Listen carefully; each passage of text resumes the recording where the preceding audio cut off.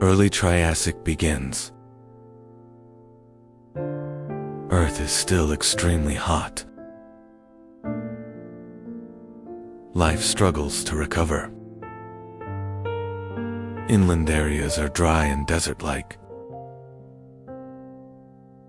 240 million years ago, Archaea. Ecosystems slowly stabilize. A new era is about to begin. Reptiles spread across the land. Crocodile-like archosaurs appeared. Small mammal-like creatures emerged, preparing for a battle for survival.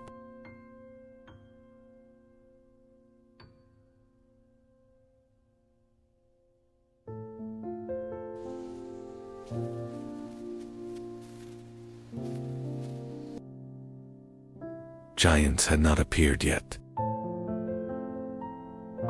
Survival was the priority. The formerly dominant species had become extinct. The ecosystems were empty. This gap, it's an opportunity for new life. Resistant strains have begun to proliferate. Competition was low.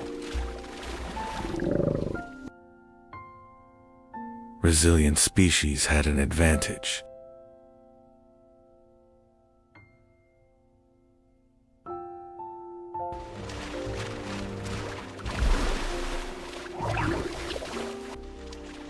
Reptiles began to spread.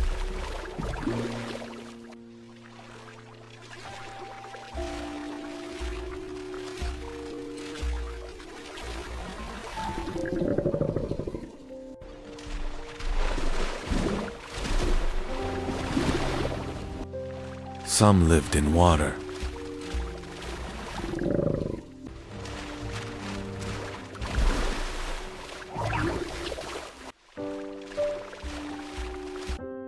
About 230 million years ago, the first small dinosaurs appeared.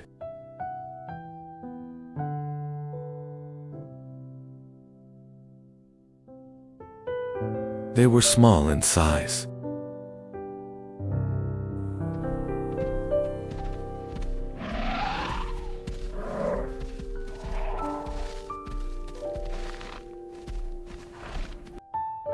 They were fast and agile.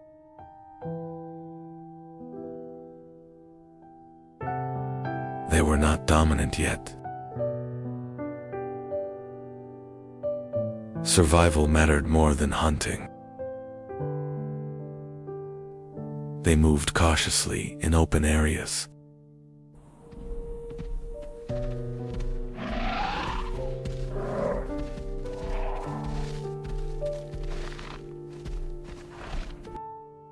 Being small was an advantage.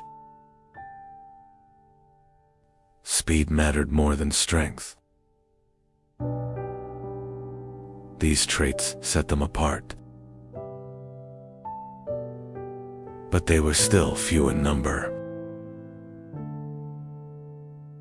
The age of dinosaurs had not begun yet. 225 million years ago, Earth was slowly changing. Large reptiles struggled. Small dinosaurs used these gaps. They could reproduce quickly. They adapted more easily. But they were still not dominant. Earth was approaching another turning point.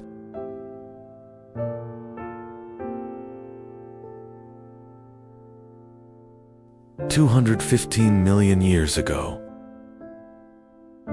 The climate became more stable. Rainfall increased. Plants spread across the land.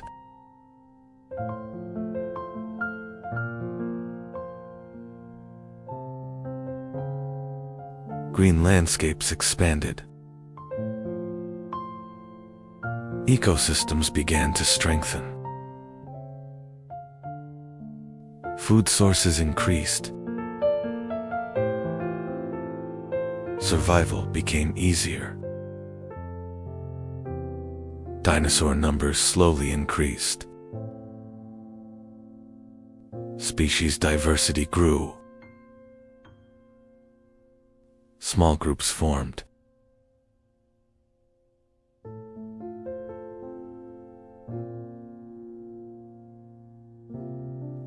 Competition became more balanced.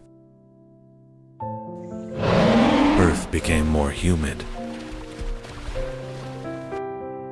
Dinosaurs adapted to their environment. Different feeding strategies evolved. Herbivores became more common. Predator-prey balance formed.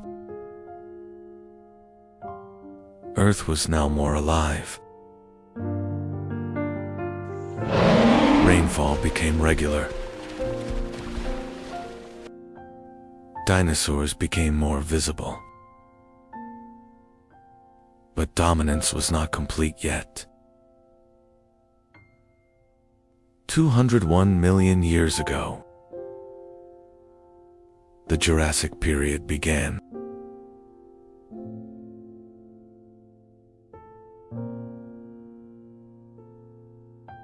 Climate stabilized. Plant diversity increased.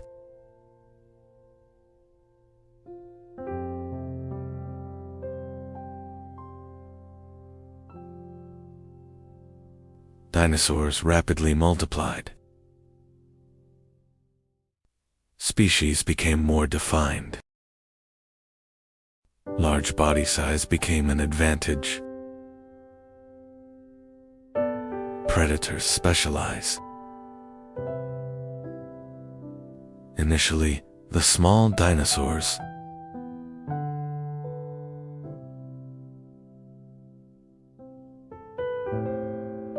she became the ruler of the land. Jurassic is the heart of the age of dinosaurs. 190 million years ago, giant dinosaurs appeared. They are called sauropods. Earth could now support giants. When life found balance, it grew. Power came not from destruction, but from harmony. Subscribe and like. The world was changing. Life endured. The survivors.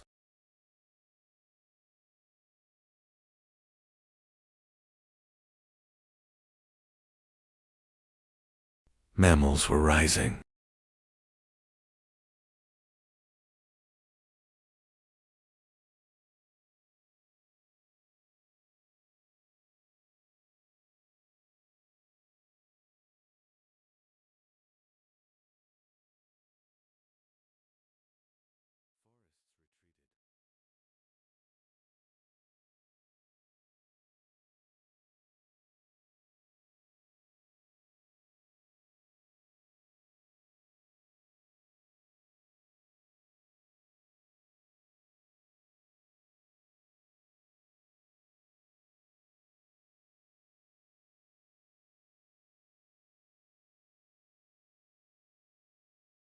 Open lands prevailed.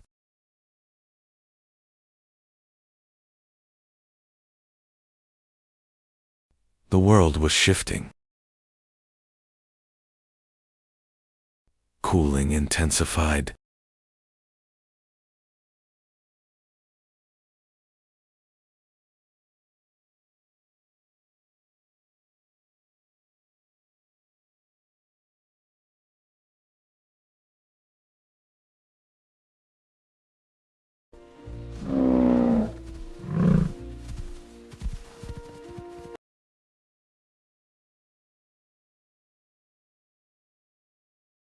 The adaptable endured.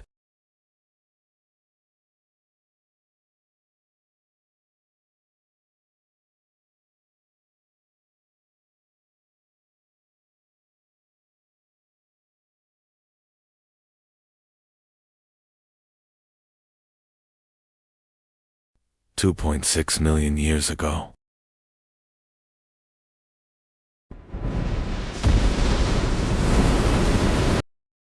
The Ice Age began.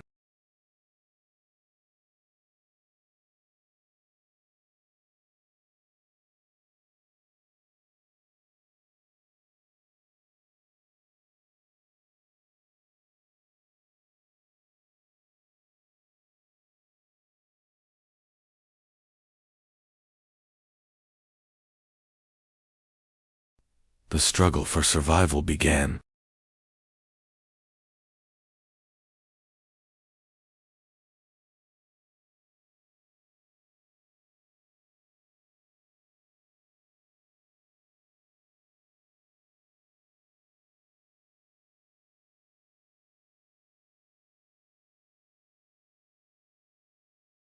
Cold and warm periods alternated repeatedly. Cold took control. Antarctica became isolated.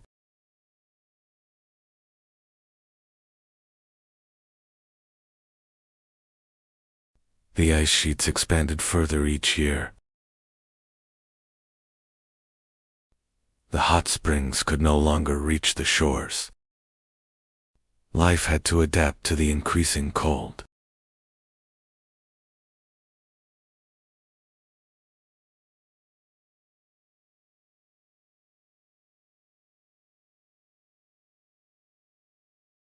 Polar life began.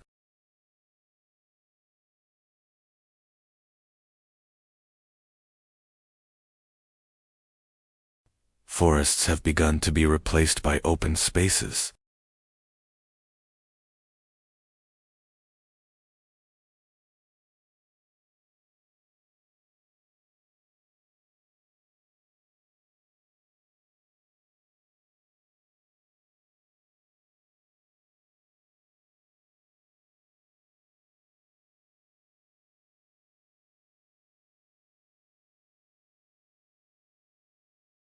The planet's balance was shifting.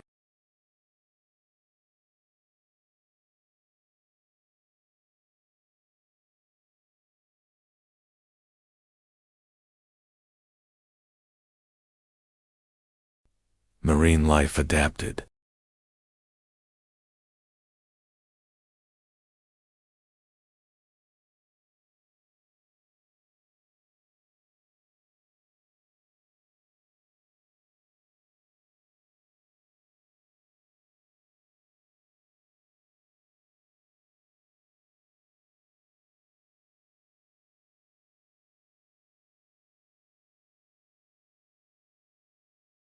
Life carried on.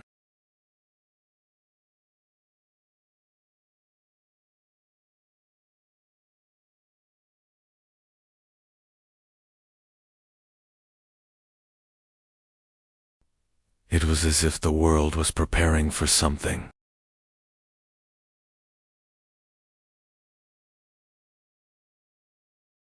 And the story continued.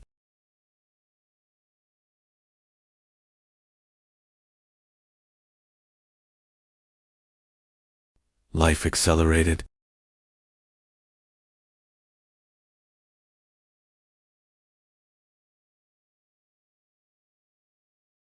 Nature came alive again. Rapport. The land dried.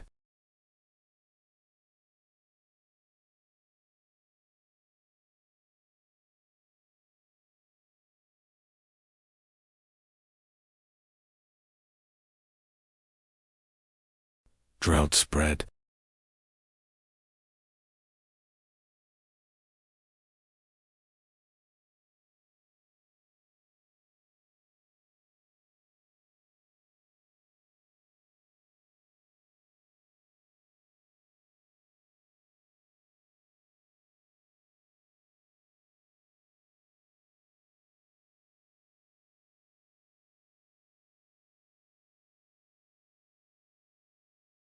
The silence would not last.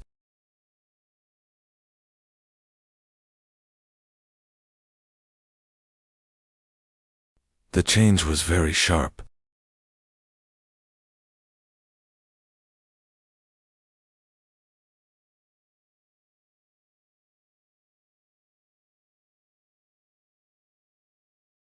Why this preparation?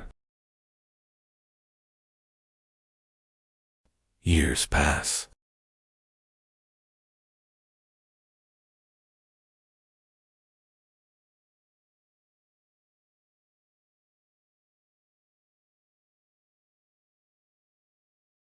It's as if a guest is coming.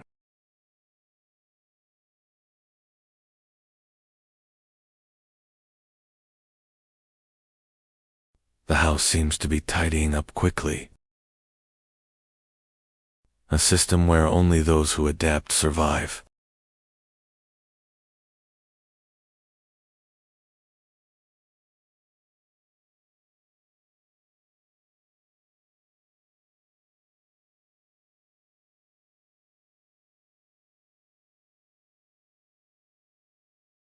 Glacial cycles began.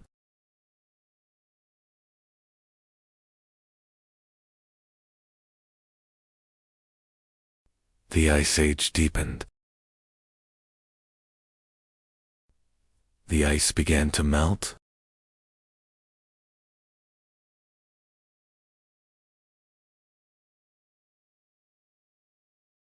The Ice Age lasted long. But the climate did not remain constant. Sunlight reached the land again.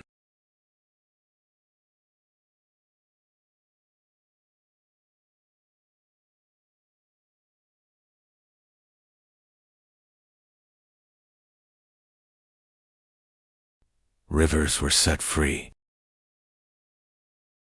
Grasslands expanded. Animals moved into open plains.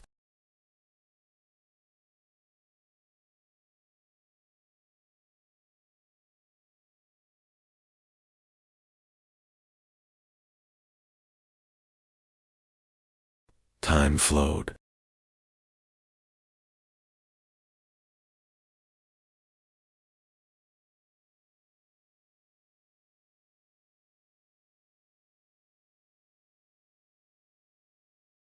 And one day,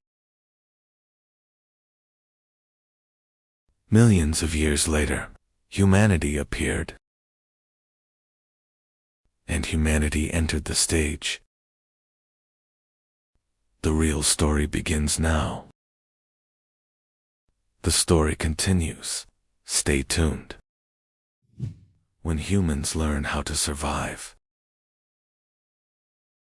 Before we understand these ages, we have to travel back, not hundreds, not thousands, but millions of years into the past. This is our world.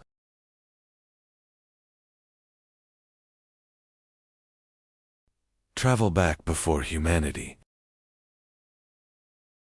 A colder Earth ruled life. Much of the planet was covered in ice. Yet one region refused to freeze. The cold could not reach here. Animals gathered where life remained. Water meant survival.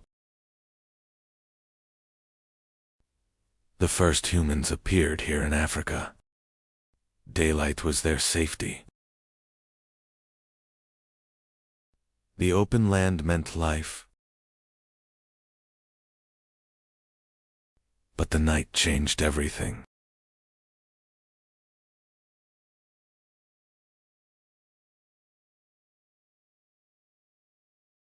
In the dark, they were not alone.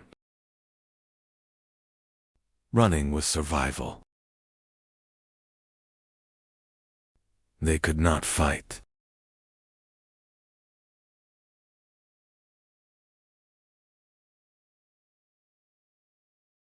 Only escape. Not every enemy had teeth. The wind could be stopped.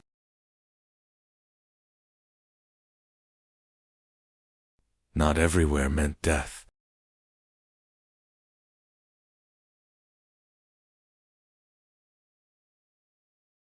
For the first time, someone slept. Something was wrong with the stone. They had found a place the wind could not reach. The dark was deeper than night. For the first time, it felt safe. For the first time, they did not fear the darkness. They fed on wild plants and fruits they found in nature. The animal carcasses they found were their only source of protein.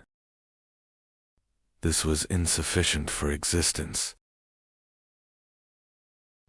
They had to organize and become stronger.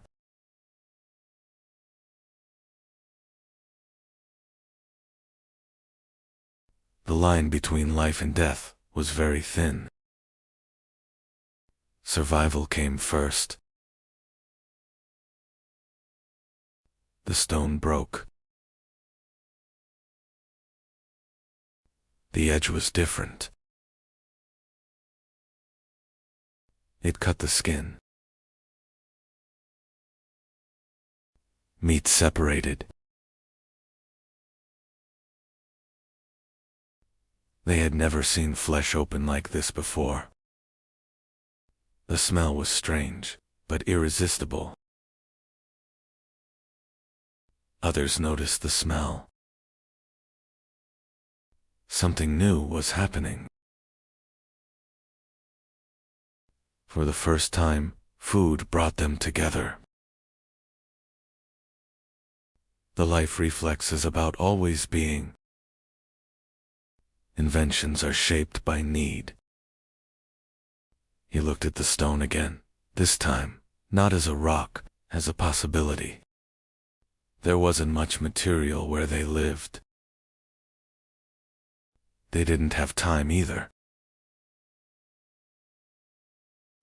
The strongest species was not human. The smartest had not awakened yet. One day, it picked up a stone. Not to throw. Not to hide. It looked at it. Something was happening. The bone cracked, not by teeth, but by stone. They had found a new force. He struck again. Same place, same motion. This time, on purpose. He struck. The others watched. The movement repeated. Now there was not only a doer, but learners. This was not a hunt. This became a lesson. Humanity began here. They fixed the sharp stone to a branch. It became the first spear. With the handle, the blow grew stronger. Even bone could break now. They moved together through the grass, not fleeing anymore, approaching. Step by step, they advanced. The sticks were no longer for defense. They stopped. So did it. No one fled. Something had changed. They held the spears tighter. Fear was still there, but controlled. For the first time, they faced nature, together. It stepped back. For the first time, they advanced.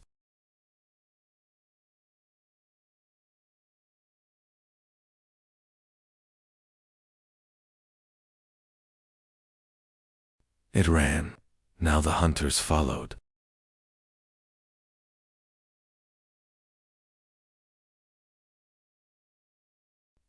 No escape remained. Everything was decided here. Closer and closer. There was nowhere left to go.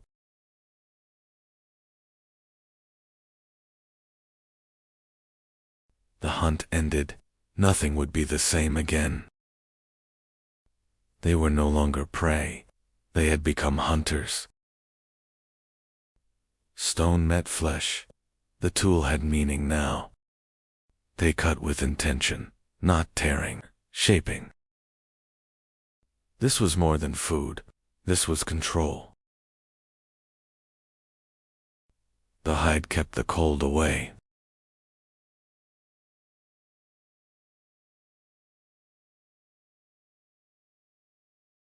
Stone-shaped bone, tools could now create tools. A tiny hole appeared. Nothing would fall apart again. They no longer searched for shelter. They built it. Bone, wood, and hide became walls. Nature was reshaped. For the first time, they had a place to return to. From stone came tools. From tools came life.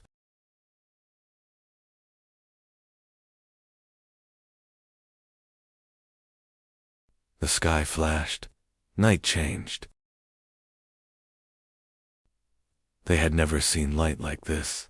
They only watched. The sky struck the earth. The tree began to burn. They felt the power of the fire. They touched the light. It followed them.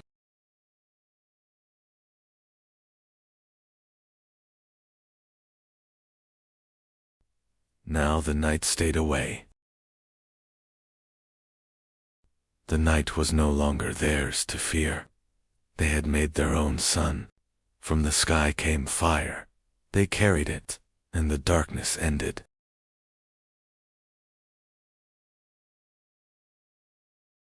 They brought the meat closer. Something changed. The smell was new. They waited. He tasted, then reached again. This was better.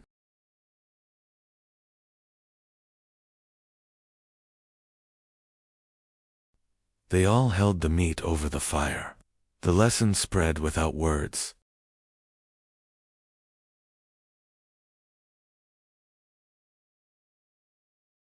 They tasted together. Hunger changed into comfort. The fire fed more than their bodies. Eyes spoke first. Faces carried meaning. Sound was no longer instinct. Imitation began.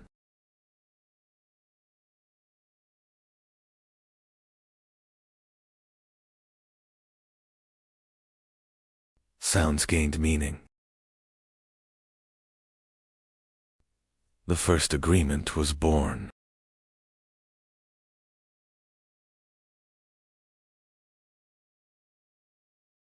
Thought was shared. Humans were no longer alone. Language was being born.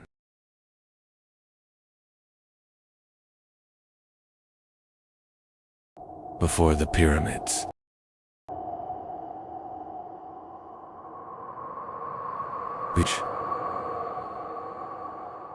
before the invention of writing, there was something that should not exist. Göbekli Tepe. 12,000 years ago, in the heart of Anatolia. At these exact coordinates, people kept returning. Humanity built the impossible.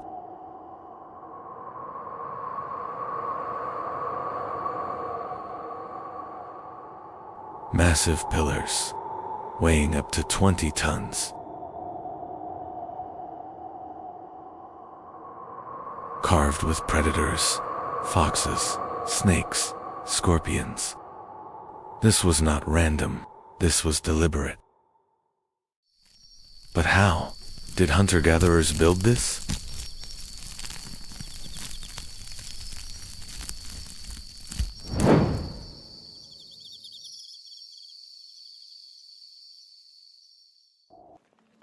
They had no wheels,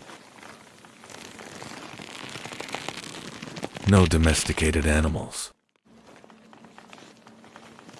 And yet,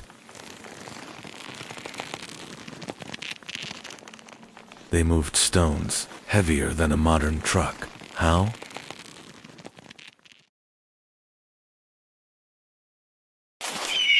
Every strike meant something. These carvings were not crude. They show planning, skill, symbolism. This was intelligence, organized intelligence. Look closely. These carvings are not accidental. Every line has intention. Every animal has placement. This was precision, not chaos. They built something extraordinary. This was not an ordinary place. There was meaning carved into the stones.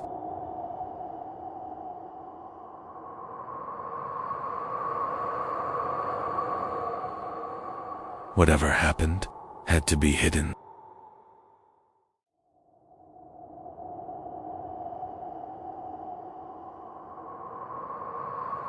But the earth cannot hide everything forever.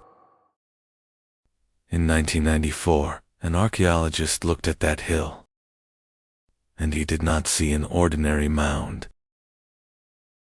In 1995, excavations began. As the soil opened, history changed. This was only the beginning. The work was being carried out with great meticulousness. Less than 10% of the site had been excavated. The remaining 90% still lies beneath the soil.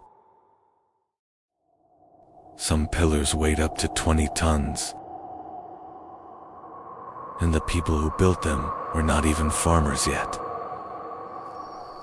Maybe it wasn't fear. Maybe it was a calling. Perhaps temples were first built in the mines. The night ended, but the question within them did not. They began to walk. Separate groups, but in the same direction. This region had been a passage for thousands of years. They opened.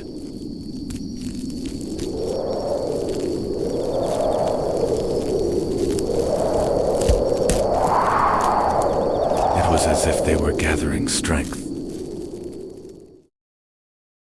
This was a beginning. Ropes tightened. Tons of weight. But heavier than the stone was the decision within them.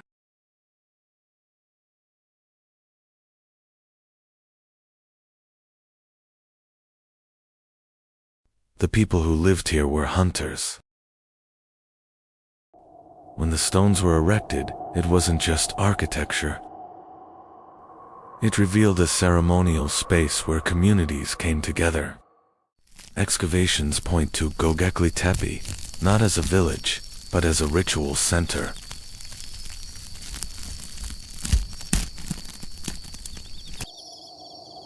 It could be a connection with the sky. People were coming here. On the massive T-shaped stones, there were animals. Snakes, a scorpion, vultures. But that same night, there were shapes in the sky as well, the stars, almost mirroring the carvings on the stone. Distant groups returned.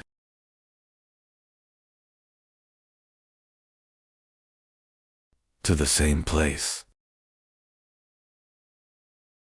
Around the same stones. The circle was complete. But the crowd was growing. This was not an ordinary meal. It was a celebration.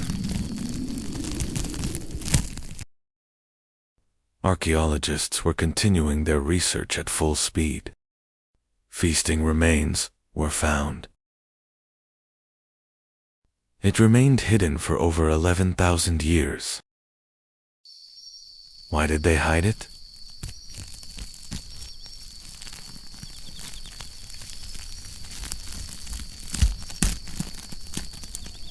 The ritual began.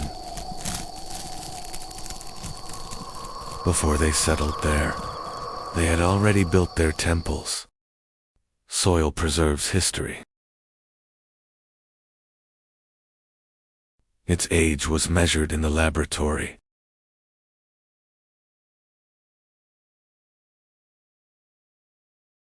The result was thousands of years older than expected. These stones were erected before it is believed that people settled down. History had to be rewritten.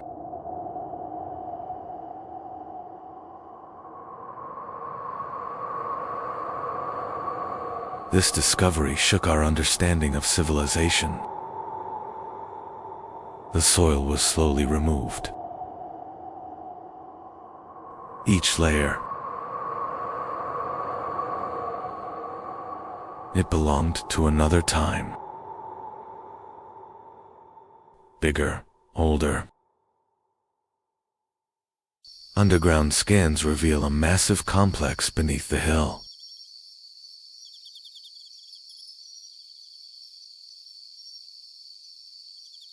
There was a past hidden beneath the earth. Like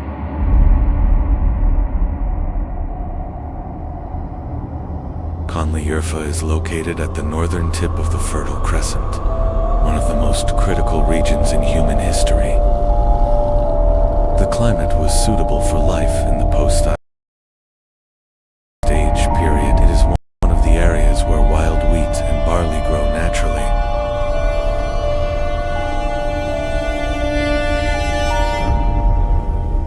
The region had limestone deposits from which large T-shaped columns could be carved. And one day, they decided not to return. Hunters were becoming settlers.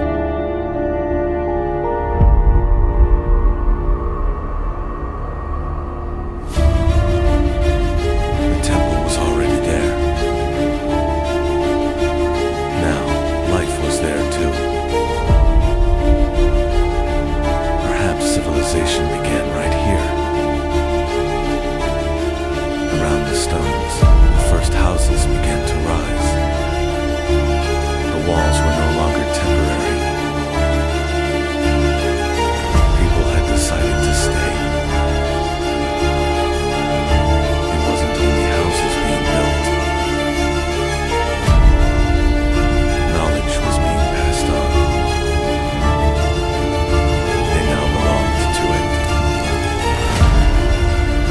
The transition from a hunter-gatherer lifestyle to agriculture was a major transformation.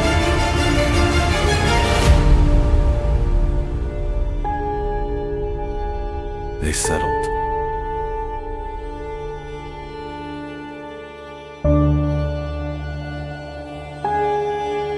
They built houses. one day, they began to bury their temple.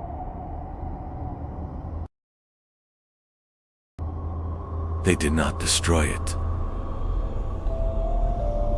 They did not abandon it. They hid it beneath the earth. Göbekli Tepe could be a message left for the future.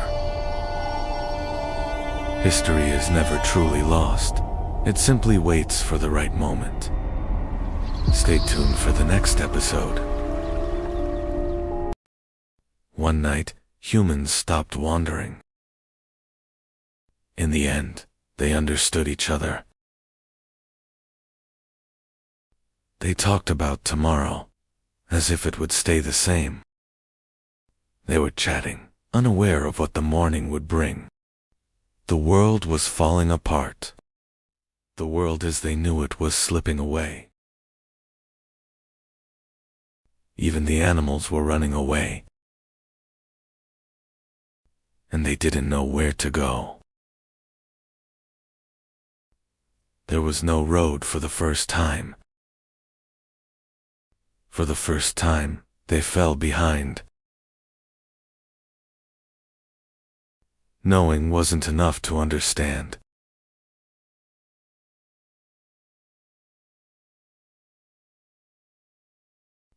They were helpless in the face of nature's power. The trace disappeared. The lands where they hunted were gone.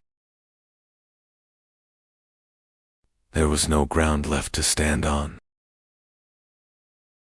They called, but there was no response. Hunger now had a face. Hope was fading.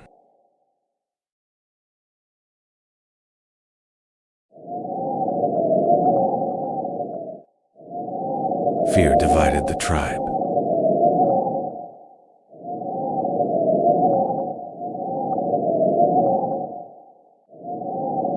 Life was silently leaving her. Some returned to their memories. Life was waiting here. From the ashes, life has returned.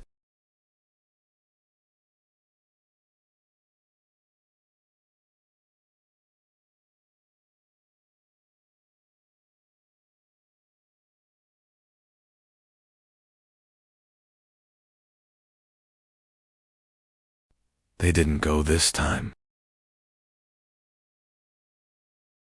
They waited. The answer was in the ground. They tried to replicate the world. Patiently. They watched, and it changed.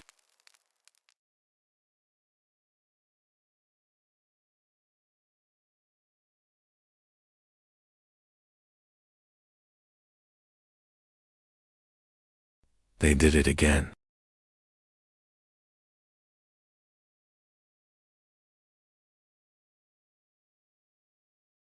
The animals are back.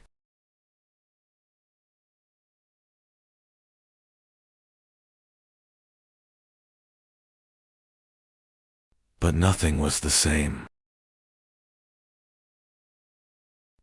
They no longer had to follow them. For the first time, they could stay. And again.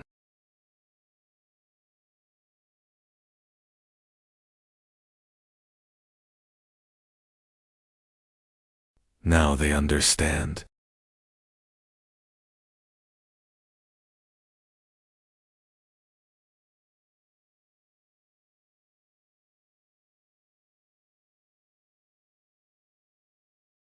They could do tomorrow.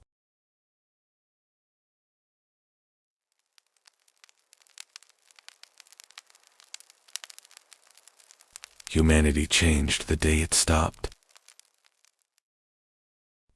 Civilization began here. They were no longer searching for food. They learned, and they taught.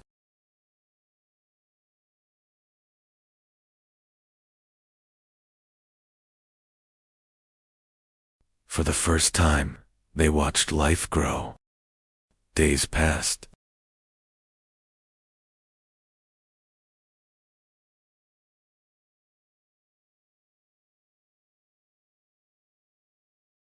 The earth responded. Time was no longer chasing them. She was returning with them.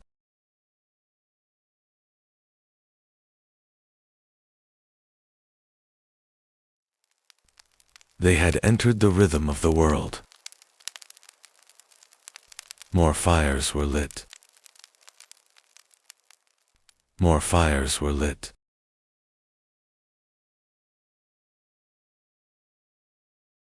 People don't travel very far anymore.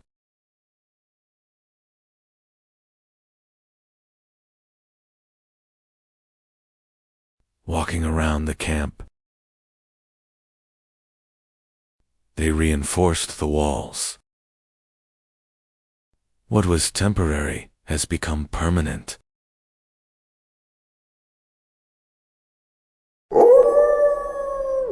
The wind no longer made the decision. They had some difficult visitors. He walked into the wilderness. They did not come as enemies. They allowed them to stay. They fed them. A new alliance was emerging. The person was no longer alone. They had a future ahead of them. They stayed nearby. They felt like they were part of something bigger.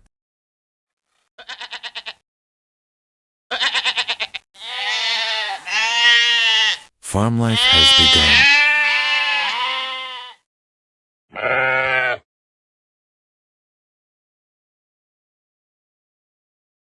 They learned to live with life.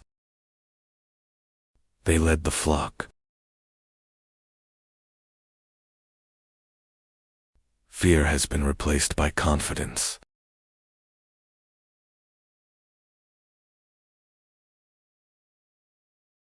Humans stopped adapting to nature. They started editing nature. Humans stopped adapting to nature. They started editing nature. The earth responded. My hands were full.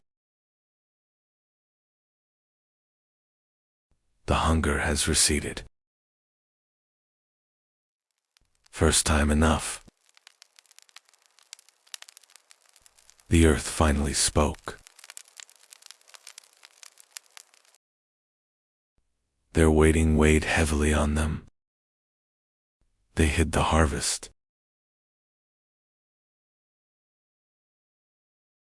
Not for today. For later. Food now had value. The value had to be protected. It was hidden in protected areas. Ownership is born. Some were protecting even more. This was no longer a partnership. They fought for tomorrow. Food became difficult.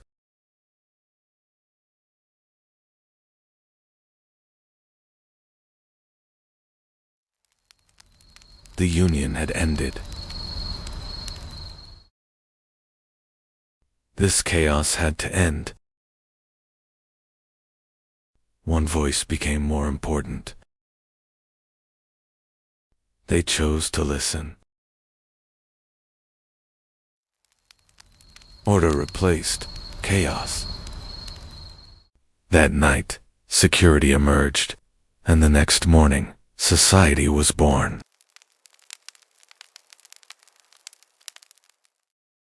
Not everyone was a hunter anymore. Some protected, some produced. Some of them were no longer hunting. They were making tools. The information wasn't withheld, it was taught. Experiences were shared. A voice began to be heard. Nobody was right yet. It was no longer power. It was words that determined the outcome. The first verdict was given.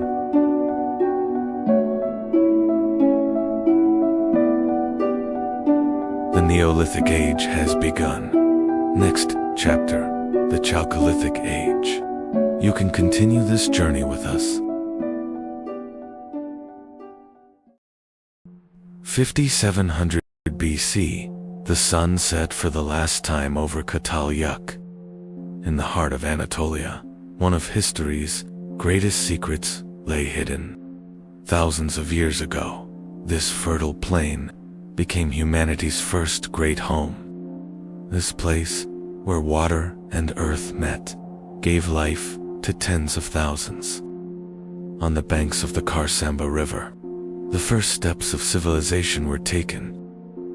Why did tens of thousands of people suddenly abandon that giant home they lived in for millennia? While thousands poured into streets in Mesopotamia, Europe was still in the deep silence of endless forests and solitary wooden houses. The grandeur of stone had not yet begun on the Nile. Life consisted only of the river's mud and reeds. In the Far East, life flowed with the rhythm of the earth and collective serenity, far from the greed of property. Across the ocean, the door had not yet been invented. Humanity was migrating boundlessly, without property, in nature's lap. What was it that the great crowd on the roofs of Çatalhöyük couldn't fit, that they turned their backs on one another? Was that first gap between the walls a sign of a breakup or a new freedom? What did that transition period that gave birth to today's cities take from us, and what did it give? The 1,000-year experiment ended. The great city fell silent. Now begins the great void and the 1,000-year march. The earth turned bitter, the fertile marshes dried up. Granaries emptied, hunger seeped through the walls. Hearths went cold, the 1,000-year fire no longer warmed. It was time to leave. Nature was casting them out. Smoke trapped in cramped houses turned the air into poison. An invisible enemy, plagues, seeped through the walls. The price of living side by side was heavy, bodies grew weak. Now these sacred houses were turning into graves. The necessity of living in tight spaces gave way to rage. The silent harmony of 10,000 people broke with a great roar. Neither rules nor shared meals were enough anymore. The dream of living together was replaced by the ambition for independence. The great community shattered. Families broke away from the city one by one. Safe walls were abandoned. The first steps into the uncertain step were taken. Those dark holes where thousands of voices once rose fell into silence. Humanity was escaping into freedom from this giant prison of its own making. Walls were no longer shared. Houses began to separate from each other. That narrow gap between the houses was the first street in history. Humanity began to breathe and see sunlight at ground level. Now everyone had their own boundaries. Privacy was quietly being born. Walls were pierced from below. For the first time, entrances moved from roof to ground. There were no longer ladders, but thresholds. The first hello was said at the door. There were no longer ladders, but thresholds. The first hello was said at the door. The door was not just an entrance, but the first shield protecting man's fortress. When the door closed, the noise and gazes of the outside world remained behind. For the first time, humanity tasted the peace of breathing without others watching. Now we had secrets, private moments shared. Behind walls were born.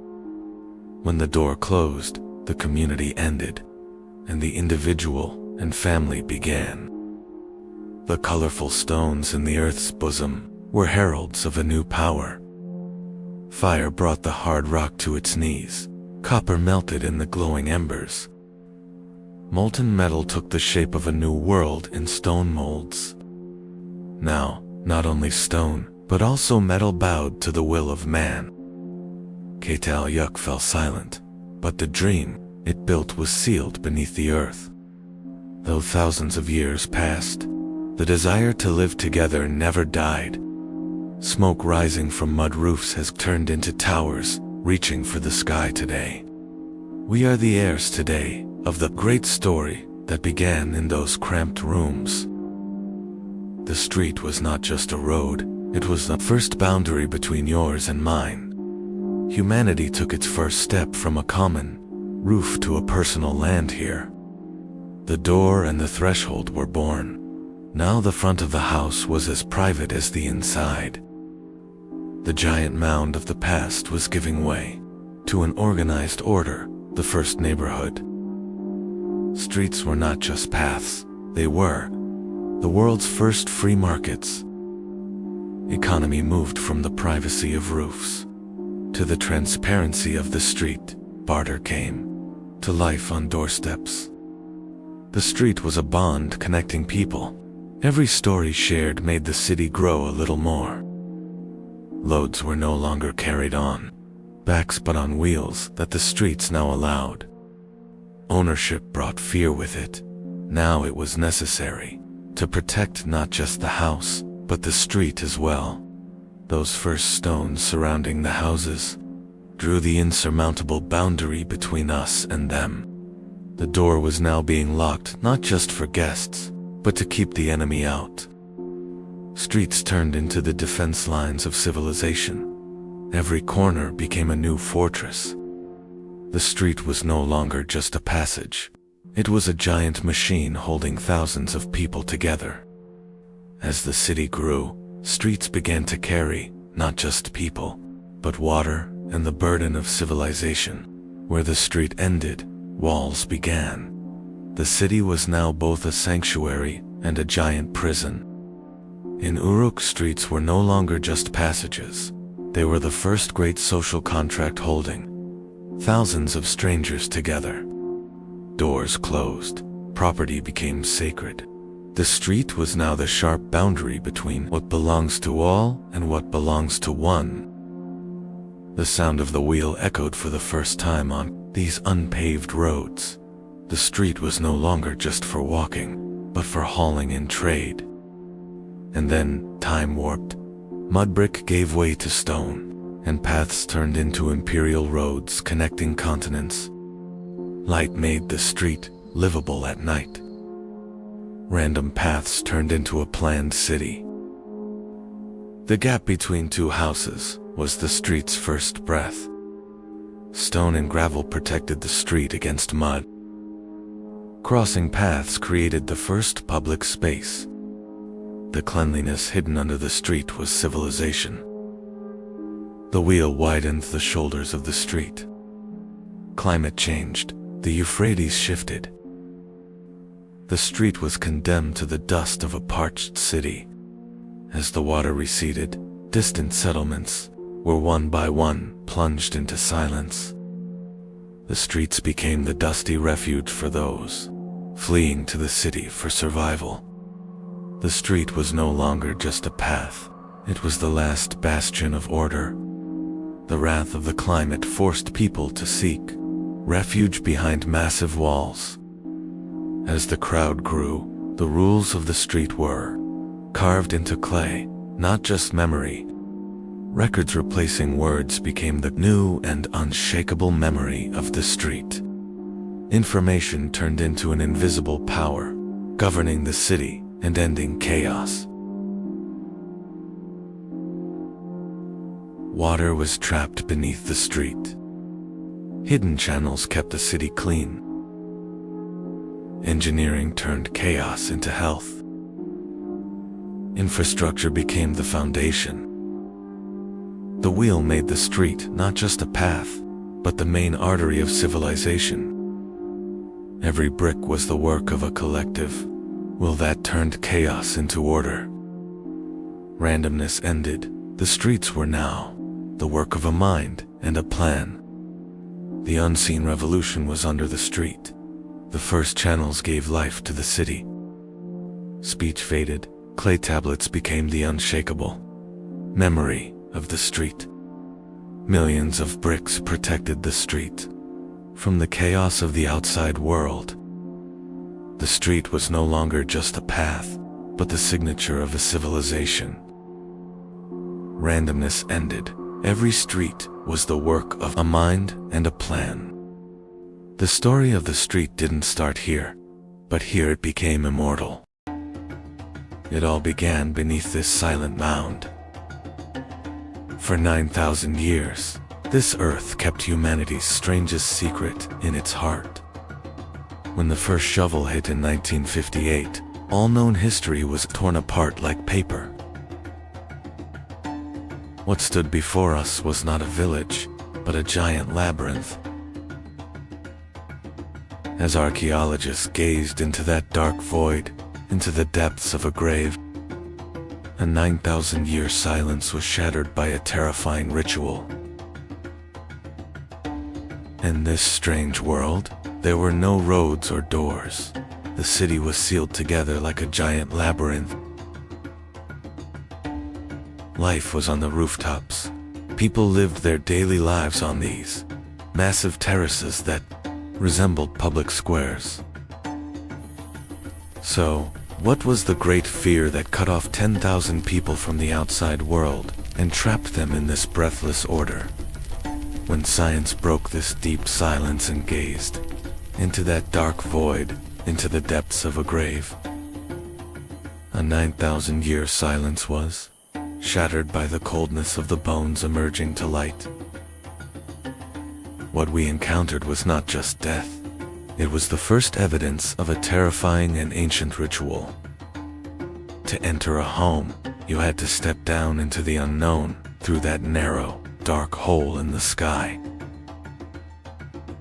Every rung of the wooden ladder pulled you away from the outer world and left you in the arms of a smoky silence. When you reached the bottom, neither light nor doors welcomed you.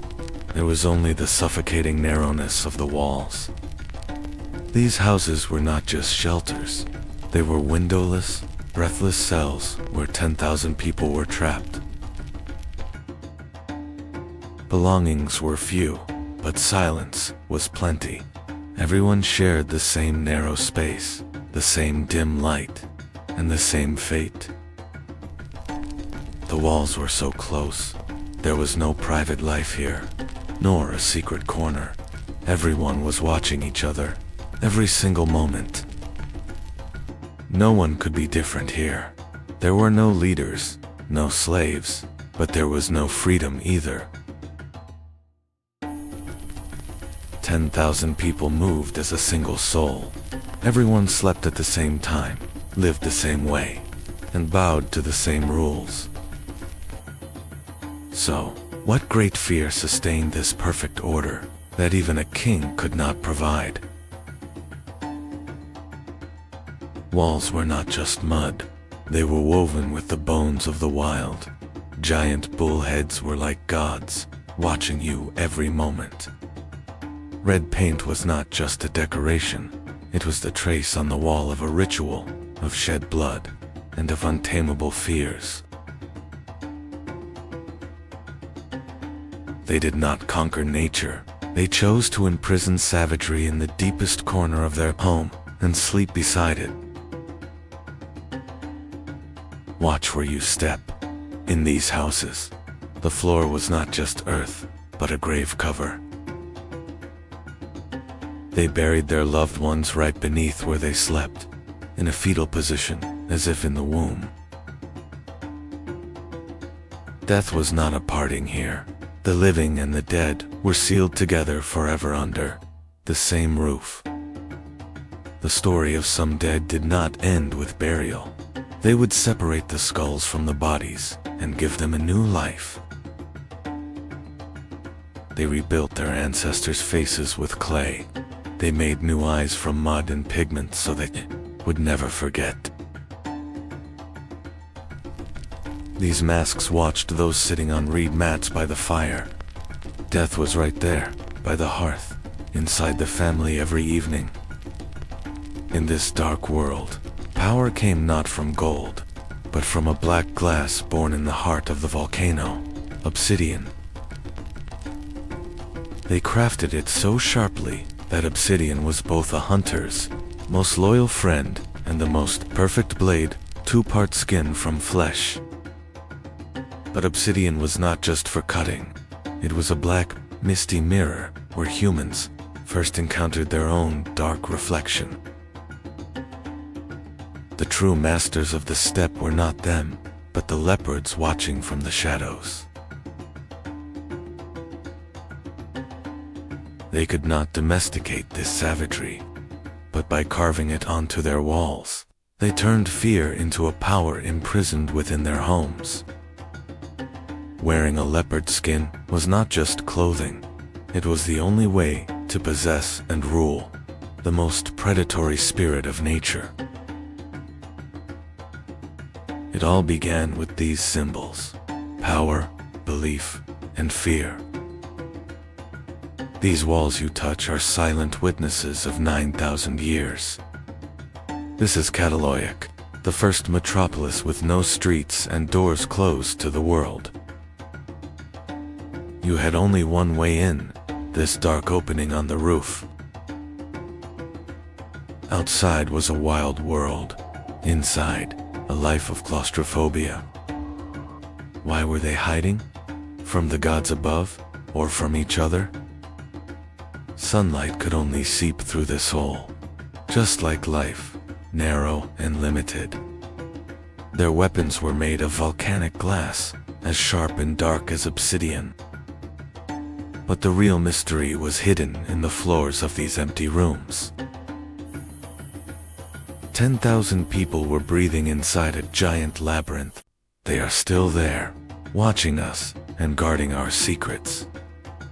And one day, when the sky filled with fire, everything would change. Watch where you step, because they are right beneath you. They slept together. Death was not an end here. The hardest goodbye was indoors. Every house was a cemetery. He was following his ancestors. This silence has a price. Even the walls are made of bone. Why didn't they let them go? We are burying our secrets. Cataloiac, City of the Dead. This massive mound has kept humanity's greatest secret in its heart for 9,000 years.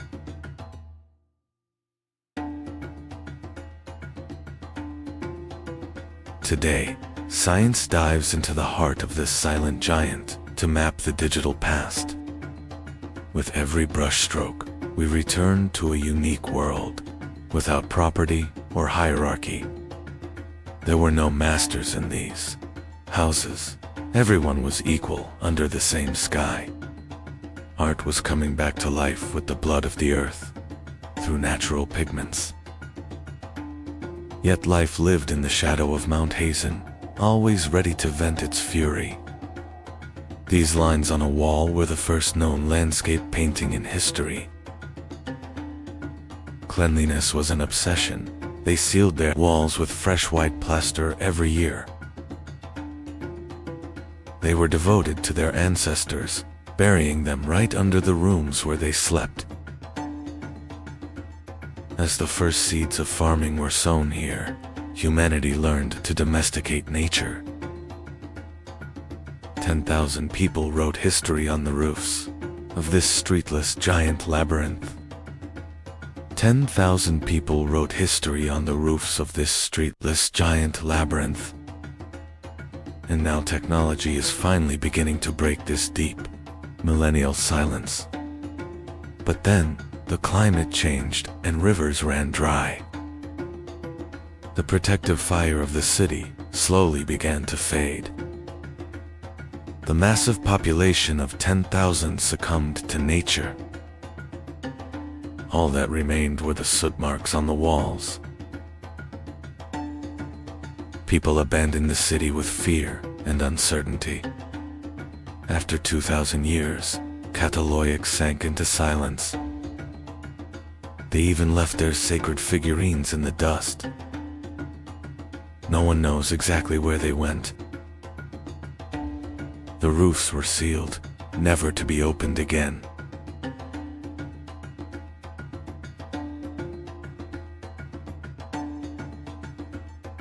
The last meals were never eaten.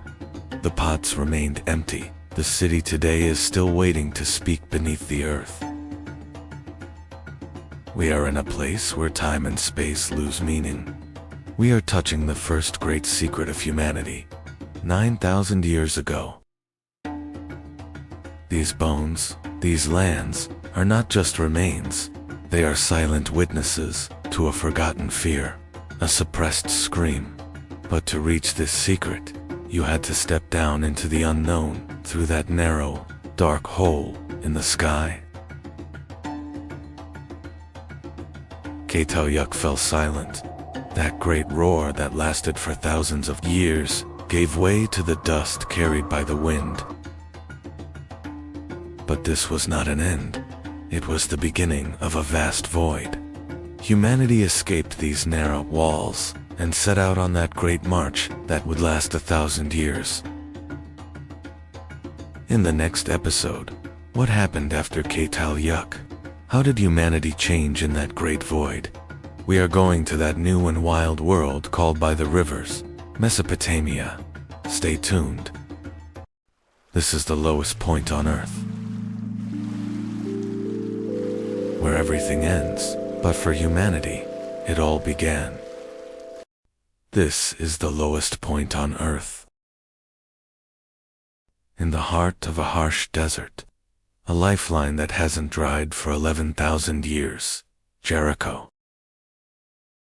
Each layer of soil tells a 1,000-year story. Civilizations are sleeping beneath your feet, and it rises through the mist. The oldest massive man-made structure in the world. 22 steps descending into darkness. Where did these stairs lead? To protection or a ritual? They were the first masters to survive in a wild nature. When they found this oasis, the end of nomadism had come for humanity. They began to build not just a shelter, but a collective memory here.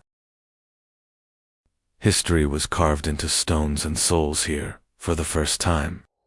Welcome to the greatest mystery of human history, the world's first city, Jericho.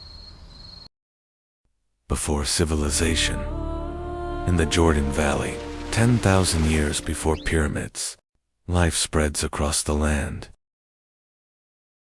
Around 9,000 BCE, the Jordan Valley. Why did humans stay here? To the Levant, in the Jordan Valley. The Ice Age comes to an end. The world grows warmer. Food was already here. They returned to the same fields. They wandered for ages, but that night, the dark wasn't silent. Something was there. They didn't understand. They were afraid. Not every stone was the same. Together they were stronger. The stone was no longer just a stone. The wall stood.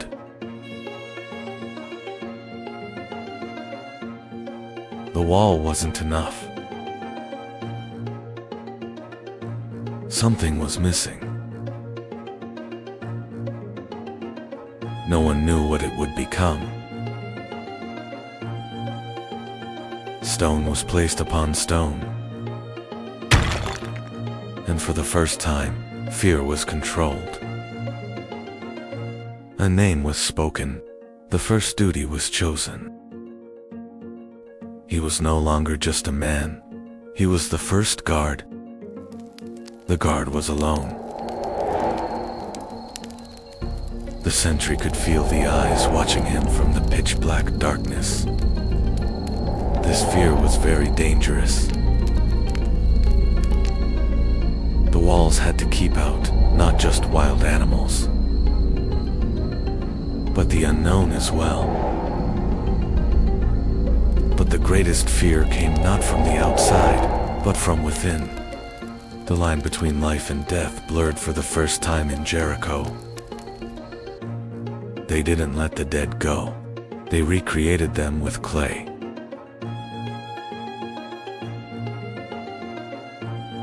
The tower was no longer just a lookout. It was a gateway. Those dull eyes began to watch the living at every moment.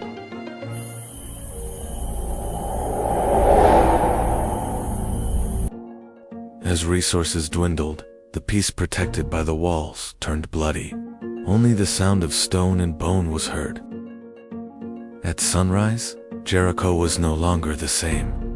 The first city had become humanity's first prison. Jericho's greatest secret was not outside the walls or in the tower. It was right beneath the houses.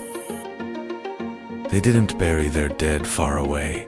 They lived with them under the same roof, beneath their feet. But after a while, the graves were opened. The skulls were separated from the bodies. But after a while, the graves were opened. The skulls were separated from the bodies. Was it respect or an attempt to bring them back? They gave the skulls life again with clay. Cowrie shells were placed in the eye sockets. Now those voids had begun to look back again. These masked skulls were placed in the corner of the house, among the living. The world's first city was hosting the world's first spirit summoning rituals. Even 11,000 years later, these faces ask us the same question. Were they afraid of death, or did they want to rule it? Wild beasts, or enemy tribes? Jericho sealed its fears with walls. Harsh hunt outside, civilization inside. Who were these walls truly for? Jericho's people shut the world out. The greatest secrets lay underground. Silent guardians, plastered skulls. Their ancestors were still watching. Is this legacy from Quebec? The first portraits carved on bone. Why strive so hard to be remembered? Did the war with death begin here? A deep mystery at the world's lowest point. Jericho, mankind's first great trial. The locks of the past are opening. The mystery inside, The giant tower. 22 steps, the first stairs to heaven, a defense line, or a giant calendar. Salt from the Dead Sea, white gold. Obsidian and stones from distant lands. Wealth brought great threats with it. The city fell, but was never abandoned. New houses rose upon ancestral remains. Jericho, 20 layers of different lives. Humanity discovered property here. This ancient legacy still lives within us. The voices are fading. The fire no longer warms. Like life, those who are gone are missed. Those we miss are among us. Even those are missing. No one left to watch for. The walls no longer protect us. The traces remain. They built an 8-meter-high wall.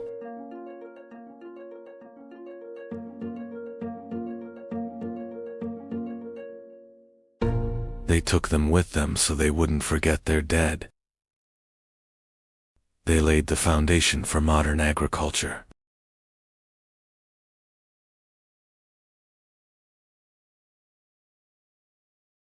They hunted. Then one day, they left in small numbers.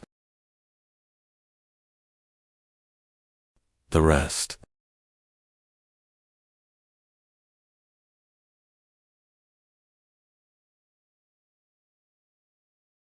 with questions. They left us alone.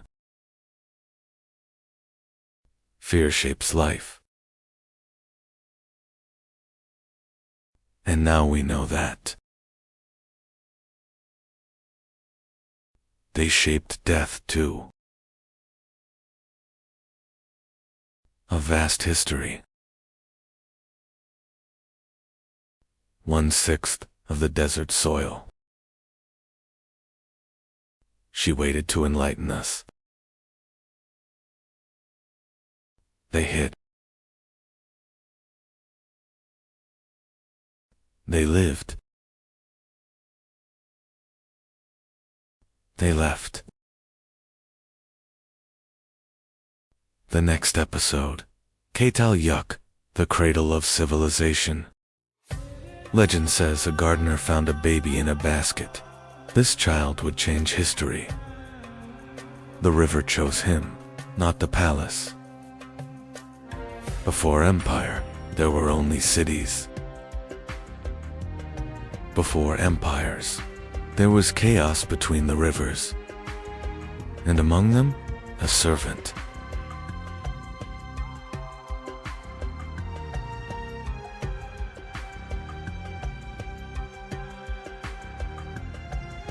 He learned how power truly worked.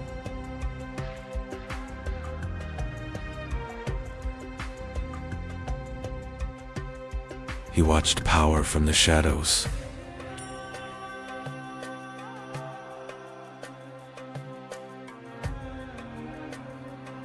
He felt the power. He was crushed under the weight of that power. He wanted more than survival.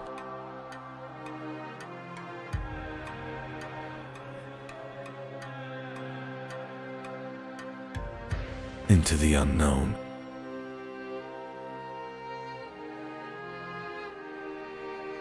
He walked away from his past. The gates of my prison have finally closed. The air of the desert tastes like blood and freedom. He arrived at Kish. There he found war.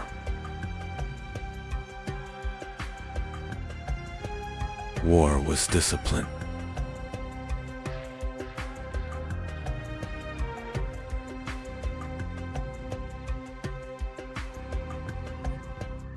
He learned quickly.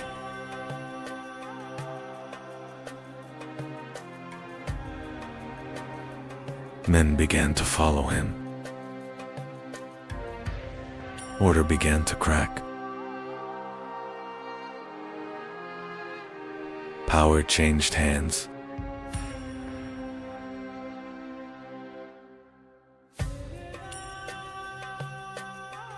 Sargon became king. But one city was not enough. He marched beyond borders. Cities fell.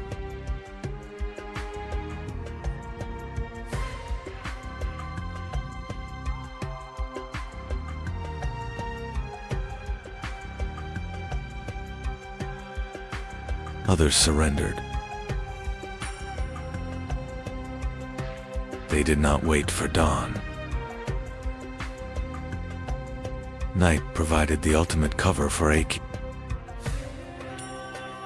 Silence was their weapon. They scaled the walls before the alarm rose. The city's fate was sealed from within. Step by step, the wall lost its power.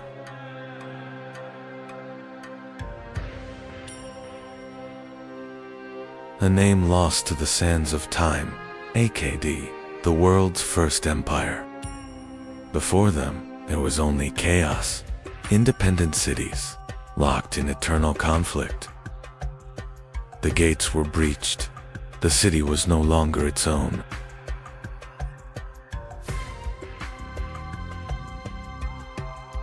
And Uruk was only the beginning. Another city stood in their path. One city fell, and the next one trembled. The march did not stop. Walls meant nothing now.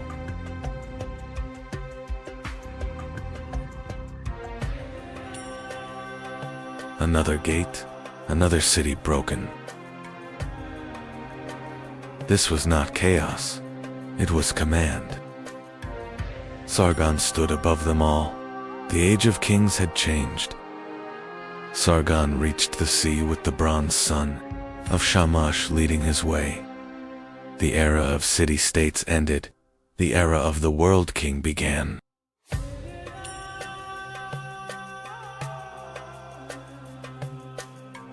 The Akkadian Empire had now been established.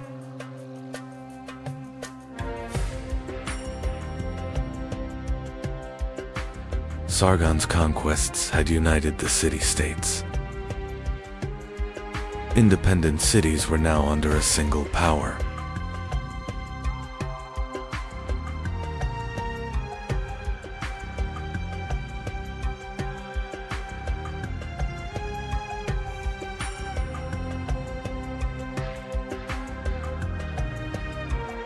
It was one of the first great empires in history.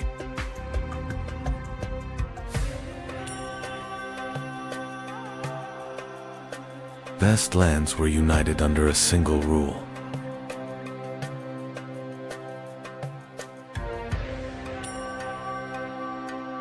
New roads were opened between cities. Caravans carried goods between cities. Trade brought life to Mesopotamia. Communication across the empire became faster. Cities were now connected. News traveled from distant cities.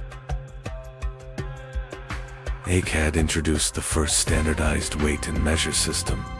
Centralized administration was managed through thousands of clay records. The state controlled the grain, creating the world's first tax system. The world's first postal system was born, in the desert, connecting distant provinces. Clay envelopes ensured the confidentiality of imperial orders.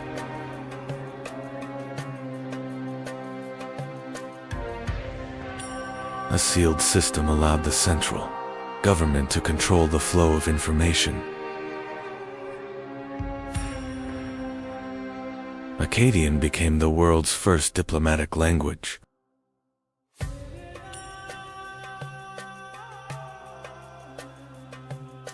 A common identity was forged through shared laws and faith. In Mesopotamia, people carefully observed the sky.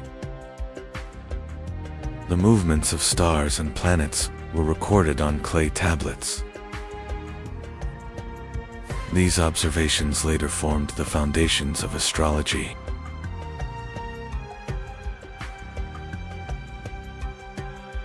Akkadian trade routes reached the distant lands of Magan and Malup. During the Akkadian period, trade ships carried goods to the ports. Cities traded with distant regions. Scribes recorded incoming goods on clay tablets. Trade had become a system carefully documented.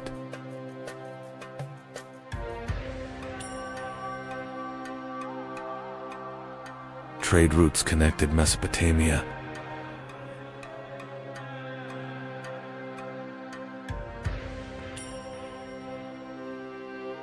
Goods constantly moved across the land.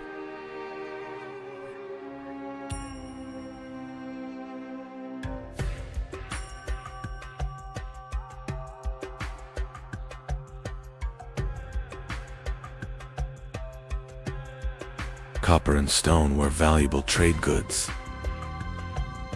Precious goods were sold in markets. Trade brought wealth. Governors were appointed in cities. A new administration was established. Taxes were collected. The state controlled the economy. Trade was recorded. Scribes kept official records. Clay tablets stored information. State organization became stronger. Cities began to prosper. Trade brought life to the cities.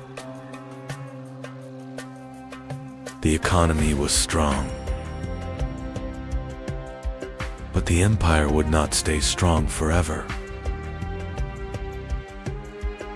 Problems slowly appeared.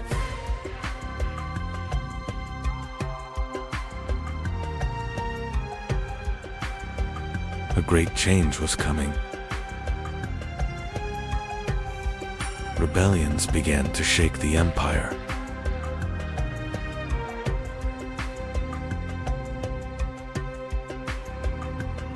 Unrest grew inside the cities.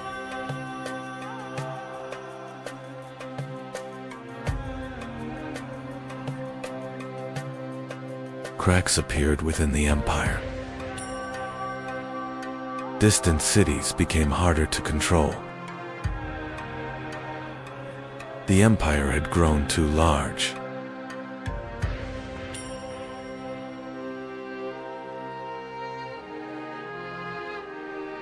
Governing became more difficult. The Gutian tribes came from the north. A new threat appeared.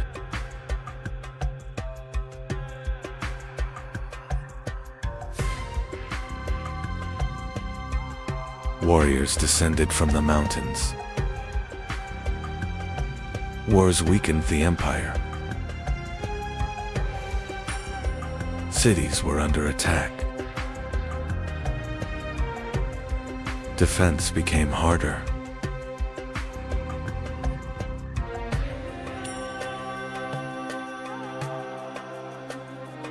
The Akkadian Empire finally collapsed.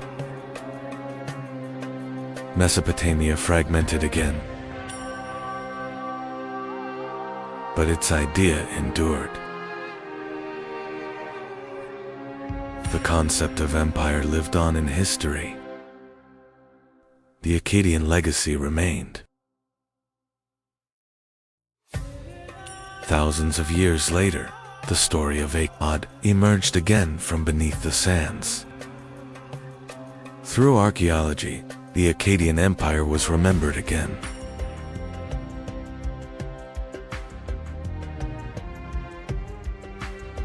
Follow for the next chapter.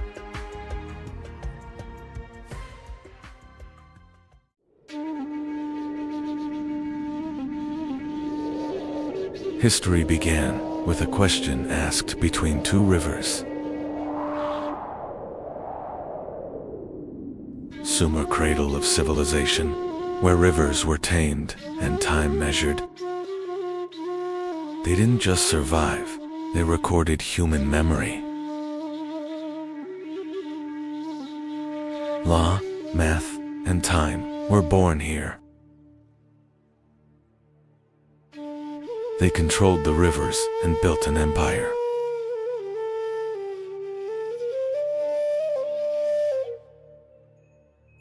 Logistics was born here. The wheel-powered trade.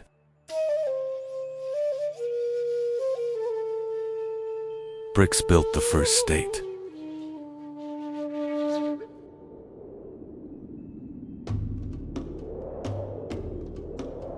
Wealth became numbers, power became records.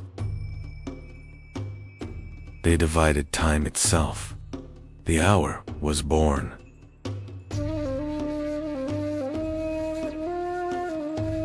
They mapped the sky. The circle was defined.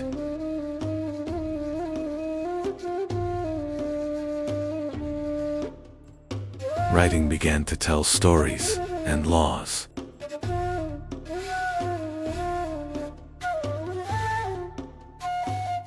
The first hero, Gilgamesh, seeking immortality.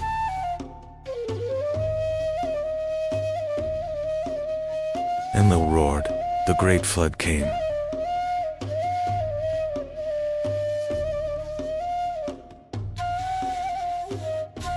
Cities served the gods, humans obeyed.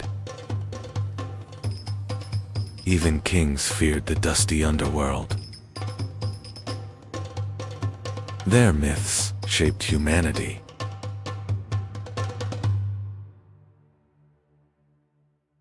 They fought for water, not unity.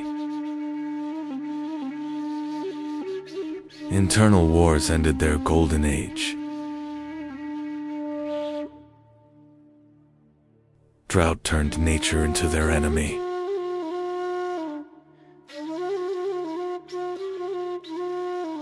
A northern power would replace the cities.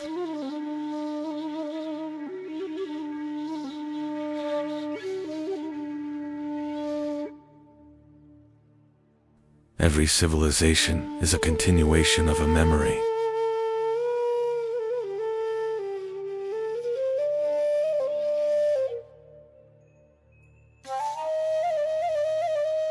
Thousands of years earlier, humans did not know cities, but they had learned to live together.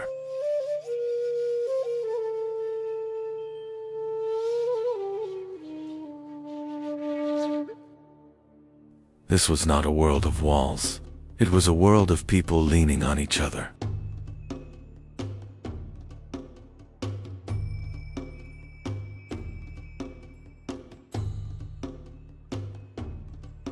No streets, no doors, only life on the rooftops.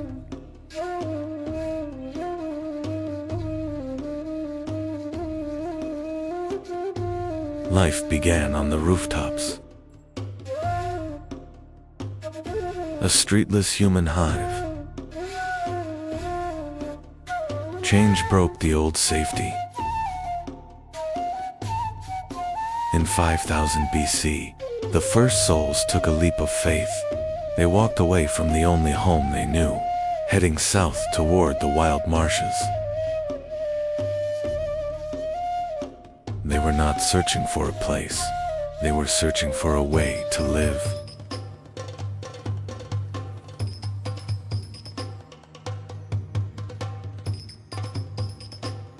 And they found water.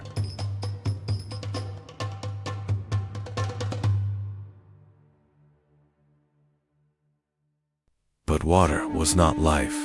Water was chaos. Then someone cut the earth.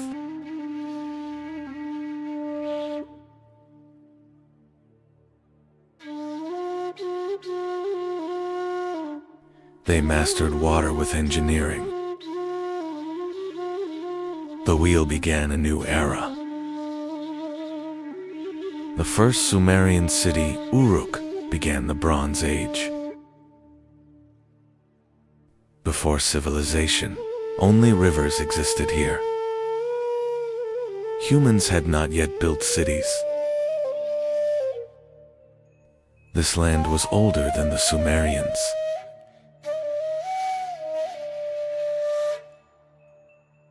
Sometimes the water gave life. Sometimes it took everything away.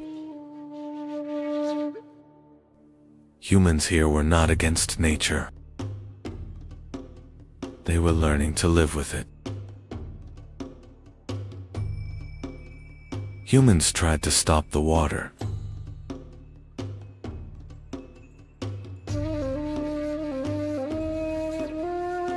Alone, it was impossible.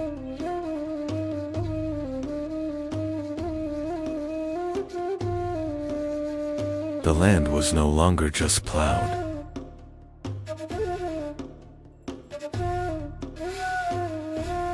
A path was given to the water.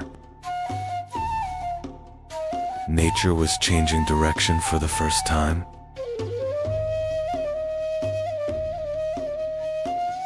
The homes began to multiply. People no longer lived alone.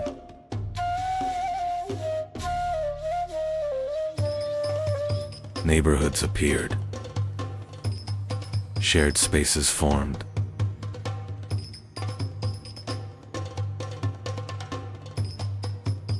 Someone began to guide it.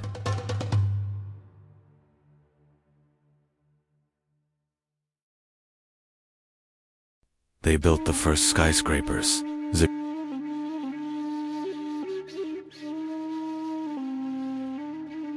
Writing was born from accounting.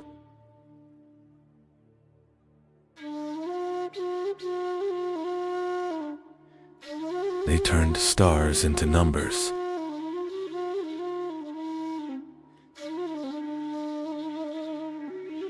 Water clocks measured the night. They created the 360-degree circle. Edaba trained the first administrators.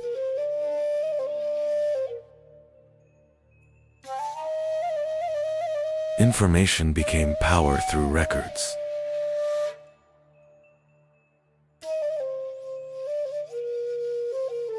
Writing became art and poetry. Rivers created a trade empire.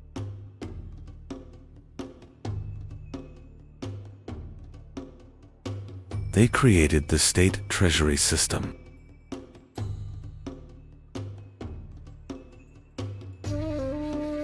They created the first medicines.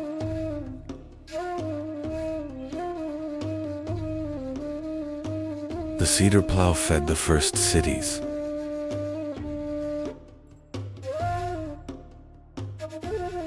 Patterns became a visual language. The first global market was born.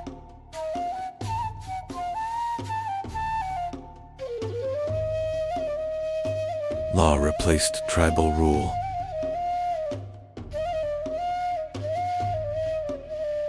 Grain became the first wealth.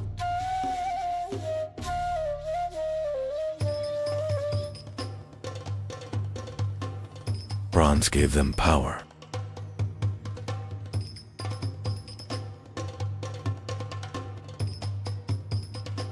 Taxes became a sacred duty.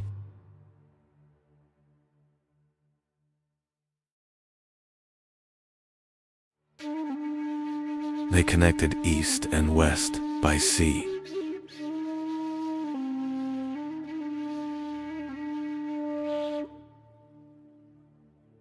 Sumerian cities were the Venices of the ancient world.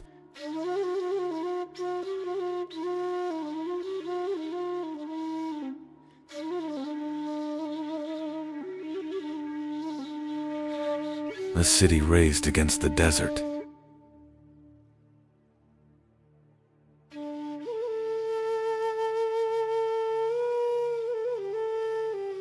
War became an organized force.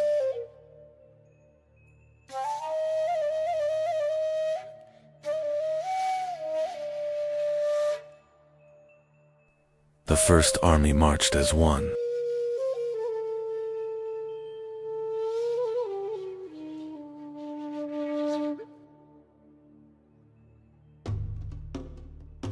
Survival was decided in bronze.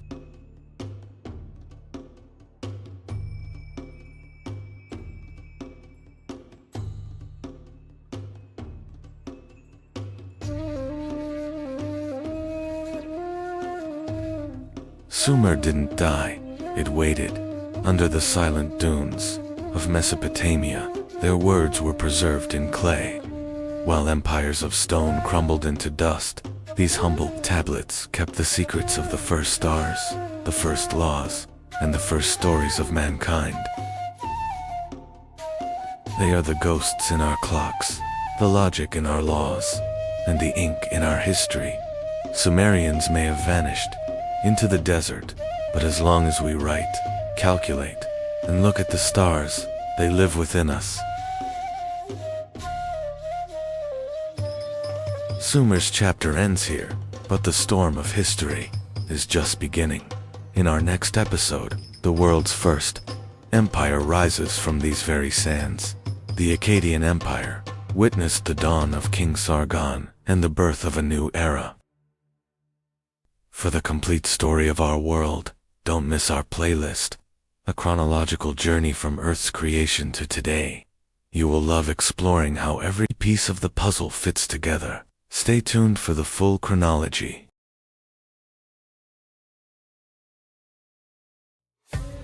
Mesopotamia was one of the lands where the earliest civilizations in human history were born.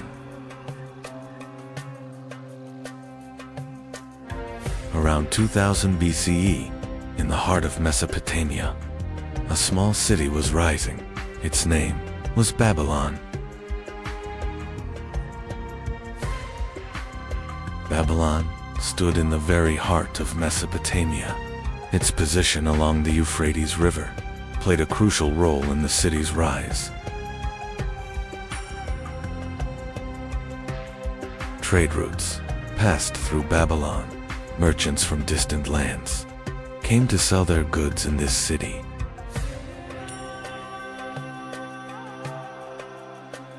The markets of the city filled with crowds every day. Grain, textiles, and precious goods changed hands in Babylon.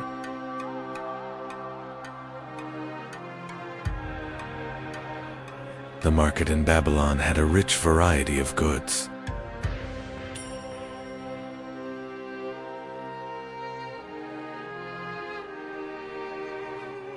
As Babylon grew, the city walls rose higher. Strong fortifications protected the city from its enemies. Buildings began to rise.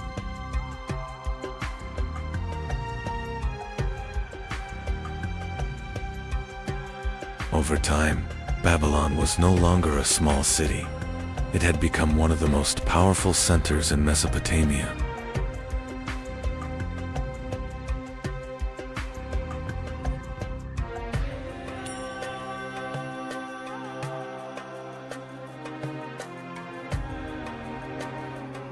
Soon, a powerful king rose to the throne of Babylon. His name was Hammurabi.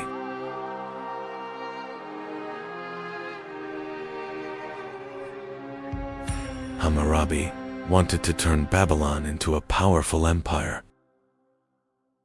For that, he first strengthened his army.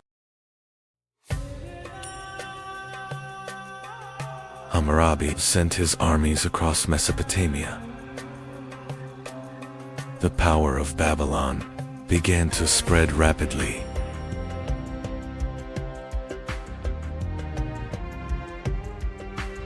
Many cities, Babil Ordusunakar, Koyamat, Lar,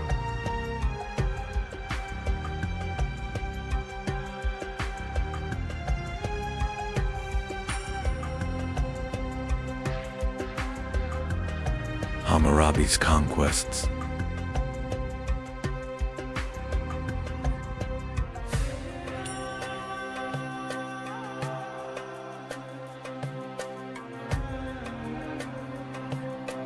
Began to change the fate of Mesopotamia.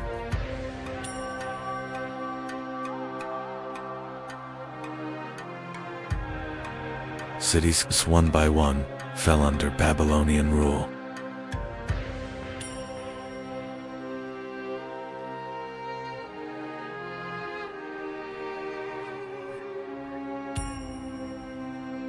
Hammurabi's kingdom was becoming a vast empire.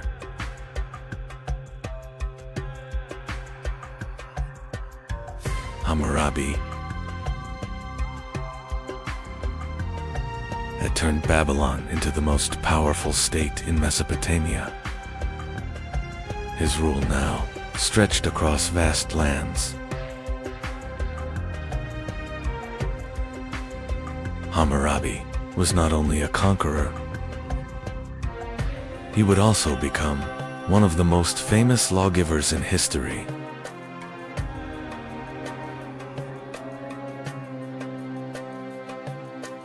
Hammurabi carved his laws onto a great stone pillar.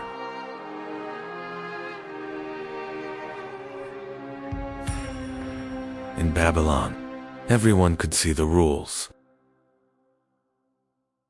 Babylonian scribes wrote the laws onto clay tablets. In this way,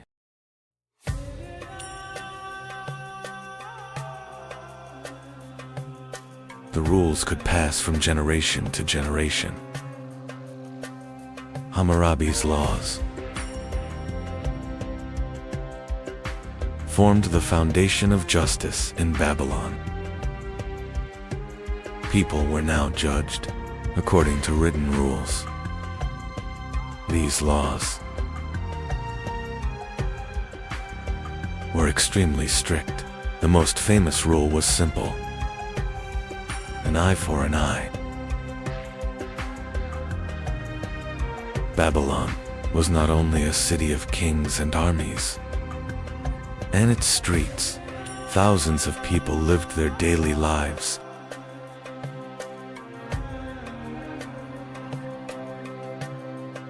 In Babylon, craftsmen worked throughout the day. Pottery, textiles, and many goods were produced in these workshops.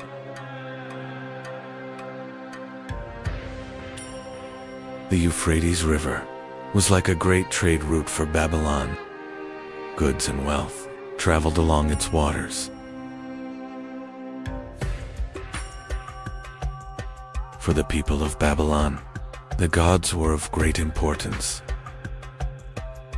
Ceremonies in the temples stood at the center of the city's life.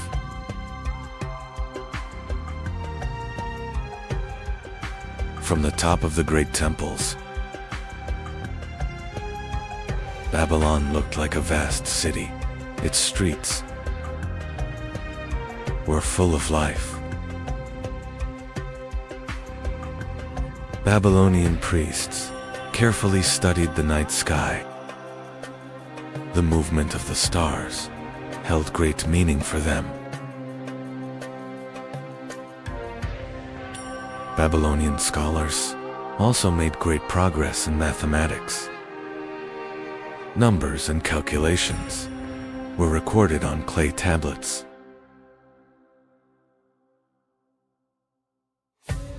Babylonian mathematics was based on a base 16 number system. Even today, we still use it to measure time. One of the most famous stories about Babylon is the Hanging Gardens. These gardens were considered one of the greatest wonders of the ancient world.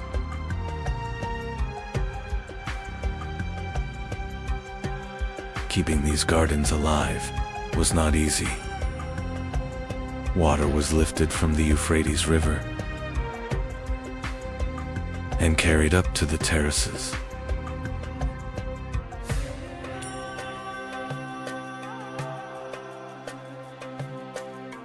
The Hanging Gardens symbolize the grandeur of Babylon.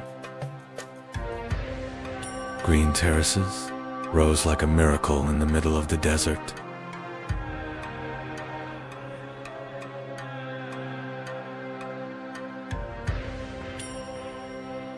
At one time, Babylon was the most powerful city in Mesopotamia. Its wealth and power were known across distant lands.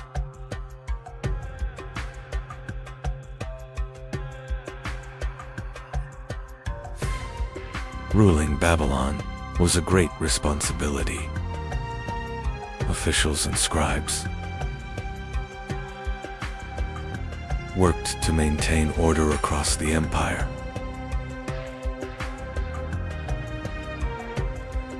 Envoys from distant kingdoms arrived at the palace of Babylon with gifts. These visits showed the city's power and influence. But over time, the power of Babylon began to fade. The empire was no longer as strong as before.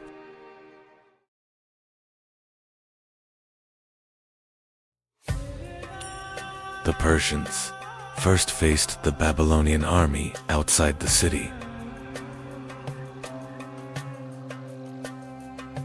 In the Battle of Opis, Babylon's forces suffered a crushing defeat.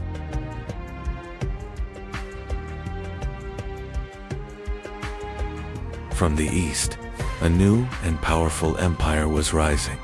The Persians were moving toward Mesopotamia.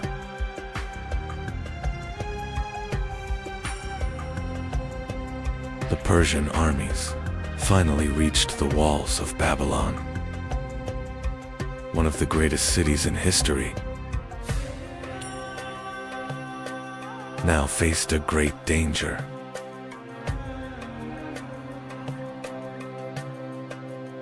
In 539 BCE, the Persians entered Babylon. The once mighty empire was now under the rule of a new power.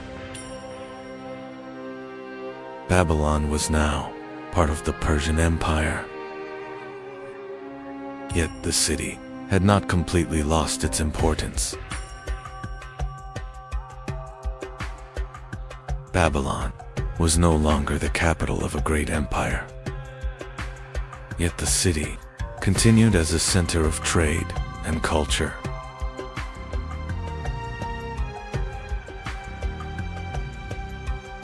Babylon was no longer an empire. Yet the city continued to live as a center of trade and knowledge. As the centuries passed, Babylon slowly lost its former power. The once great city was beginning to fall silent. In time, people began to leave Babylon. The great city was slowly sinking into silence.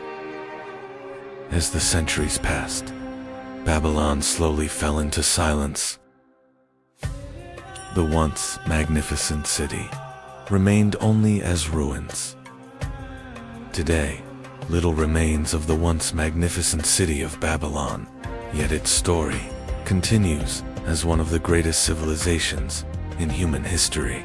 Follow the channel to explore more great civilizations of world history. This story began in Mesopotamia, in a city on the banks of the Tigris River. In northern Mesopotamia, a small settlement was rising along the banks of the Tigris River.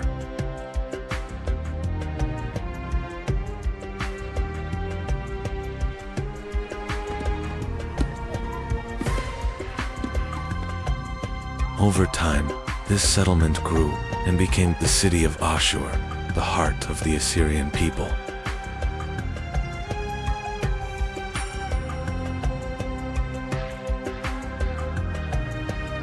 Ashur was not a war empire at the beginning. It was a city of merchants and caravans. They brought tin and textiles from Mesopotamia. They would buy silver and gold from Anatolia. At first, the Assyrians were not a great empire. They were a people who grew powerful through trade.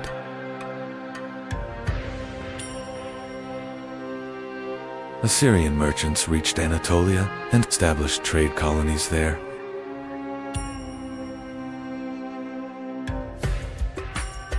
Through trade, Assyrian cities quickly became wealthy.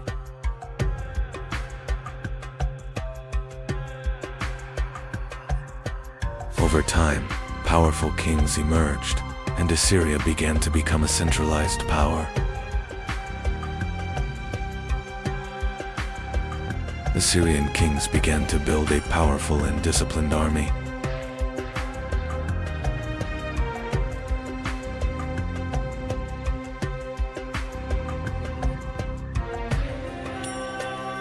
Discipline was everything. They regularly put the knowledge into practice.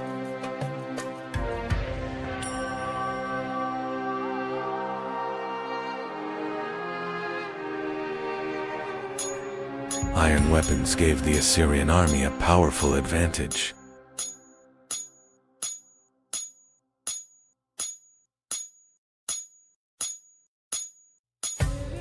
The Assyrians mastered ironworking and produced a wide variety of weapons for their army. The Assyrian army used many different types of weapons for various kinds of warfare.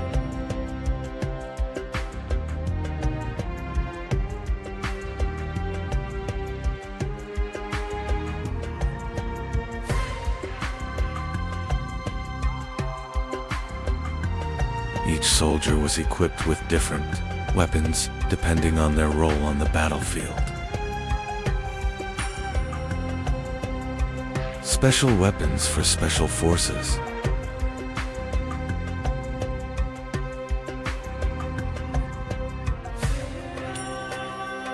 Weapon diversity and military discipline made the Assyrian army one of the most powerful forces of its time.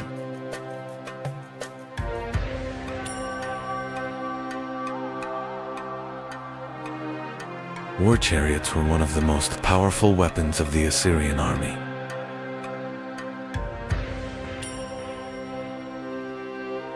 Using a war chariot required great training and skill.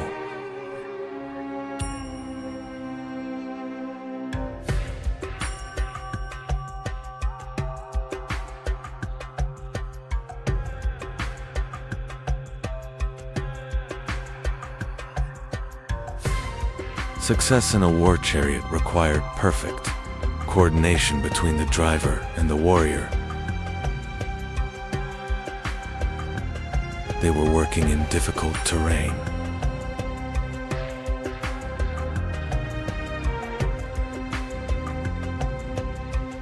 War chariots changed the nature of warfare with speed, mobility, and ranged attacks. The Assyrian army gained a decisive advantage over its enemies.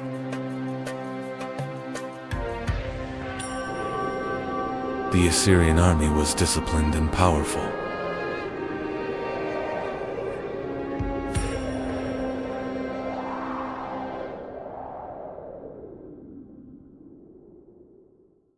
The Assyrians mastered siege warfare and were able to conquer even the strongest cities. The Assyrians used massive siege machines to break through city gates.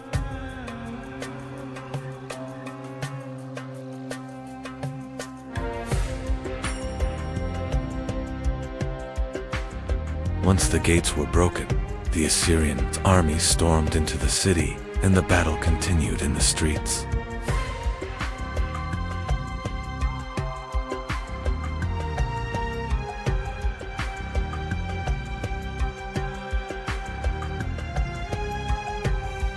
The Assyrian Empire soon took control of much of Mesopotamia.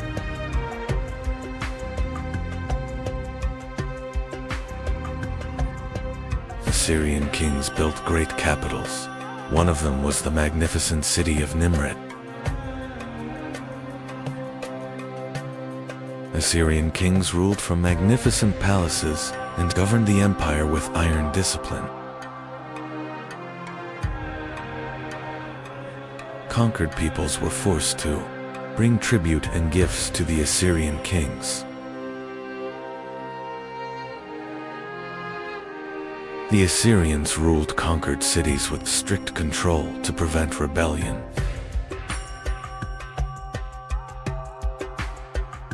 Assyrian kings recorded their victories through stone reliefs carved into palace walls.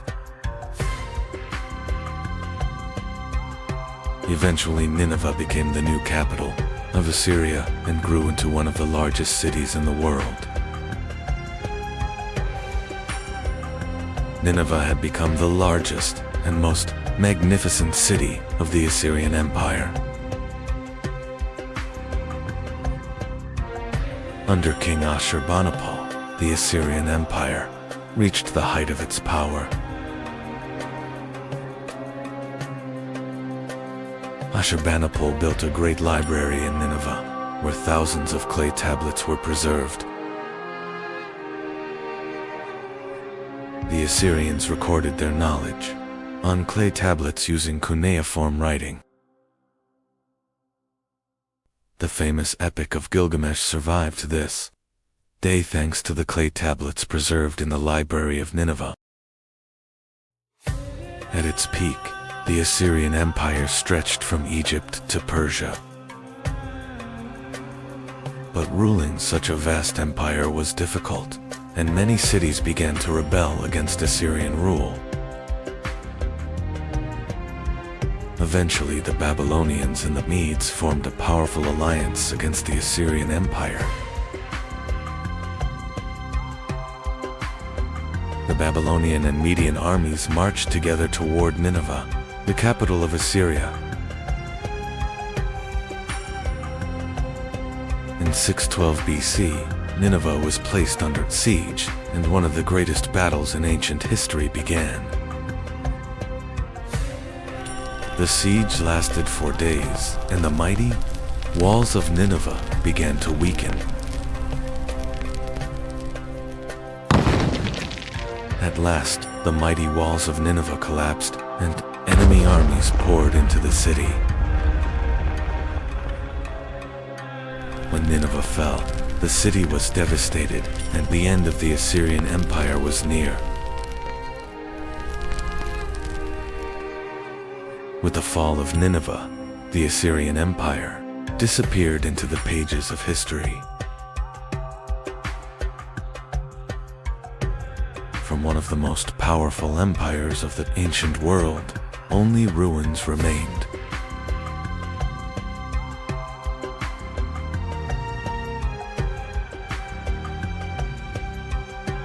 The Assyrians left a deep mark on history with their powerful armies and advanced warfare techniques.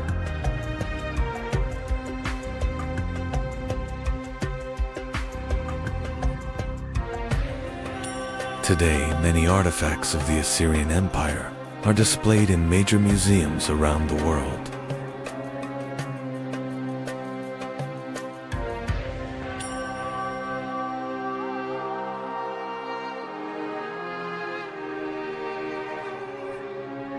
Winged bull statues once guarded the entrances of Assyrian palaces.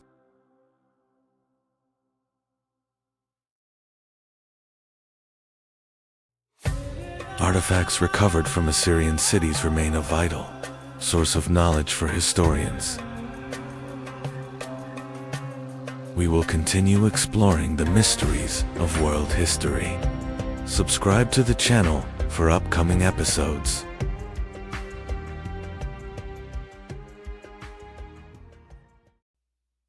Mesopotamia, the land where some of humanity's earliest civilizations were born.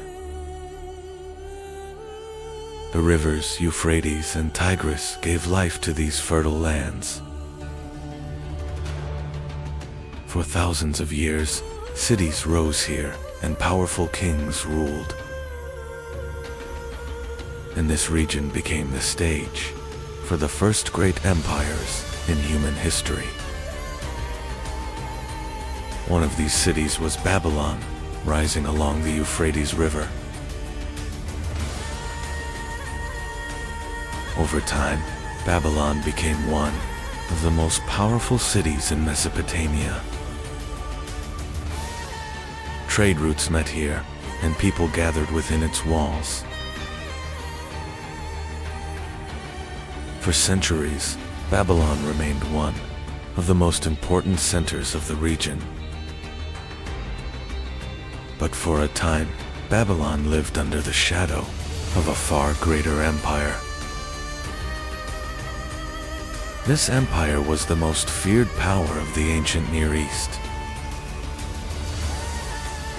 Its armies were disciplined, and its warriors were ruthless.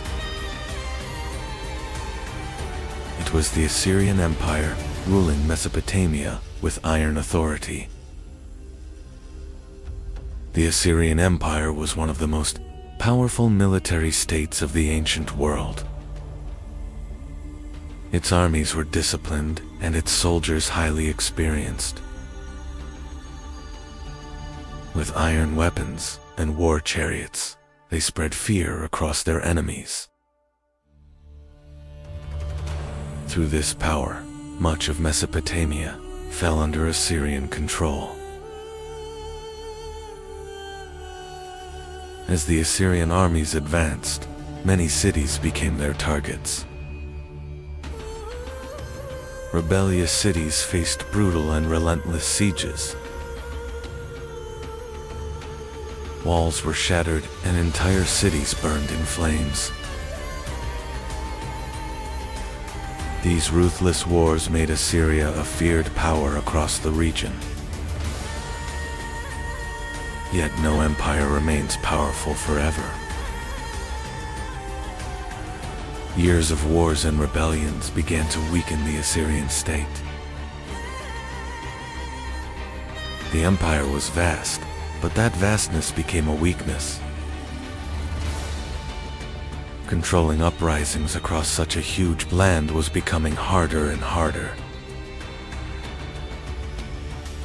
As the Assyrian Empire weakened, a new hope began to rise in Babylon.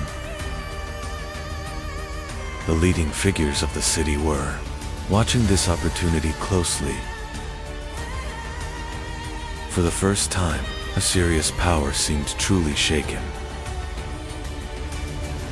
And in Babylon, some were preparing to rise for freedom. In 626 BC, a new leader emerged in Babylon. His name was Nabopolassar, and he began a rebellion against Assyrian rule. This uprising was more than just a revolt. It was the beginning of a great change. Because the people of Babylon wanted to reclaim their own destiny. Nabopolassar quickly secured his power in Babylon. The rebellion against Assyria grew into a full movement for independence. Eventually, Nabopolassar was proclaimed king of Babylon. With this, a new era for Babylon had begun. Babylon was not alone in the war against Assyria. Another rising power stood in the east, the Medes. A powerful alliance was formed between the Median king and Babylon. This alliance would change the fate of the Assyrian Empire. The Babylonian and Median armies began to move together. Their goal was to destroy the power of the Assyrian Empire. The two great armies marched across the lands of Mesopotamia. Their targets were the great cities at the heart of Assyria.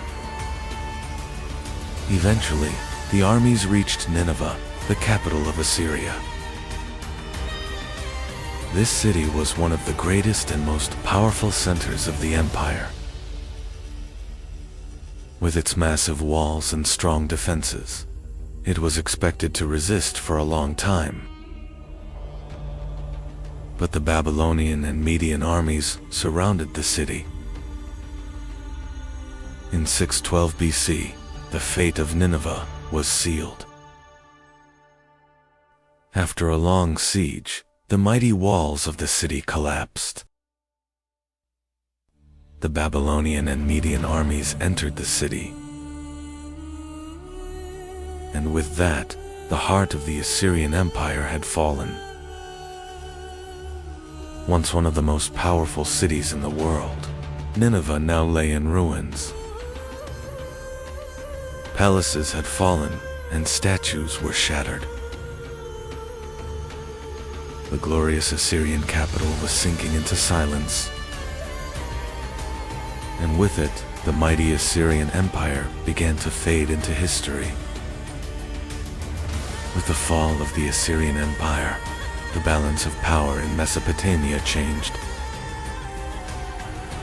At the center of this change stood Babylon.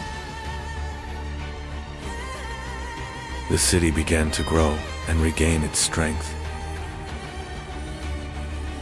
A new and glorious era for Babylon was beginning. The man behind Babylon's rise was King Nabopolassar. He would be remembered as the ruler who freed the city from Assyrian control. Under his rule, the Neo-Babylonian Empire began to grow stronger. Babylon was becoming the new power of Mesopotamia. Beside Nabopolassar grew a young prince. He would become one of the most famous kings in Babylonian history. His name was Nebuchadnezzar, and he would transform Babylon into one of the most powerful cities of the ancient world. Nebuchadnezzar gained experience on the battlefield at a young age. He joined important campaigns at the head of Babylonian forces. His courage and military skill quickly drew attention. These experiences were preparing him to become a great king. In 605 BC, Nebuchadnezzar ascended the throne of Babylon. The new king quickly secured control over the empire. His rule would begin one of the most powerful periods in Babylon's history. During Nebuchadnezzar's reign, Babylon entered a massive reconstruction era. The city expanded with enormous walls, palaces, and temples. Babylon soon became one of the most magnificent cities of the ancient world. During Nebuchadnezzar's reign, Babylon grew into a powerful imperial center. The city became both a political and economic hub of the region. Babylon was now considered the heart of Mesopotamia. One of the most famous structures of Nebuchadnezzar's reign was the Ishtar Gate. It was decorated with blue glazed bricks and reliefs. The gate symbolized the power and magnificence of Babylon. Babylon was not only a magnificent city, but also a powerful fortress. The city was surrounded by enormous defensive walls. These walls protected Babylon from external threats. One of the most famous stories about Babylon is the Hanging Gardens.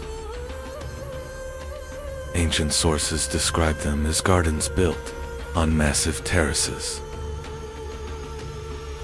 They were said to be one of the most impressive wonders of the ancient world. Babylon was not only a powerful city, but also a major center of trade. Caravans from distant lands gathered within its markets. Through trade, Babylon became a wealthy and vibrant city. Babylon was also an important center of knowledge and science. Significant work was done, especially in astronomy. Babylonian priests observed the sky and carefully recorded the stars. As the years passed, Nebuchadnezzar began to grow old. His reign had created Babylon's most powerful era. But with the death of the great king, the empire would enter a new chapter. After Nebuchadnezzar's death, stability in Babylon began to decline. Several short-lived kings took the throne, and palace conflicts increased. This gradually weakened the strength of the empire. Meanwhile, a new power was rising in the east. Cyrus the Great of Persia was building a rapidly expanding empire. Soon, Babylon became one of his main targets. In 539 BC, the Persian army reached Babylon. The city fell into Persian hands with little resistance. And with that, the Neo-Babylonian Empire came to an end. But this story does not end here. Follow and subscribe to see what comes next. In the east of the ancient world, on the Iranian plateau, lived a people. These people would later be known as the Persians. And one day, they would build one of the greatest empires in history. At first, the Persians were not a great empire. For many years they lived under the rule of the Median Empire. But in these lands, a new power was about to rise. Soon a powerful leader emerged in these lands. His name was Cyrus, later known as Cyrus the Great. His leadership would completely change the fate of the Persians. In 550 BC, Cyrus launched a great rebellion against the Median king. The Persian army faced the Median forces on the Iranian plateau. This war would mark the beginning of the Persian Empire. Cyrus' army defeated the Median forces and achieved a great victory. This triumph marked the moment of Persian independence. And thus, the Achaemenid Persian Empire was born. After his victory, Cyrus continued his conquests. He marched west toward the powerful kingdom of Lydia in Anatolia. This campaign would greatly expand the Persian Empire. Cyrus's army reached Sardis, the capital of Lydia. The city was protected by strong walls, but the Persians began a siege. In the end, Sardis fell, and the kingdom of Lydia became part of the Persian Empire. After conquering Lydia, Cyrus turned his attention eastward. His next target was Babylon, the greatest city of Mesopotamia. This campaign would shape the future of the Persian Empire. The Persian army marched toward the heart of Mesopotamia.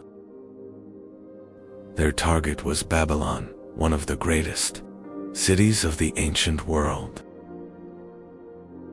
For centuries, the city had been a powerful center of the region.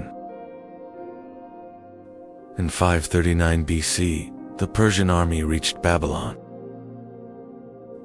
The city fell into Persian hands with little resistance. Mesopotamia now became part of the Persian Empire. Cyrus entered Babylon not just as a conqueror, but as a new ruler. He worked to maintain order in the city. This policy would define Persian rule. The conquest of Babylon greatly strengthened the Persian Empire. From Anatolia to Mesopotamia, vast lands were now under Persian control. The Persians had rapidly built a great empire. Cyrus's rule strengthened the foundations of the Persian Empire. The conquests were not only about land. They were also about building a strong system of governance. Cyrus ruled the empire for many years. After his death, the throne passed to a new king. The Persian Empire would continue to expand. Cambyses II, who took the throne, began new conquests. His target was Egypt, one of the strongest kingdoms of Africa. The Persian army marched south. In 525 BC, the Persian army conquered Egypt. This victory expanded the empire into Africa. The Persian Empire now stretched across 3 continents. One of the most important kings of Persia was Darius. His rule made the empire even stronger. Darius introduced major reforms. Darius launched massive construction projects. The city of Persepolis was built during this period. It became a symbol of Persian power. The Persians built a vast network of roads. The royal road connected distant regions of the empire. These routes improved trade and communication. At its greatest extent, the Persian Empire had become a vast power. Its lands stretched from India to Egypt. One of the first true super-empires of the ancient world had emerged. The Persians influenced the world not only through war, but also through trade. Their roads connected distant regions. This network strengthened the economy. The Persian Empire included many different peoples. These cultures continued living under Persian rule. This system helped the empire remain stable for a long time. One of the most famous Persian military units was the Immortals. This elite force always consisted of 10,000 soldiers. They were known as the strongest army of the empire. But in the west, the Persian Empire would face a new power. Greek city-states were rising along the Aegean coast. This encounter would lead to some of history's most famous battles. In 490 BC, Persian and Greek armies met at Marathon. It was one of the first major battles of the Greco-Persian Wars.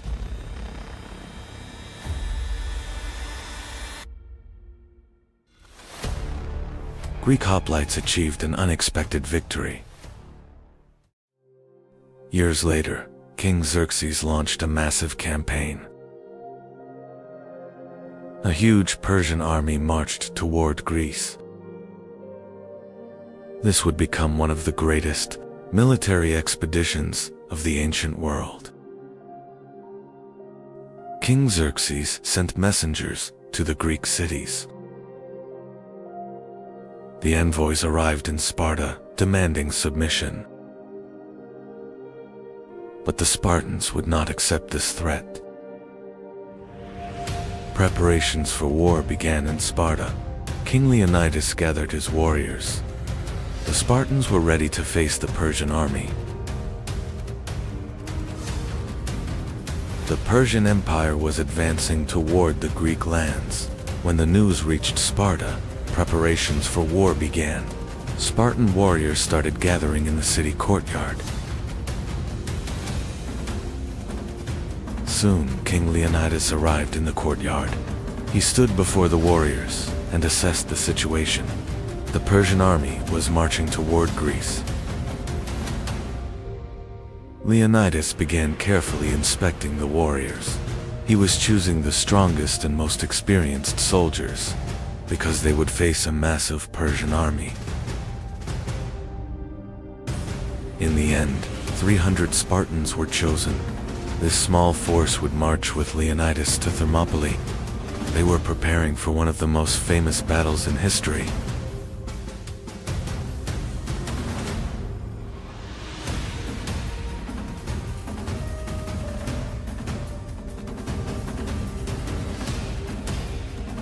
Leonidas and the 300 Spartans left Sparta. They marched to defend the lands of Greece. Their destination was the pass of Thermopylae. The Spartans arrived at the pass of Thermopylae. This narrow pass limited the movement of large armies. Leonidas chose it as the perfect place for defense. Soon the Persian army appeared on the horizon. Xerxes commanded a massive force, but the Spartans had no intention of retreating. At the pass of Thermopylae, Spartan warriors tried to stop the Persian army. King Leonidas and 300 Spartans resisted bravely.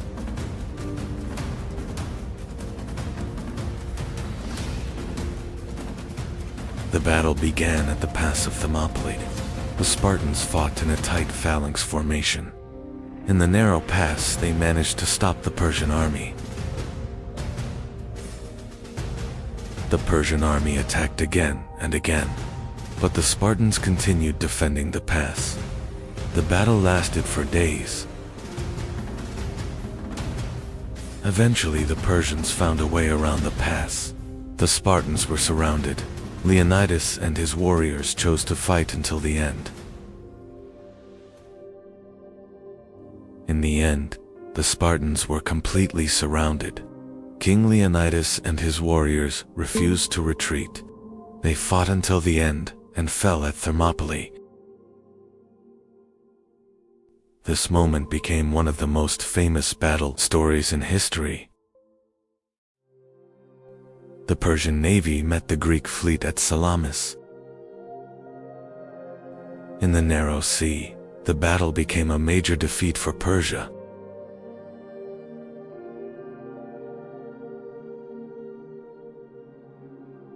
This victory strengthened Greek resistance.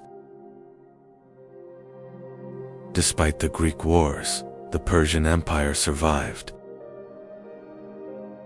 The empire continued ruling its vast lands. But over time, its power slowly weakened. In the 4th century BC, a new power emerged in the west. Alexander the Great of Macedon marched eastward. His target was the Persian Empire. In 331 BC, the Battle of Gaugamela took place. This battle became the turning point for the Persian Empire. The Persian army was defeated, and the empire began to collapse. The Battle of Gaugamela was a disaster for the Persians. Darius's army was forced to retreat.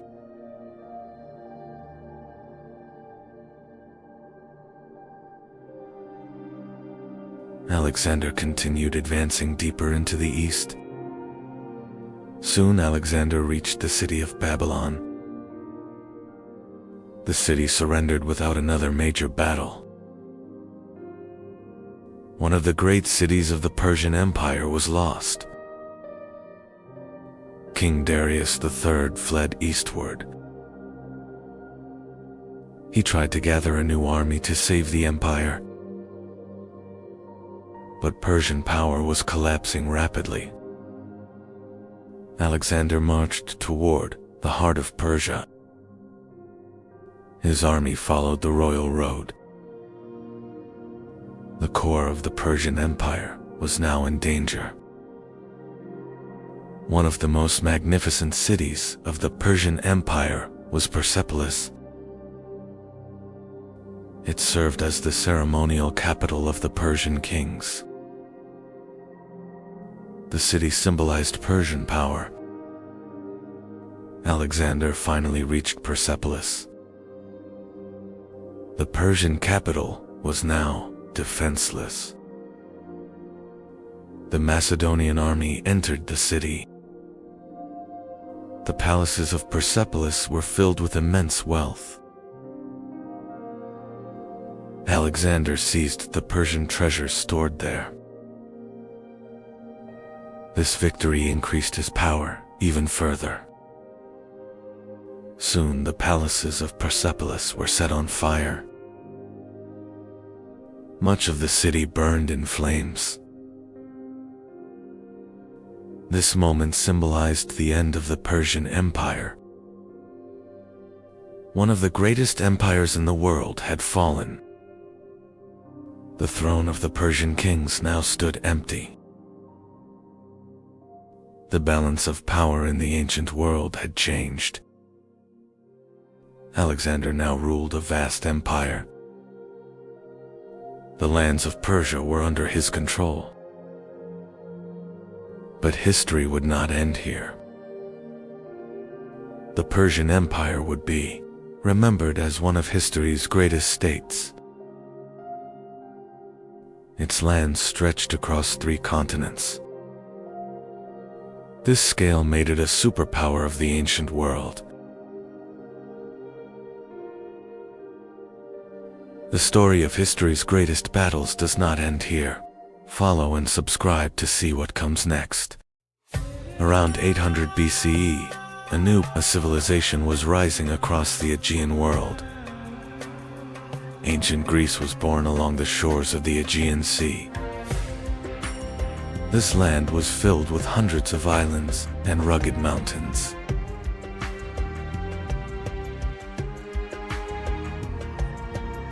This harsh geography made it difficult to form a single empire. Instead, independent city-states began to rise.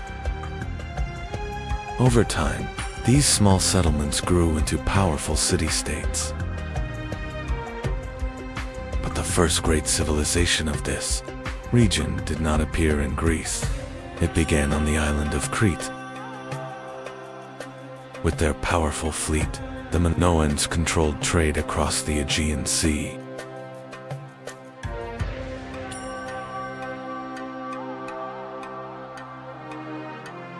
Around 1600 BCE, a massive disaster struck. The Aegean world, a huge volcano erupted on the island of Thera.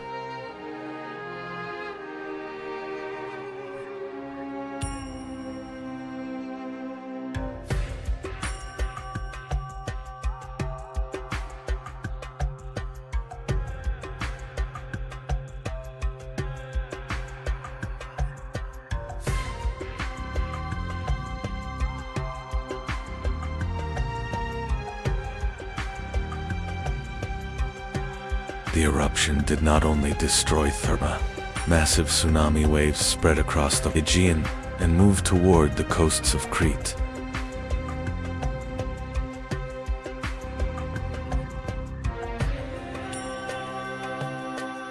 Ash and smoke darkened the sky.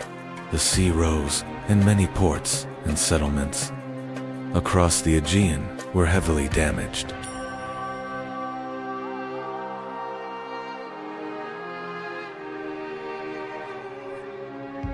This disaster weakened the Minoan civilization.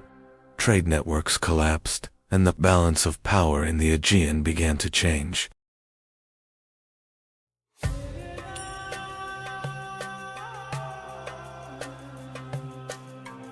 As the Minoan civilization weakened, a new power began to rise. On the Greek mainland, the Mycenaeans were stepping onto the stage of history. The Mycenaean civilization was known for its powerful and warrior culture. A new military power was rising on the Greek mainland.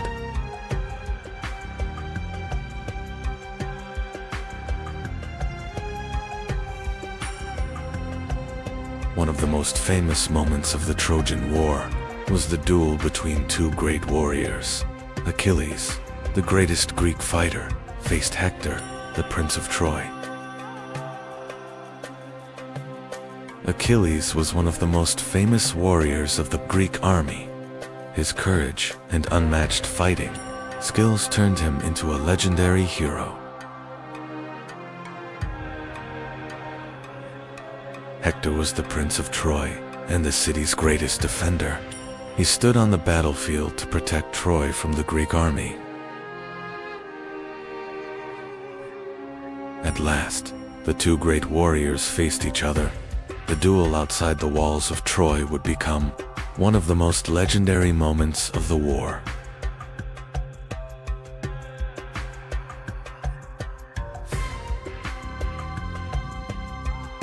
After a fierce battle, Achilles gained the upper hand.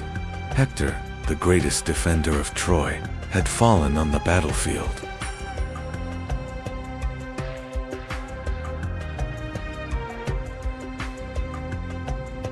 The Trojan War did not end quickly. For years, the Greek army remained outside the massive walls of Troy.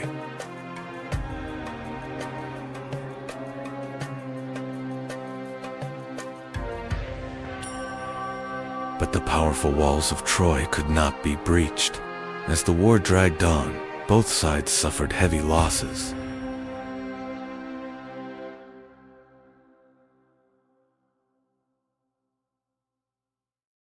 As the war dragged on, the Greek commanders began searching for a new solution.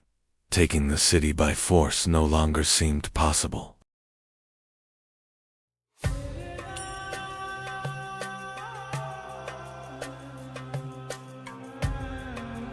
The Greeks secretly began building a massive wooden horse. This unusual structure was part of a plan that would change the fate of the war.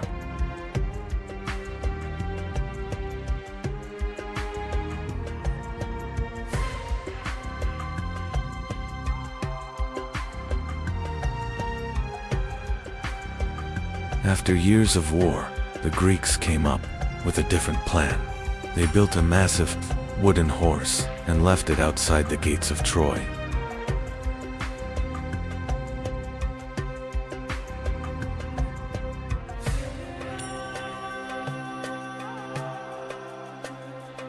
The Trojans believed the giant horse was a symbol of victory. They pulled it inside the city, thinking the war was finally over.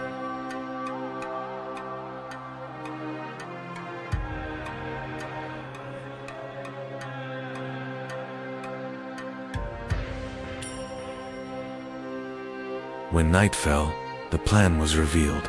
Greek soldiers hidden inside the horse emerged and opened the city gates.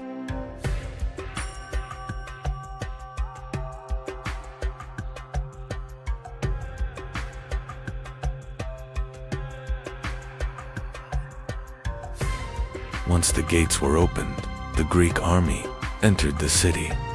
The final night of Troy had begun.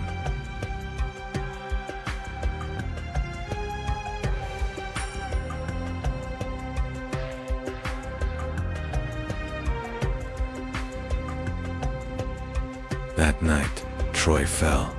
The once powerful city was consumed by war and fire.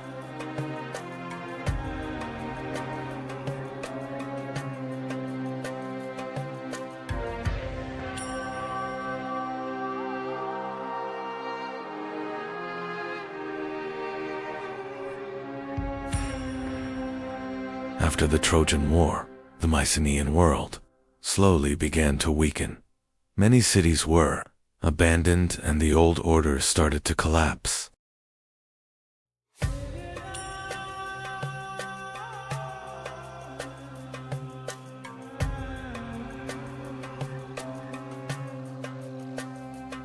After the collapse of the Mycenaean civilization, the Greek world entered a long period of decline.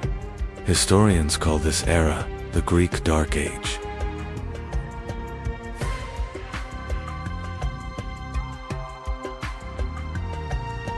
After the Dark Age, the Greek world slowly began to recover. Small but independent city-states appeared. These cities were known as polis.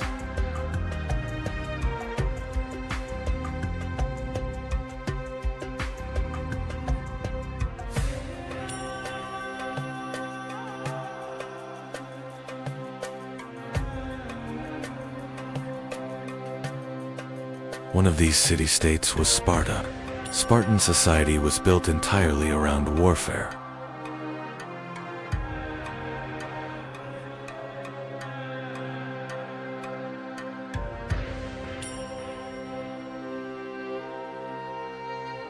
In Sparta, boys were taken from their families at a very young age.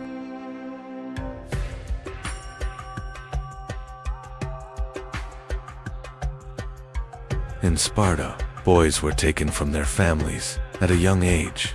They grew up in a harsh military training system, known as the AGA.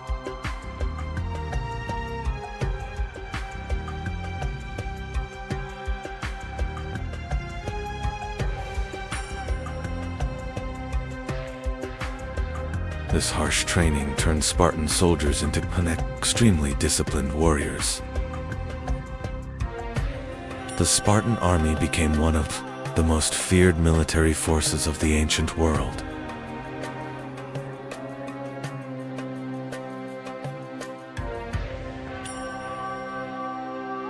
But not all Greek cities were like Sparta. Athens followed a very different path. In Athens, politics, philosophy, and art began to flourish. The city soon became the cultural center of the Greek world.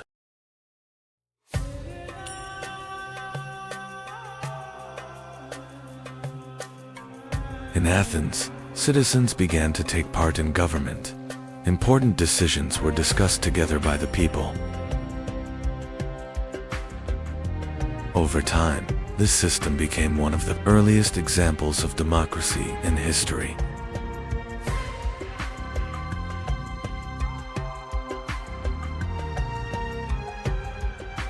Athens was also the birthplace of great thinkers. One of them was Socrates.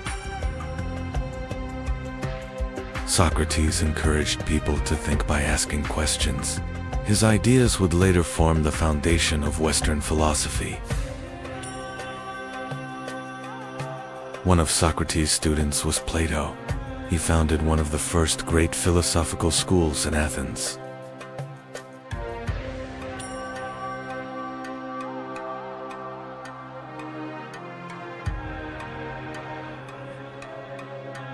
One of Plato's students was Aristotle. He was interested not only in philosophy, but also in science. Through his studies of nature, logic, and knowledge, Aristotle became one of the most influential thinkers of the ancient world. Ancient Greece produced remarkable achievements not only in philosophy, but also in architecture. The Parthenon in Athens became one of the most magnificent structures of this civilization. Theater and the arts also flourished in ancient Greece. These works helped spread Greek culture across the Mediterranean world. Sports also played an important role in the Greek world. The Olympic Games and Olympia brought Greek city-states together. Ancient Greece left a profound legacy in human history. Its legacy still lives on in the foundations of the modern world. But one of the most mysterious stories from the Greek world was about a lost city. This story first appeared in the writings of the Greek philosopher Plato. Plato wrote that the name of this city was Atlantis. And this city was once one of the most powerful civilizations on Earth. Thousands of years ago, Anatolia was a vast land where great empires had not yet emerged.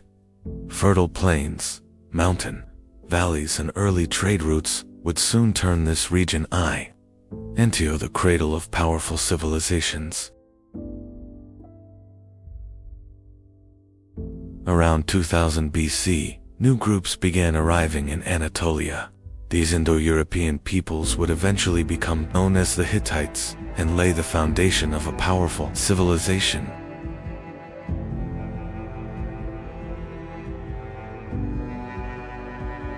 Before the Hittites, Anatolia was home to peoples such as the Hessians, Hurrians, and Luwians. Interaction with these cultures created a unique and complex civilization.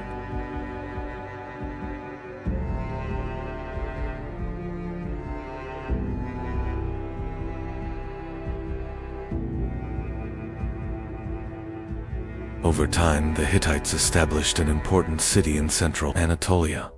This city would become Hattusa, the future capital of a powerful empire.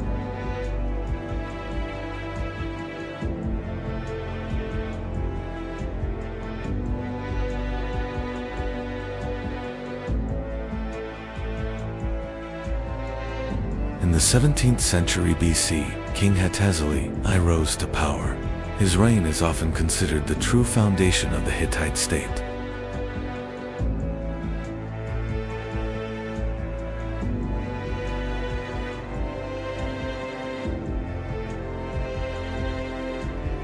During the reign of Hattusili, the Hittite army conquered many cities across Anatolia. These victories helped transform the Hittites into a regional power.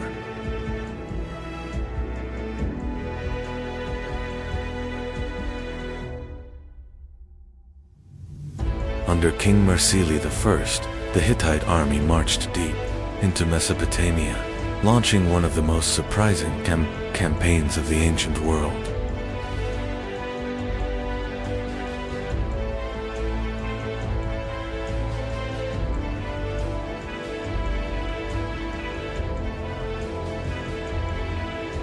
In 1595 BC, the Hittites captured Babylon. This dramatic event changed the balance of power in Mesopotamia.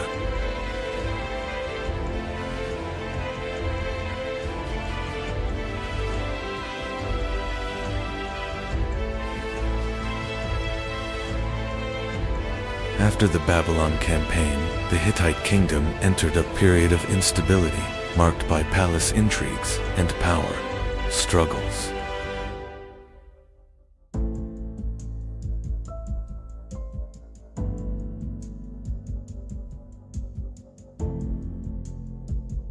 By the 14th century BC, the Hittites regained strength and expanded across Anatolia and much of northern Syria.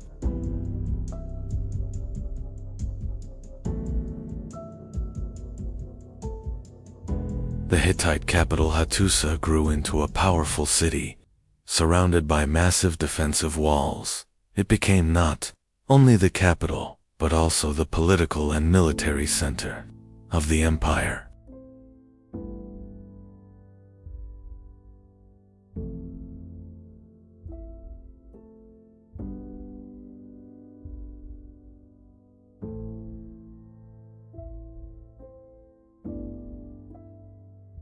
the Hittites expanded across much of Anatolia and northern Syria, becoming one of the dominant powers of the region. During the reign of Suppiluliuma I, the Hittite Empire reached a new height of power. He is considered one of the greatest rulers in Hittite history. Under the leadership of Suppiluliuma, the Hittite armies began advancing beyond Anatolia. Many cities in Syria came under Hittite control. These conquests turned the Hittite Empire into one of the most powerful states of the ancient Near East.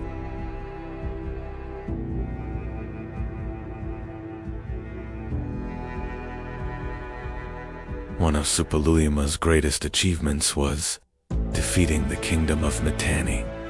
With this victory, the Hittites gained control over many important cities in Syria. The fall of Mitanni helped establish the Hittite Empire as one of the dominant powers of the ancient Near East.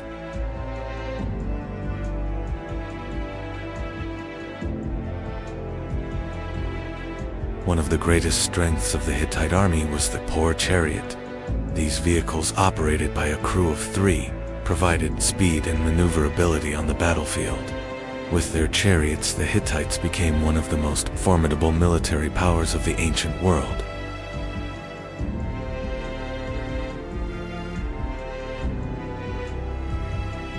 The Hittite Empire grew not only through military power, but also through trade networks. Trade routes connecting Anatolia, Mesopotamia, and Syria were under Hittite control. Through these routes, copper, silver, textiles, and valuable goods were transported, strengthening the empire's economy.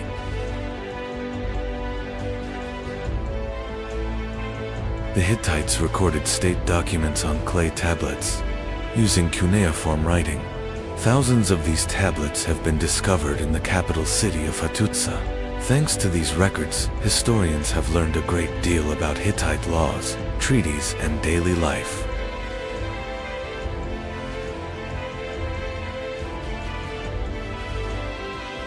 The Hittites practiced a polytheistic religion and were sometimes called the people of 1,000 gods. Gods from many different cultures became part of the Hittite belief system.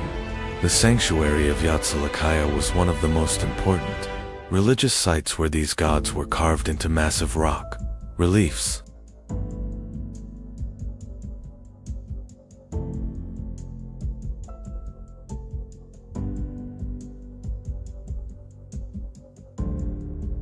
However, the rise of the Hittite Empire made conflict inevitable. The cities of Syria held great strategic value for both the Hittites and Egypt. This rivalry would soon bring the two great empires face to face near the city of Kadesh.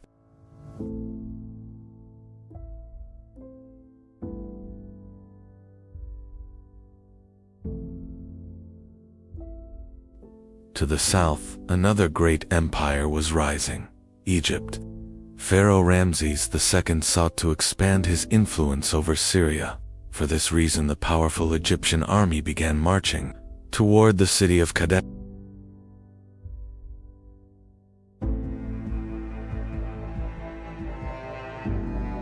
In 1274 BC, the Hittite and Egyptian armies met near the city of Kadesh.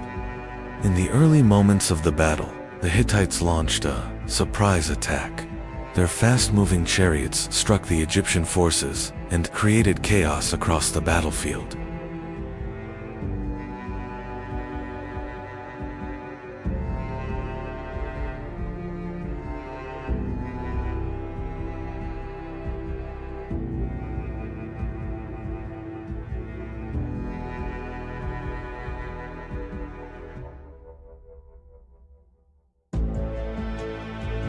But the battle was not over. Pharaoh Ramses II rallied his forces and personally led the counterattack. The Egyptian army regrouped and managed to halt the Hittite advance.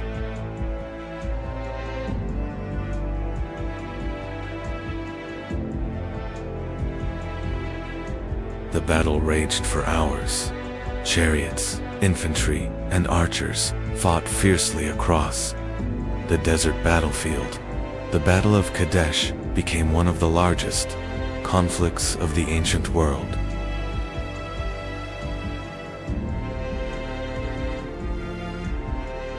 By the end of the day, there was no clear winner. Both the Hittites and the Egyptians had suffered heavy losses. The Battle of Kadesh was remembered as a massive clash between two great empires.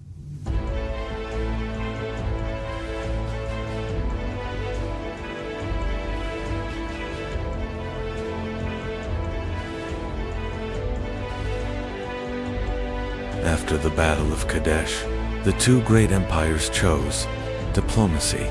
The Hittites and Egyptians signed what is considered the first known written peace treaty in history. This agreement marked the beginning of a long period of peace between the two states.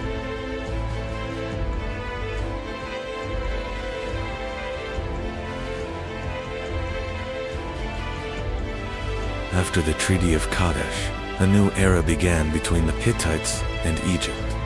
Instead of war, the two great empires chose diplomacy and trade.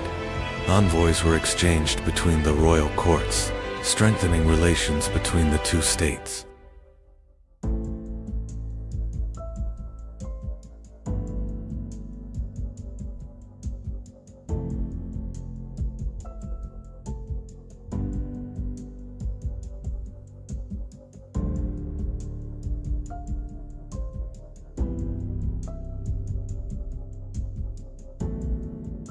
After the Treaty of Kadesh, the Hittite Empire remained powerful for some time.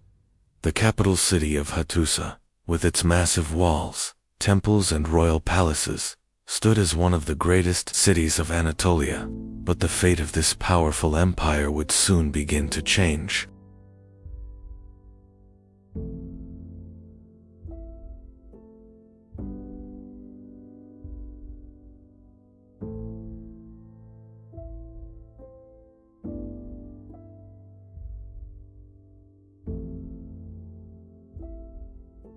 In 1200 BC, as catastrophes loomed, the great king made a difficult choice.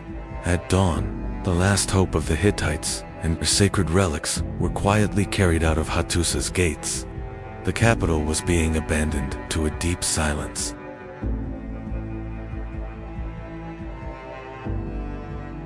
As the convoy abandoned the city, the empire's fate was already sealed. A mysterious enemy from the sea was setting coastal cities ablaze. This was the great invasion that would bring about the end of the Bronze Age. These invaders were not just looting, they were dismantling an entire civilization. The famed Hittite chariots and bronze weapons proved useless against these warriors of the Iron Age.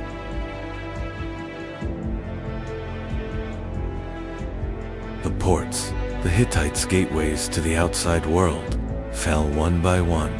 The sea peoples were not just taking land, they were severing the trade arteries of civilization.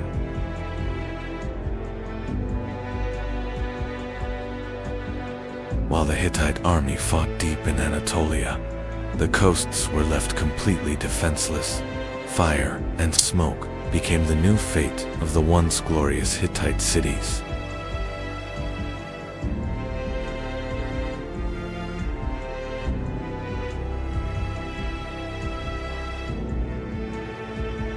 And so, a millennium-old titan fell. This great destruction, brought by the sea peoples, was the final nail in the coffin of the Hittite Empire.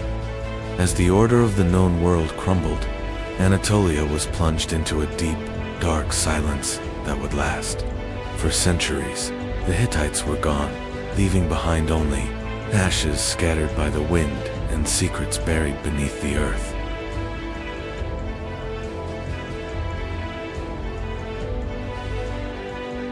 The Hittites may have disappeared from history, but their legacy remains part of the story of human civilization, and we will continue exploring history in chronological order. Follow the channel so you don't miss the next great civilization. The towering cedar trees atop the mountains of Lebanon were the pens that wrote the destiny of the Phoenicians.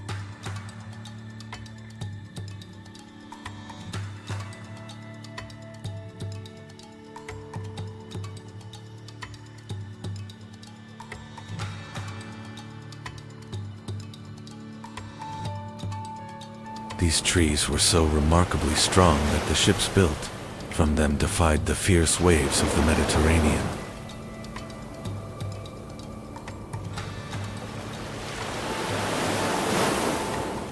It all began with a voice lost among the dusty pages of history, beyond written history.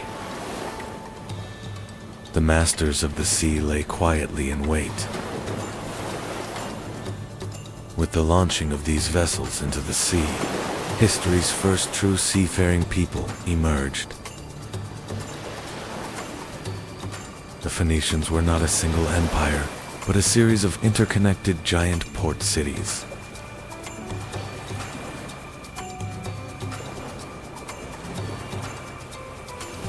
Tyre and Sidon were like impenetrable fortresses built upon the sea.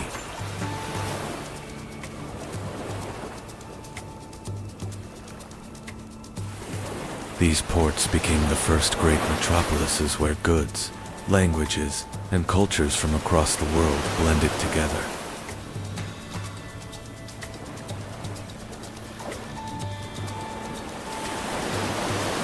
The heart of maritime trade beat here.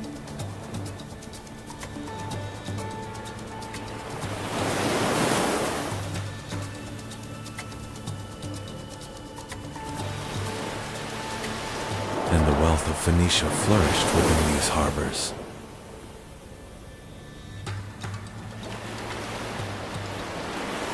Tyrian purple, obtained from sea snails, was more valuable than even gold in the ancient world. This special color was produced through the laborious processing of thousands of sea mollusks.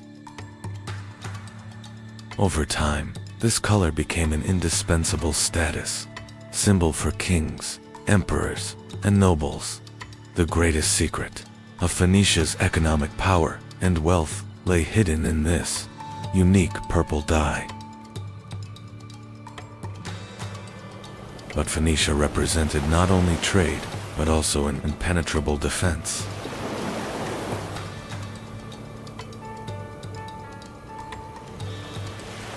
A circular waterway leading to the center, with a small island in the middle, where the admiral was positioned. When the enemy entered, they would find themselves facing a massive fleet. This was strategy written in stone and water. The Cotton Harbor, rising in Carthage, was the most advanced military engineering marvel of the ancient world.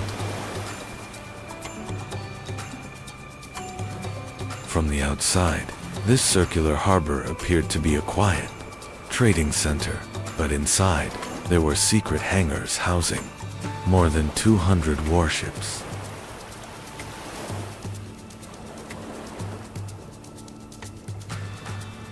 According to legend, Phoenician merchants discovered glass by chance while lighting a fire on the beach.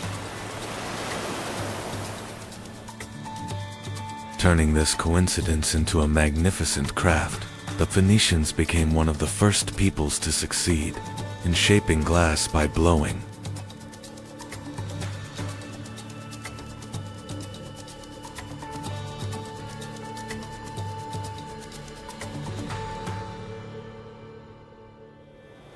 Transparent glass vessels, elegant vases, and colorful beads became the most sought-after luxury goods, everywhere from the Mediterranean to Mesopotamia. Glass craftsmanship proved their aesthetic sense and commercial intelligence to the entire world.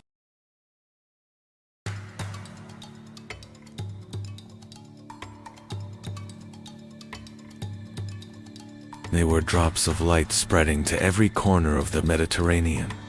This was the greatest proof of how the Phoenicians mastered the elements of nature, fire, and sand. Now we turn our camera thousands of miles away, across the Atlantic Ocean, to the rainforests of Mexico.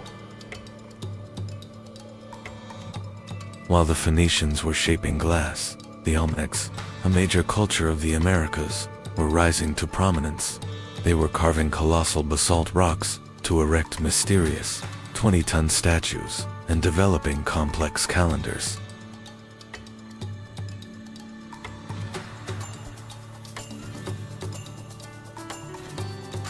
While the Phoenicians navigated by looking at the stars, the Olmecs used those same stars to build their pyramids.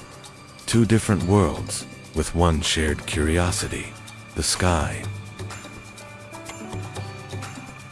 Meanwhile, in the east, in the heart of China, the Zhou dynasty reigned supreme.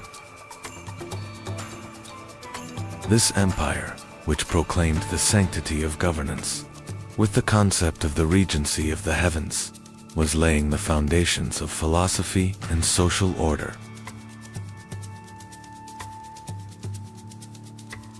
While purple-dyed fabrics adorned kings in the west, an empire of silk and wisdom was rising in the east.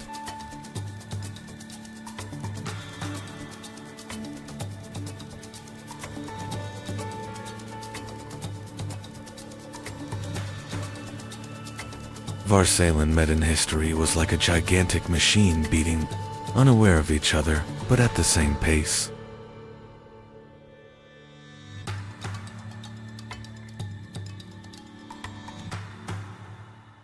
They set aside complex hieroglyphs and cuneiform scripts to create the first alphabet, consisting of only 22 letters.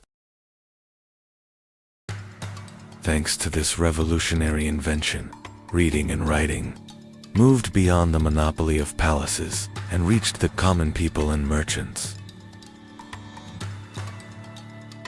The foundation of the modern alphabets we use today was laid with this knot tied by Phoenician scribes thousands of years ago.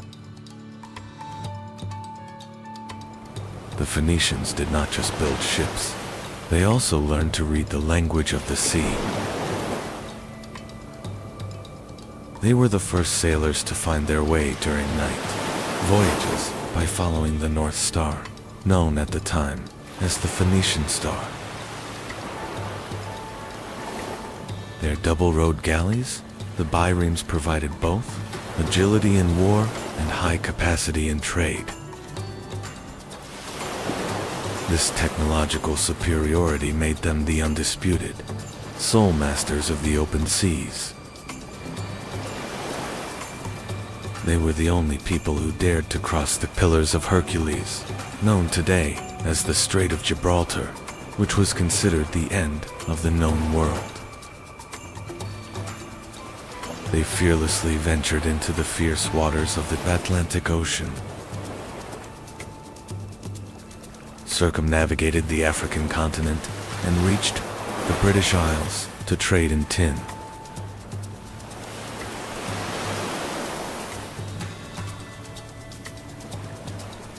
For them, the horizon was not a limit, but the beginning of a new world waiting to be discovered.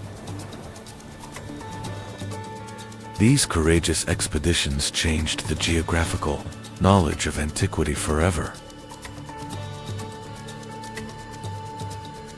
Carthage, whose foundations were laid with the exile story of Princess Dido, soon reached a power that would overshadow even its mother city, Tyre. This new city rising on the North African coast became the most magnificent fortress of the Phoenician spirit and commercial genius. Carthage was not just a colony, it was the new master of the Western Mediterranean and the center of a massive empire that would rival Rome. This rise ensured the spread of Phoenician influence throughout the entire Mediterranean basin. One of the greatest strategic battles in history took place before the city of Tyre, which was considered impenetrable.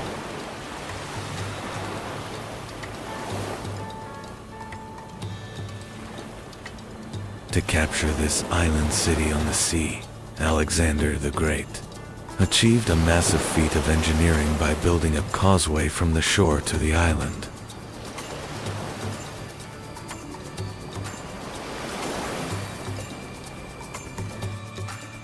This relentless siege, lasting for months, was not just the fall of a city, but a historical turning point where the Phoenician city-states began their physical decline.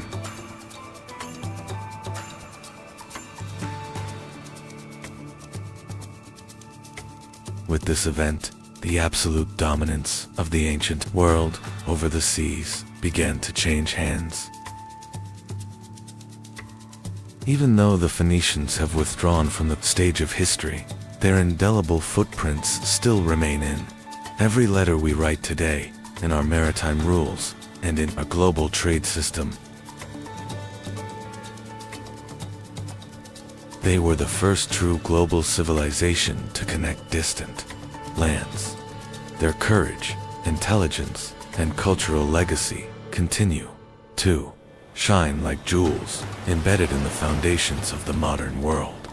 Although the masters of the sea are gone, we touch the legacy they left behind every single day.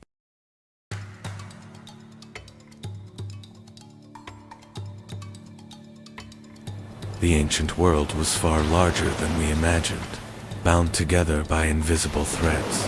From Phoenicia to America, from China to Africa, humanity built with the same unwavering determination.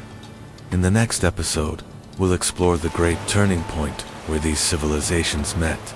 Don't forget to subscribe and join this vast journey. The jungles of Mexico hid America's greatest secret for thousands of years. This dense green canopy carried the traces of a massive genius isolated from the modern world. In 1862, a peasant found the first colossal head underground, changing American history.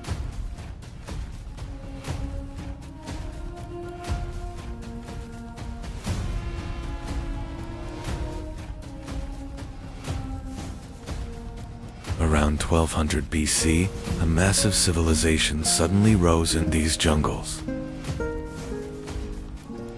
Without any preparation phase, they directly reached the peak in architecture and art.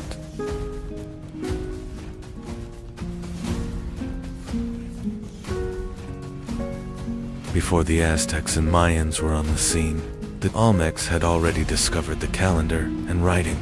They are the mother culture that laid the foundation for all great Mesoamerican cultures.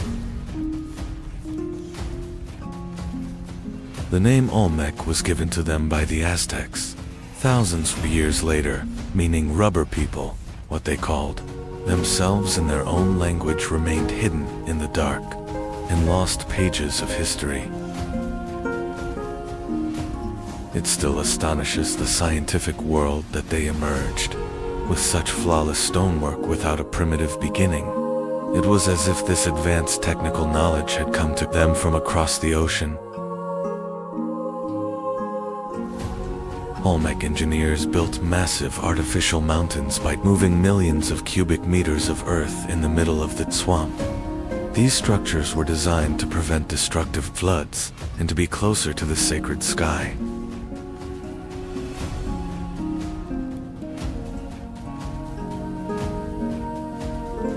Water channels carefully carved from stone are one of the most advanced hydraulic engineering examples of the ancient world.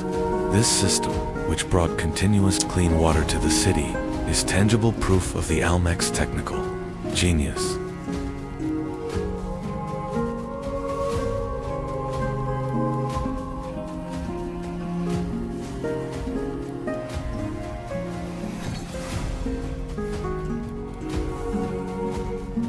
The Olmecs went down in history not only for their giant stone heads, but also for the rubber balls they developed.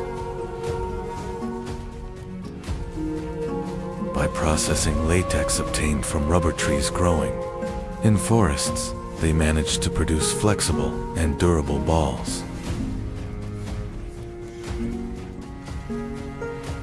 These balls formed the basis of the sacred ball game, played in Mesoamerica.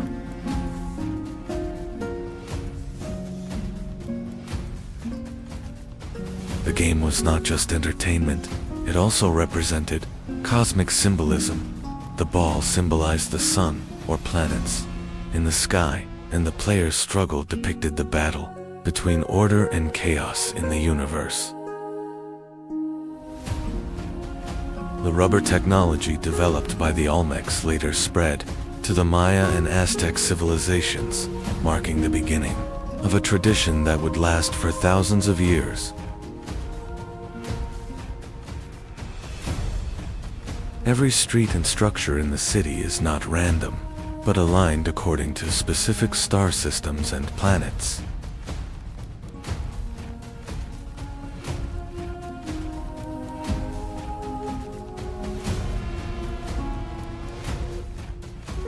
They were the first astrologers to successfully translate the divine order of the sky into a city plan on Earth.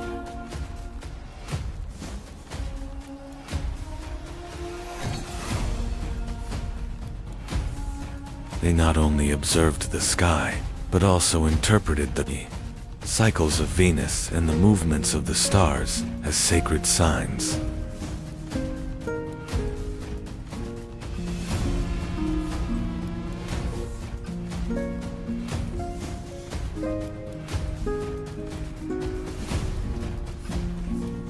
This cosmic understanding would later form the basis of the advanced celestial calendars and astrological traditions of the Mayan civilization.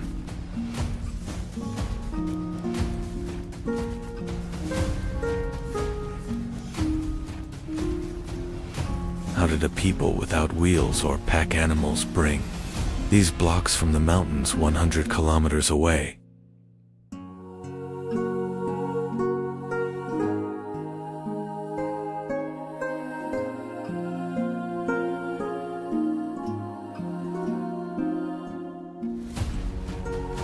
This journey across the turbulent waters of rivers is one of the greatest puzzles in the history of engineering.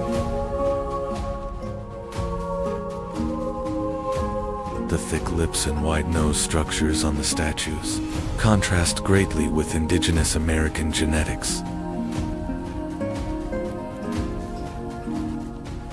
These characteristic facial features may be a sign of a secret intercontinental bond in the ancient world.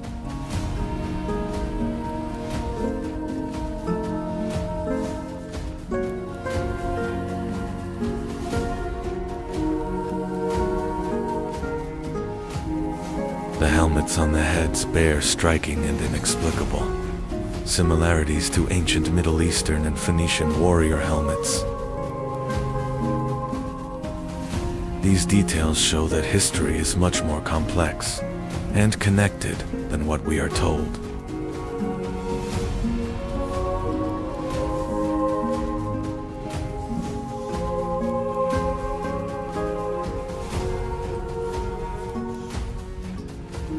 Each head has its own expression and soul. These are not just statues, but copies of living kings.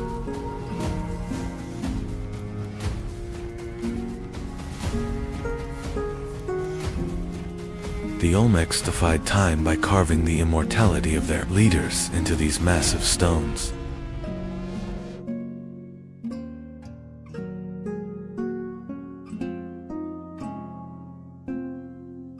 According to Olmec belief, the head is the most important center where the soul, intelligence, and sacred power are gathered. Therefore, by depicting only the head instead of the body, they aim to preserve the essence of the person. Deep hammer marks on some heads are the result of a ceremonial ritual performed when a leader died. These marks were left to release the dead king's power from the stone and send his soul to eternity.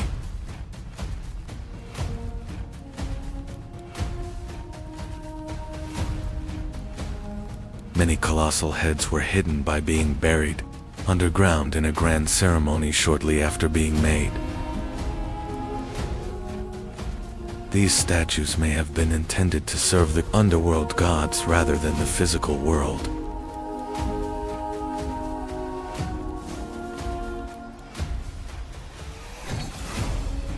The colossal statues face the precise coordinates where the sun rises and sets during the solstices.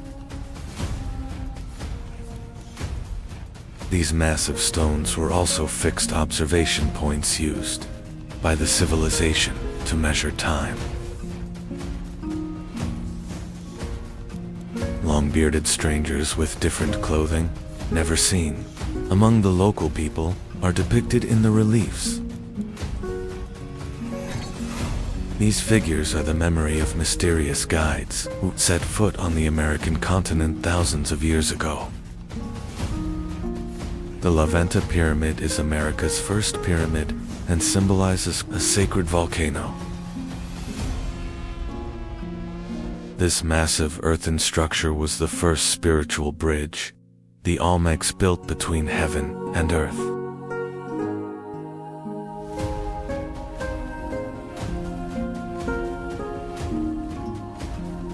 Giant mosaics buried underground are secret gifts, prepared for the gods and hidden from human eyes.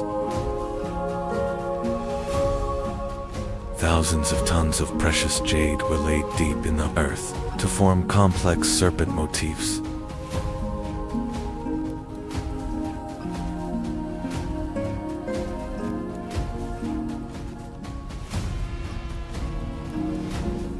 The tools they made from hematite may be the first examples of a compass, showing they discovered the Earth's magnetic field. This technology proves they tracked not just the stars, but the invisible forces of the Earth.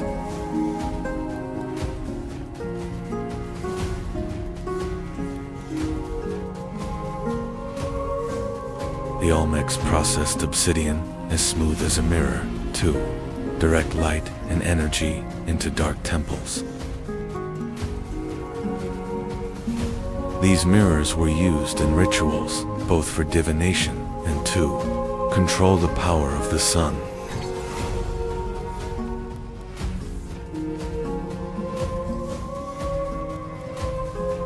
They saw jade as the sacred color of life, water, and eternity, valuing it more than gold. The most skilled artisans carved hard stones as fine as silk to create immortal masks. The Cascile block is the oldest and most mysterious, evidence of the first complex writing system in the Americas.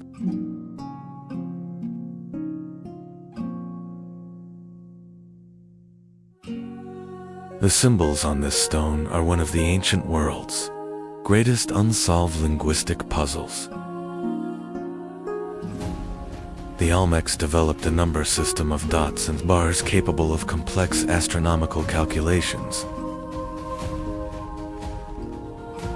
This mathematical genius allowed them to accurately measure cycles spanning thousands of years. Being one of the first civilizations to use zero as a digit shows the depth of their mathematical knowledge.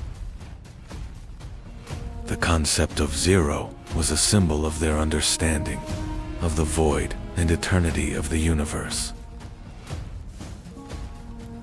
The Olmecs' adoption of this understanding shows that they were not only mathematicians, but also great philosophers who contemplated everything in the universe. By interlocking two different calendars, they perfectly controlled time from both religious and agricultural perspectives. This system is a massive legacy that would form the basis of the Mayan calendar thousands of years later. The Olmecs' greatest god was a half-human, half-jaguar, being representing power and the underworld. This figure symbolized the union of nature's wild power and human intelligence. mysterious baby-faced figures were sacred spirits, representing rain from the sky and the fertility of the earth. These statues were offerings for the continuation of the agricultural cycle that fed society.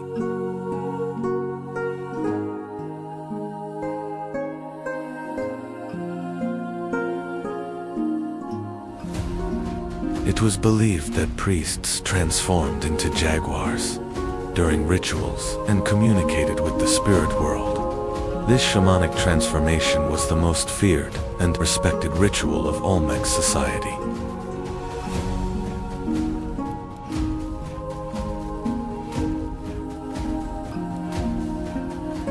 Sacrificial ceremonies to please the gods and maintain the balance of the universe began in the dark corners of Olmec temples.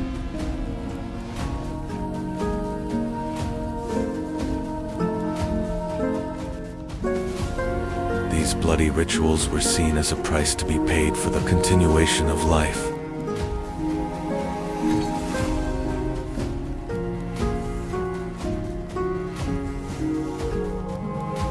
They consecrated caves as massive mouths opening to the realm of the dead and the dwellings of the gods. These dark passages were sacred spaces where the fine line between life and death met. The oldest traces of the Mayans' famous feathered serpent god Kukulkan are hidden in these old depictions of winged snakes. This motif represented the eternal connection between earth and sky and wisdom. They saw mountains as the true home of the gods and built massive altars to reach these peaks. Every mountain was a ladder stretching to the sky and a source of divine power. Around 400 BC, these massive cities began to be abandoned, suddenly and mysteriously. Although there is no certain evidence as to why the population dispersed, environmental disasters are the most likely possibility.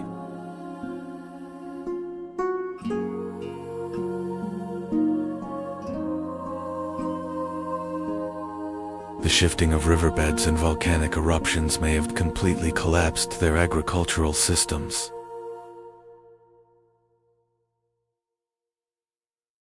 Nature, taking back the fertility it offered, also paved the way for the end of this great civilization.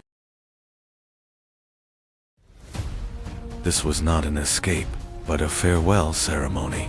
They entrusted those imposing, wise faces to the compassionate embrace of the earth, so that the spirits of their kings, even if their cities were destroyed, would live forever in the heart of the land.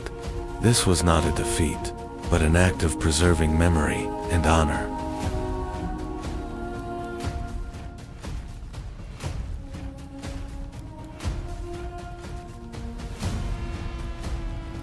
Although the Olmec civilization vanished, their language, beliefs, and calendar systems were inherited by the Mayans and Aztecs. Every great culture in Central America, from pyramid construction to the writing system, was born from this legacy they left behind. The foreign facial features on the colossal stone heads and underground cities discovered with LiDAR technology still make researchers think about mysterious connections. These statues may be proof that human history united much earlier than we thought. This is perhaps the most intriguing question. What if the Olmecs weren't silent witnesses to the history we know, but rather a missing link in a forgotten global network? What if those stony faces were the memories of visitors or ancestors from across the oceans?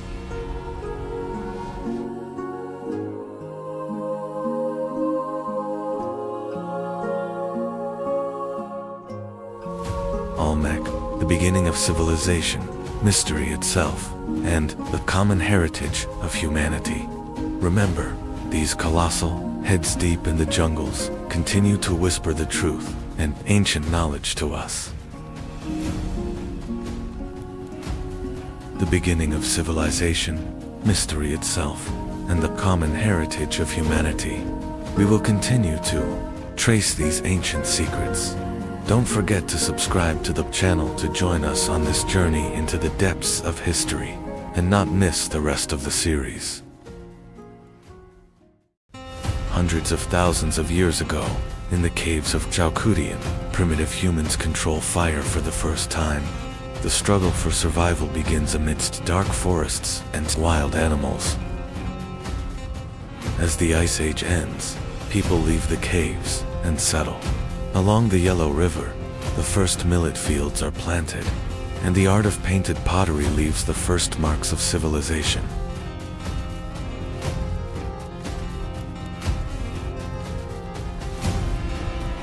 Around 2500 BC, society becomes complex.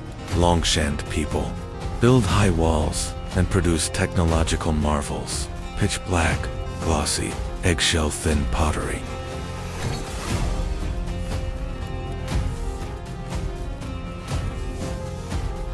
The legendary Yellow Emperor Huangdi gathers the scattered warrior tribes along the Yellow River under one roof, laying the political and cultural foundation of Chinese civilization. Empress Li Su, while sitting under a mulberry tree in her garden, unspools silk fibers from a cocoon that fell into her teacup, starting the silk weaving that would dominate the world for millennia.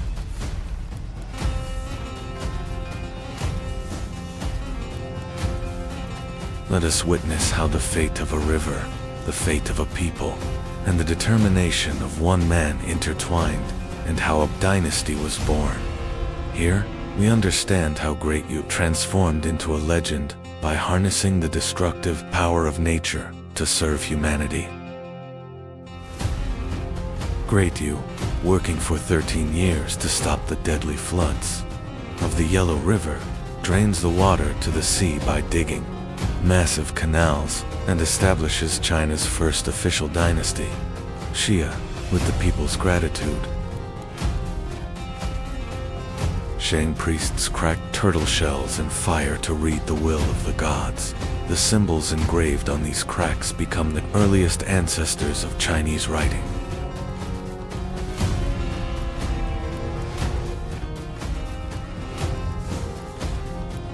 The last Shang king, Di Xin, falls in love with the legendarily beautiful but cruel Daji, indulging in luxury in palaces with lakes of wine while his people starve. The virtuous Zhou leader Wu unites the tribes and defeats the Shang army at the Battle of Mai. King Di Xin sets himself on fire with his treasures, ending the dynasty.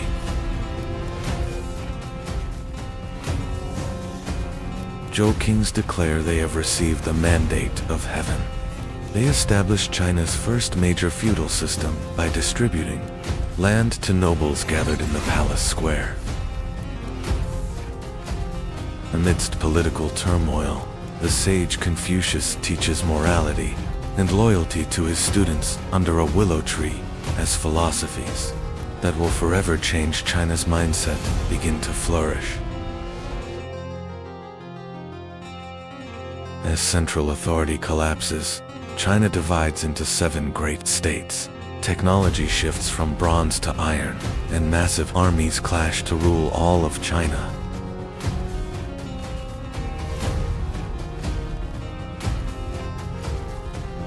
Ending the warring states period, Qin Shi Huang declares himself the first emperor.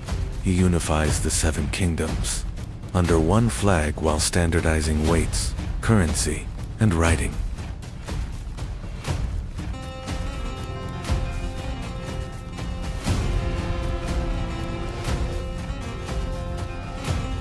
To stop nomadic raids from the north, the emperor connects previously built walls into a massive defense line. Thousands of workers raise the world's largest structure on mountain peaks.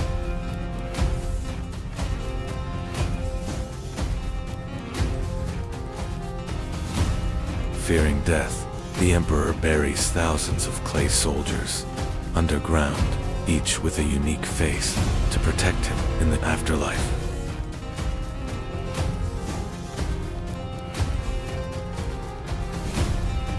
The Silk Road carried not only silk and horses, but also the arts and riches it encompassed as China encountered the world.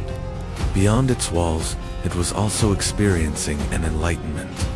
Within itself, the stability of the Han Dynasty paved the way for some of history's most brilliant inventions and cultural achievements. Now, it is witnessing an invention that will change the very end, and a history that will never allow the past to be lost. CSI Lan, an official in the Han court, produces the first real paper by mixing tree bark and old rags. This invention changes the world by allowing knowledge to move from bamboo sticks to light pages.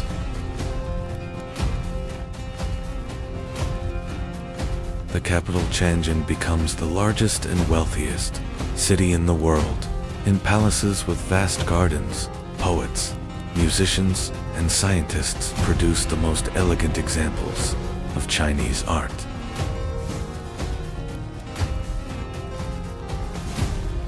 A massive fleet on the Yangtze River is engulfed in flames as the strategic genius Zhuge Liang turns the wind. Unified, smaller armies engulf the tyrant Cao's massive force in fire.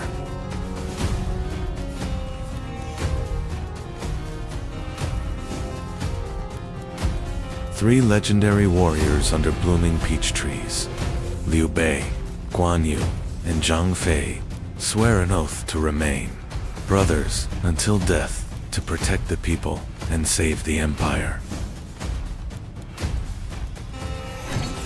The wise Zhuge Liang sits on the city walls with a feather fan.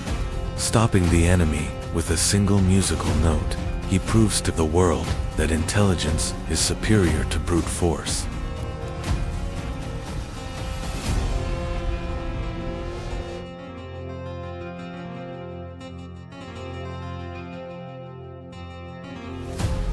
The Tang capital Chang'an becomes the world's largest city with a population of 1 million.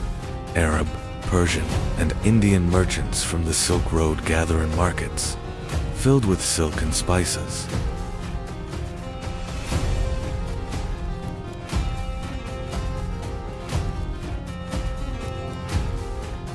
Wu Zixin, the first and only woman to sit on the throne in Chinese history, rules the empire with her intelligence and iron fist.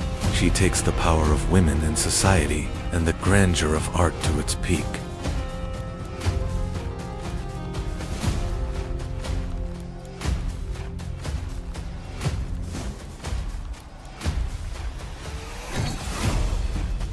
Wise poets Li Bai and Du Fu write their poems by the river, under the moonlight, as Chinese literature and painting produce the most elegant examples that will not be forgotten for millennia.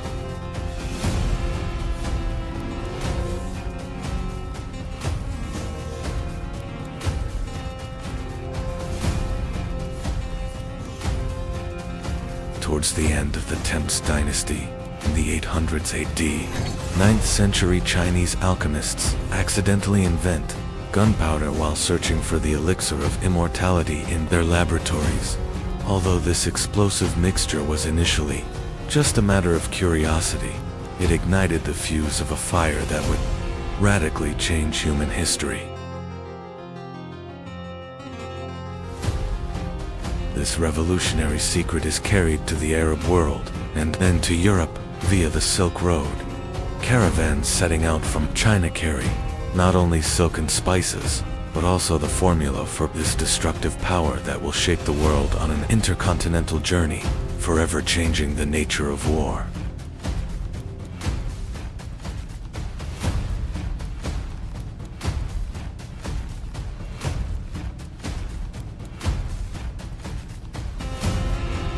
This technology reaches its peak during the Song dynasty. Gunpowder arrows and the first cannons begin to roar on the battlefields. Chinese civilization now guides the world, not only with its philosophy, but also with its engineering.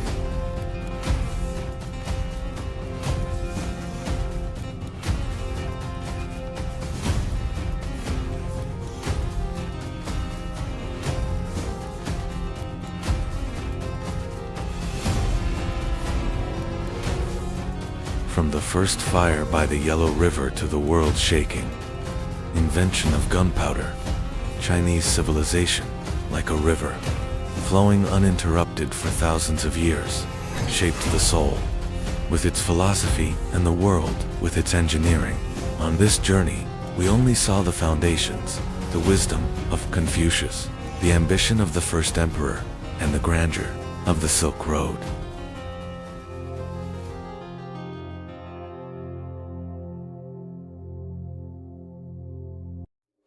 By the mid-13th century,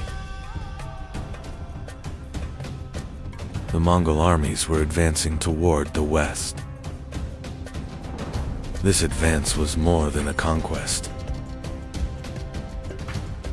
It was the beginning of a new empire. In 1256, Hulagu Khan launched a massive campaign toward the west.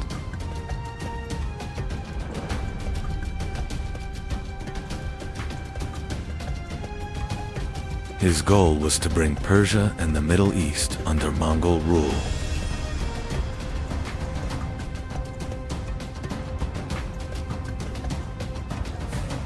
One of the first major targets was the fortress of Alamet. The Mongols laid siege to the fortress high in the mountains. The fortress of Alamet could not hold for long.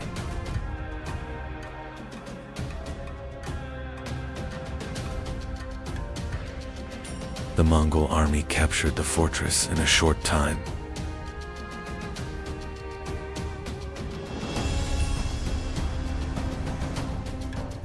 The fortress, once thought unreachable, had fallen.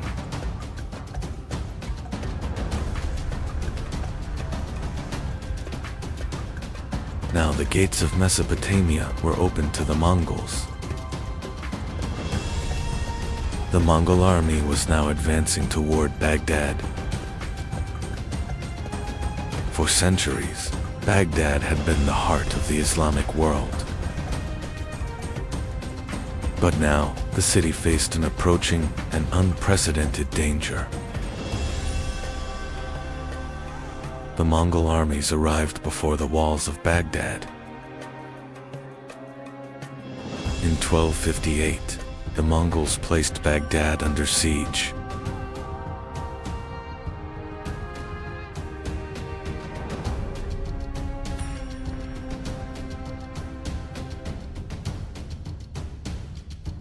The siege quickly began to overwhelm the city's defenses.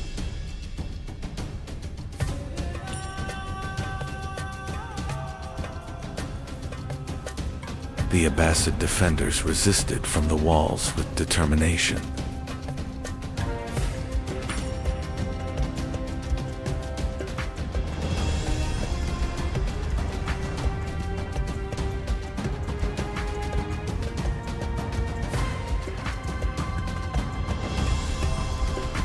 But the city would not be able to hold much longer.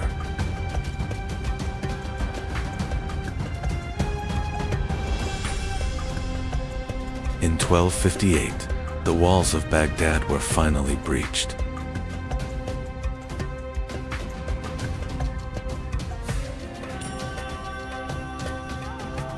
The Mongol army entered the city.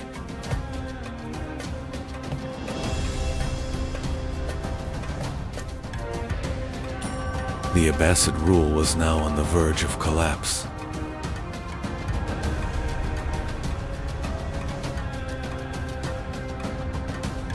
With the fall of Baghdad, the Abbasid Caliphate came to an end.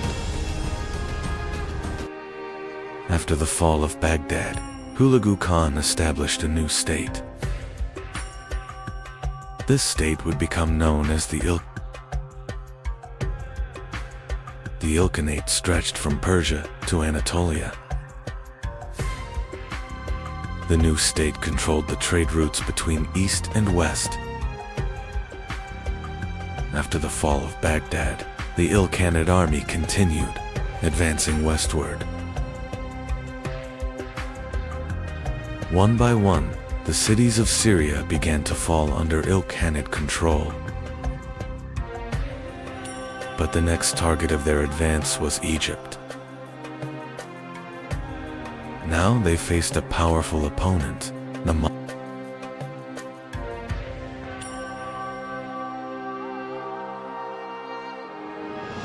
1260, two great armies met at Ain Jalut.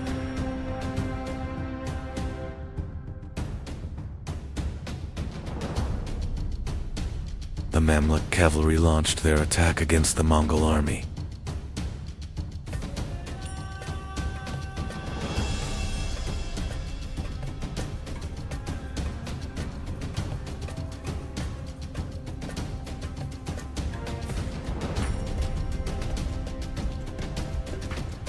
The battle quickly turned into a fierce confrontation.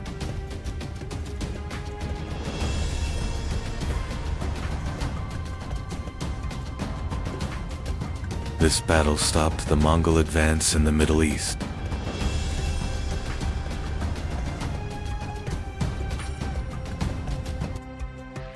After Ain Jalut, the Ilkhanate began adapting to the lands they ruled. Persian administrators began to play an important role in government. Islamic scholars became increasingly influential around the court. The Mongols were no longer only conquerors, they had become rulers of an empire. In 1295, Ghazan Khan made a decisive choice. By accepting Islam, he changed the direction of the state. This decision transformed the identity of the Ilkhanate. The Ilkhanate had now become a powerful Islamic state. During the Ilkhanate period, the Silk Road began to revive once again. Trade between East and West became secure once again.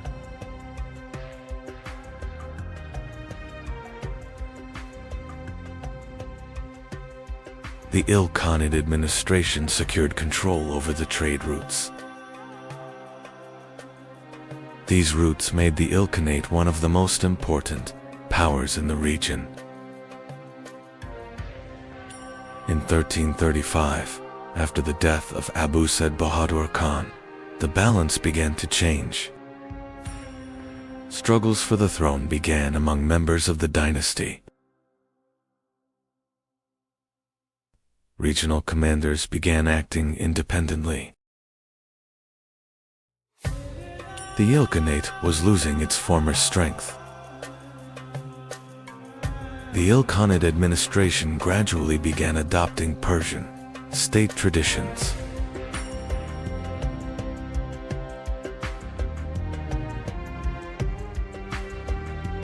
The Karakoyunlu Turkmen began rising across Persia and eastern Anatolia. The Aq Koyunlu soon became one of the major powers of the region.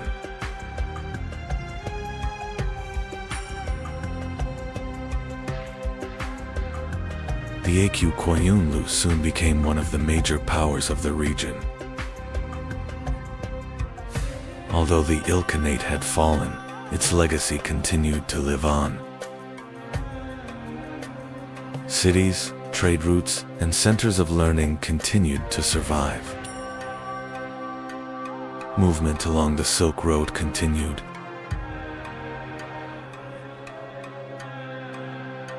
But a new balance of power was emerging across the region.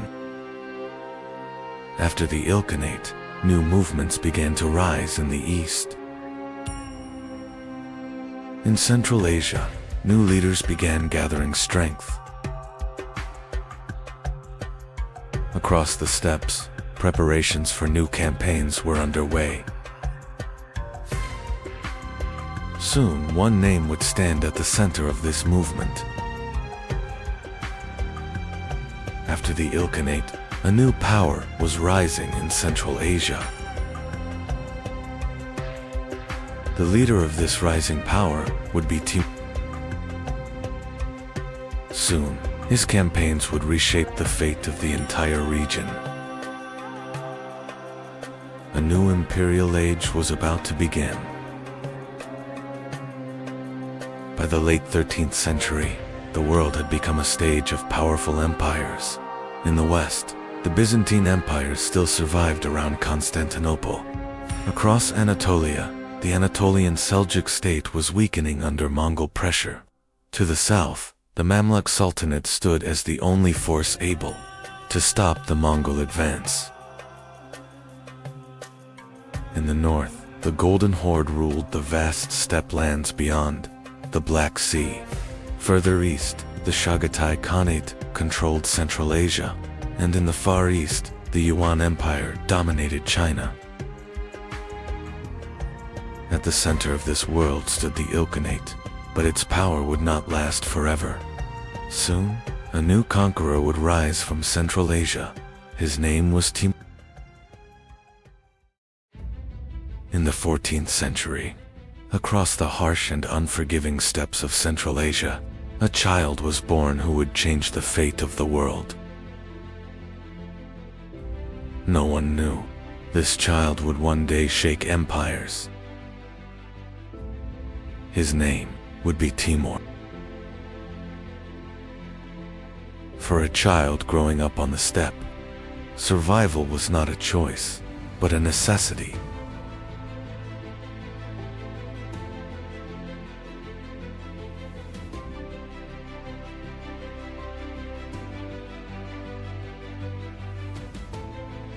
War was a natural part of the world he was born into. But Timur was learning more than just how to fight. And within him was the desire to become more than a simple warrior. Over time, Timur was becoming more than just a warrior.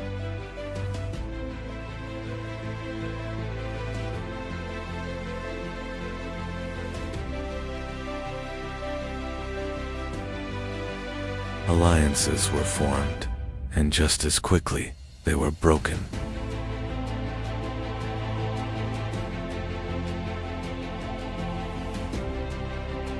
Power was no longer won by courage alone, but by strategy.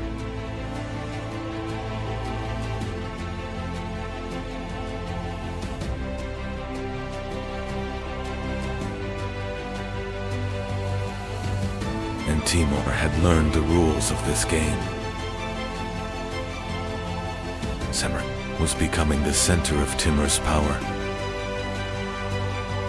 One by one, the tribes began to gather around him. And in time, Timur declared his own destiny. He was no longer just a leader, but the ruler of a rising empire. The goal was no longer survival, but conquest. Cities were besieged, and those who resisted paid a heavy price.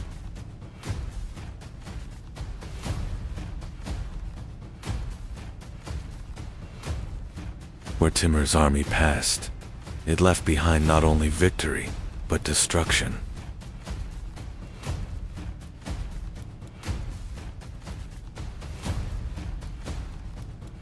And Timur knew that fear was the most powerful weapon of all. Two powers once allied were now standing against each other.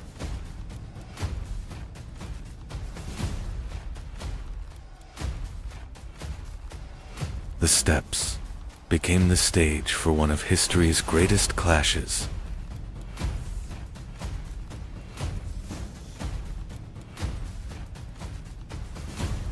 Defeat was not just the end of a battle, but the fall of a power.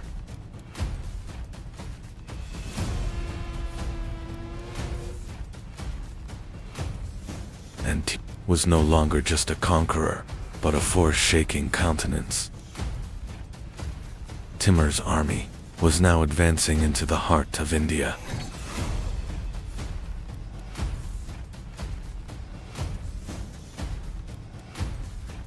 Before him stood a force unlike anything he had faced.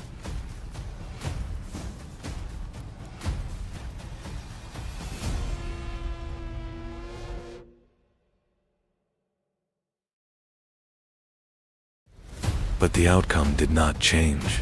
The city fell.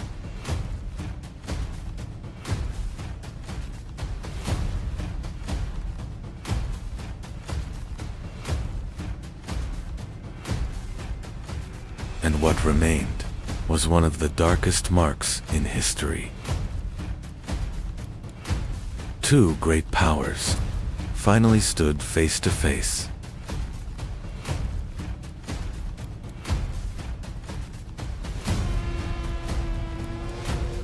The plains of Ankara became the stage for one of history's most critical battles.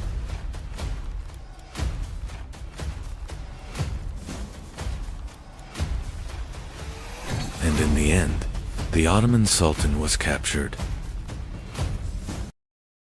Samarkand was now one of the most magnificent cities in the world. Timur had become not only a destroyer, but a builder. Minds gathered from conquered lands turned this city into a center of knowledge. And the empire was larger than ever before. Timur's empire was growing larger with every passing year. Conquered lands were merging into a vast and unstoppable power. The roads were now under his control. Trade, power, and wealth flowed within his borders.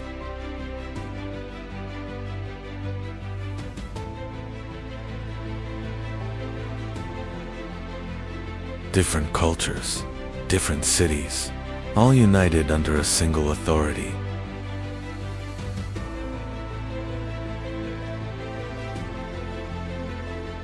And Timur had no intention of stopping. For him, a border was simply the next target. Timur's victories were not won only on the battlefield. He was conquering the minds of his enemies. His name was enough to spread fear before he even arrived. Many cities chose to surrender without a fight.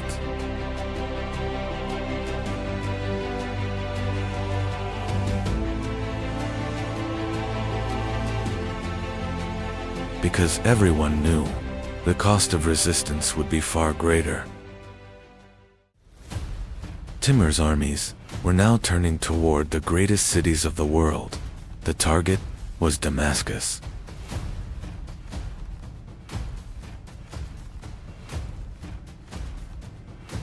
Strong walls were not enough to stop his advance.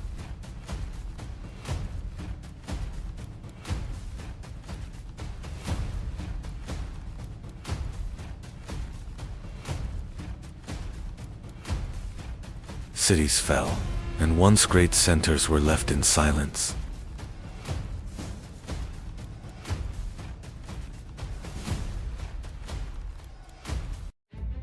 And Timur was no longer just a conqueror, but a force that reshaped history.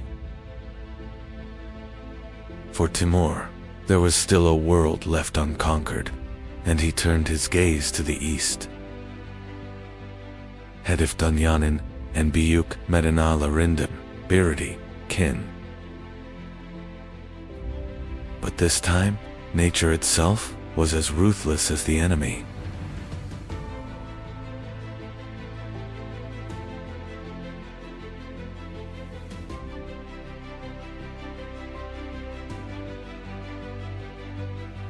And Timur was marching toward the greatest campaign of his life.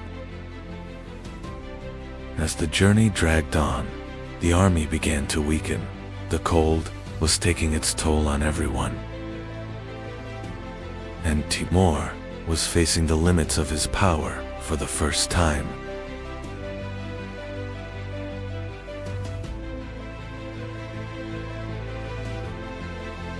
Whispers spread through the camp. The generals were uneasy. Something was changing. And in the end, even the greatest conqueror could not defy time. In 1405, the steppe fell into silence. Timur's campaign ended here. He was gone, but the power he built still remained.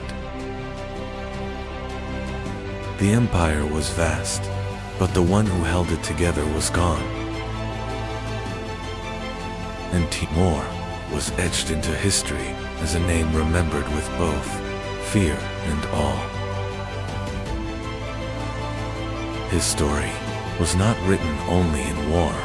Historians recorded his name across countless pages. After destruction, a legacy emerged. Cities were reshaped. Timur's legacy was remembered through both destruction and creation.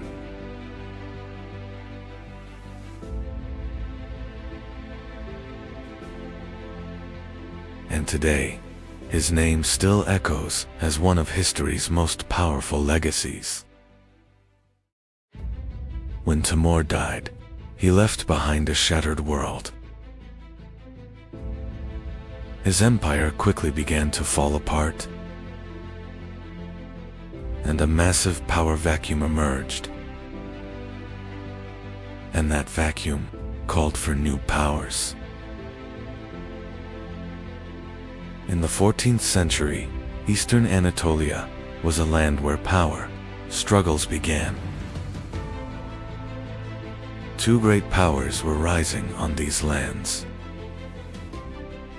the Karakohunlu and the Akukohunlu.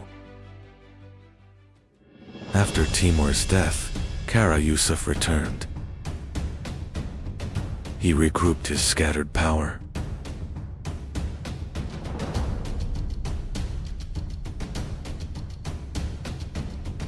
And he captured Tabriz.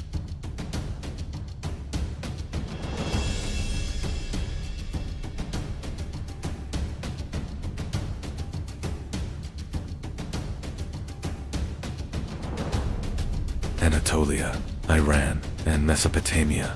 Their destinies were intertwined.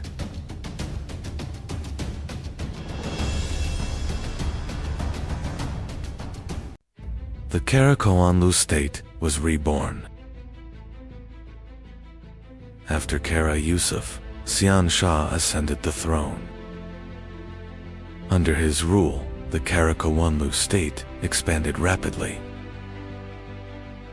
Many key cities, including Baghdad, were captured. During his reign, the Karakohunlu experienced their golden age. Sihan Shah was more than just a ruler. He was also a poet. He wrote under the name Hakiki. In his world, sword and pen existed together. In the east, a new power was rising. The Akukohunlu were emerging. Their foundations were laid by Kara Uluk Osman. But their true power had yet to come. A new leader entered the stage. That leader was Uzenhazen. He watched his rival patiently, and he waited for the right moment. In 1467, two great powers faced each other.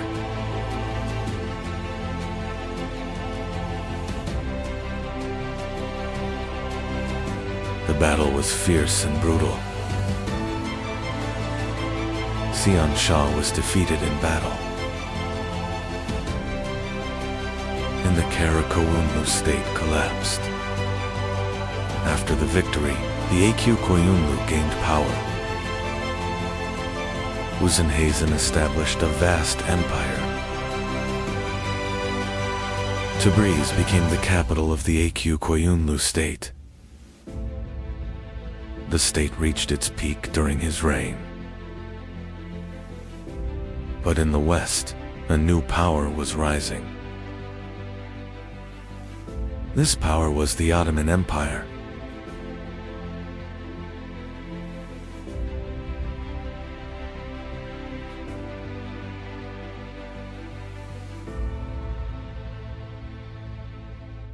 Uzenhazen closely watched this rise.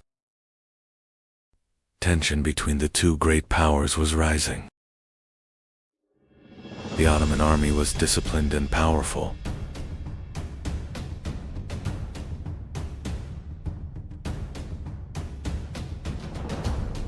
The Aq Koyunlu army was preparing for battle.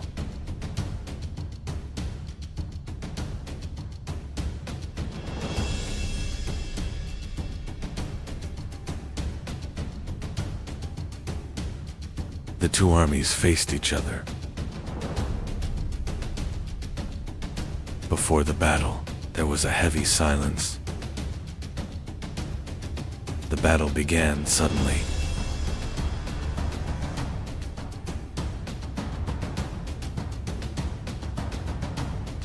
The clash quickly turned into chaos.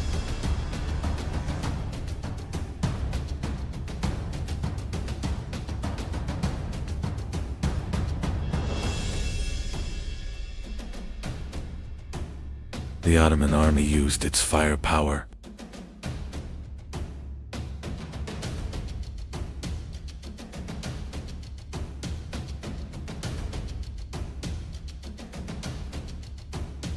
The Aq Koyunlu army was pushed under pressure.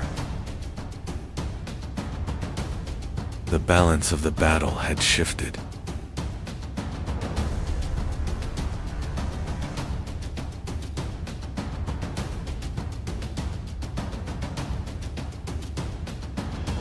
The Aq Koyunlu forces began to retreat. The battlefield turned into a scene of devastation, with hundreds fallen and order completely shattered. This defeat permanently ended the military dominance of the Aq Koyunlu state.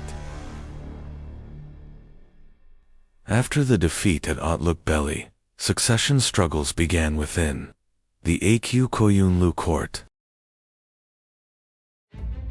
Power struggles among members of the dynasty intensified.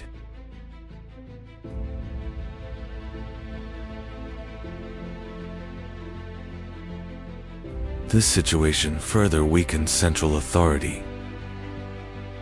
The state was now shaken more by internal conflict than by external enemies. As the Aq Koyunlu weakened, a new power was emerging in the east.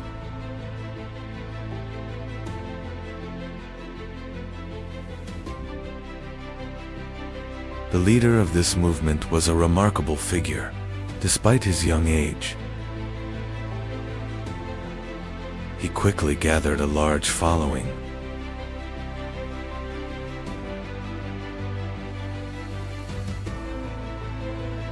This rise marked the beginning of a shift in the regional balance of power.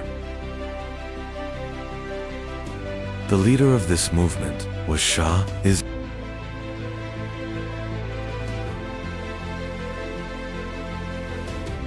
He quickly formed a disciplined force.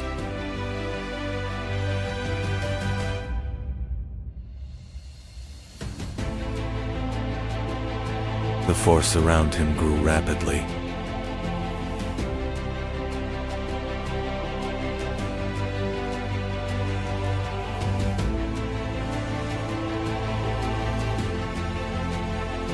This force moved directly against Aq Koyunlu dominance.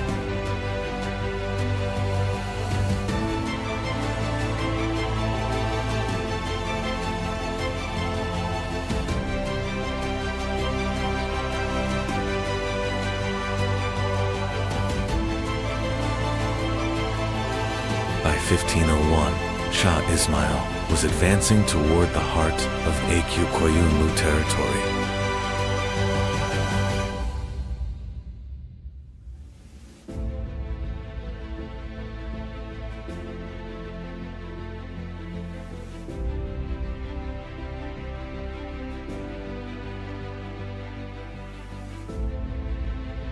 Tabriz was aware of the approaching threat.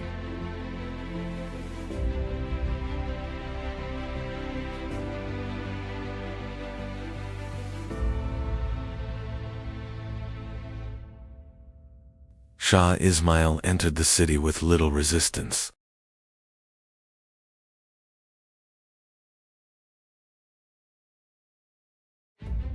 With the capture of Tabriz, Koyunlu rule came to an end.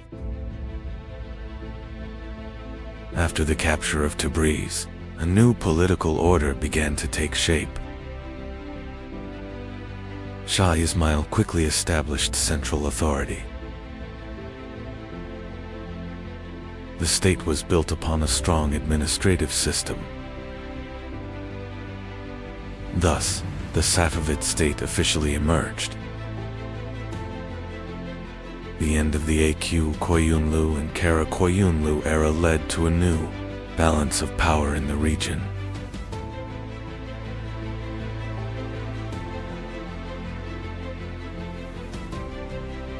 These two nomadic origin structures gave way to a more centralized and lasting state.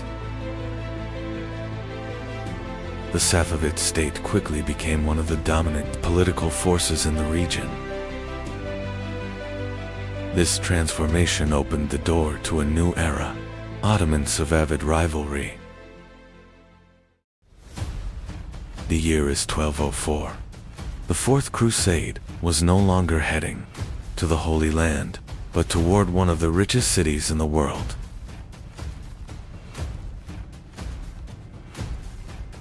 The target was no longer Jerusalem, but Constantinople. The Christian world was turning against itself.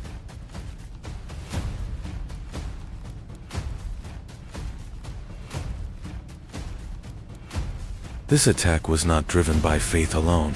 It was a calculated move for trade, power, and control of sea routes. And at the center of this plan stood a rising maritime power, Venice.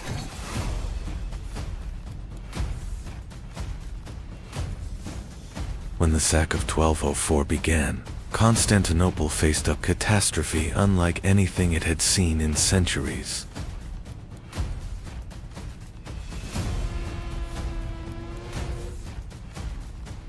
Churches were looted, sacred relics were stolen, and the wealth of Byzantium was loaded onto ships.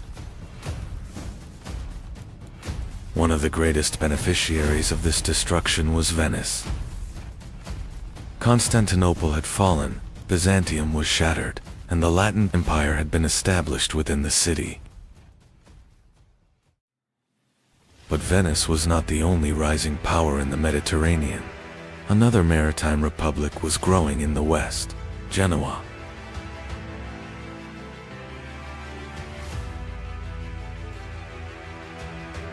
Through trade networks and powerful banking families, the Genoese accumulated enormous wealth.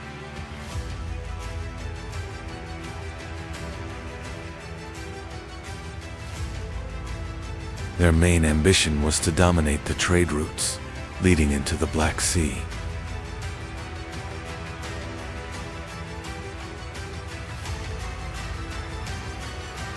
And soon, a rivalry that would last for centuries began between Venice and Genoa. By the 13th century, Mediterranean trade had become one of Europe's greatest sources of wealth. Spices, silk, grain, and precious goods. Every product arriving from the East generated immense profit.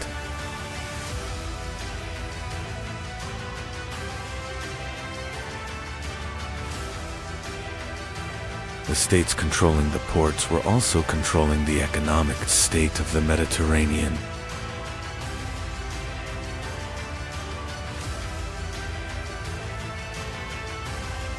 That is why the rivalry between Venice and Genoa became far more than a simple struggle for trade. In 1261, Byzantium made a crucial agreement with Genoa to end Latin domination over Constantinople. Emperor Michael VIII, Palaiologos, agreed to grant the Genoese major trading privileges. That same year, Constantinople was recaptured and the Byzantine Empire was restored.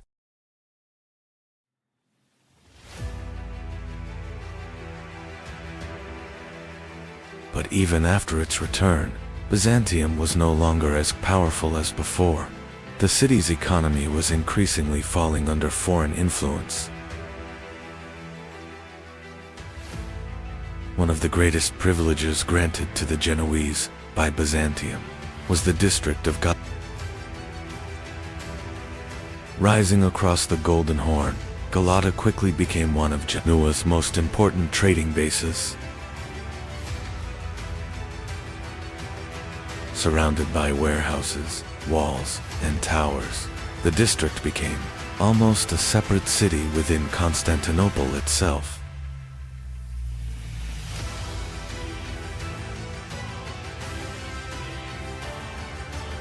The trade of the Byzantine capital was no longer fully under Byzantine control. Genoa's true power expanded even further through access to Black Sea trade. The port of Kaffa in Crimea became one of Genoa's most important trading centers.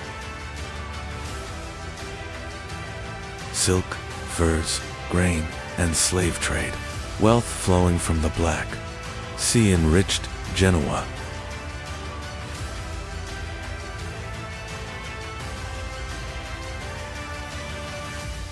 This expansion represented a major threat to Venice. By the late 13th century, the rivalry had begun turning into open warfare.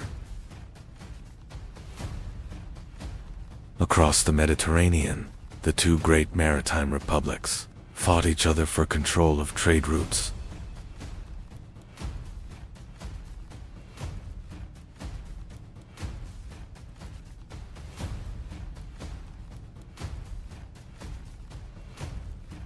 At the Battle of Curzola, in 1298, Venice suffered a devastating defeat.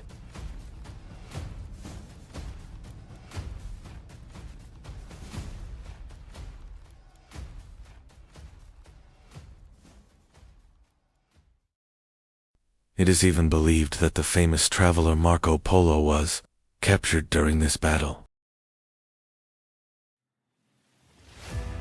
Despite the defeat at Curzola, Venice recovered rapidly. The Venetian arsenal was one of the most advanced shipbuilding centers of the medieval world.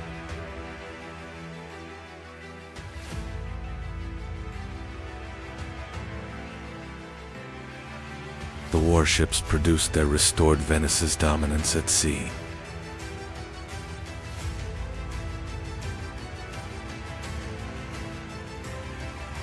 For Venice, maritime trade was not just about wealth, but survival itself.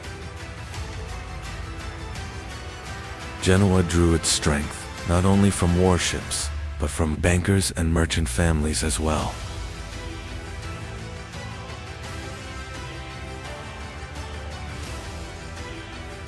The city's wealthy families built vast trade networks across the Mediterranean and accumulated enormous fortunes. Genoese ships transported valuable goods from the Black Sea into Europe.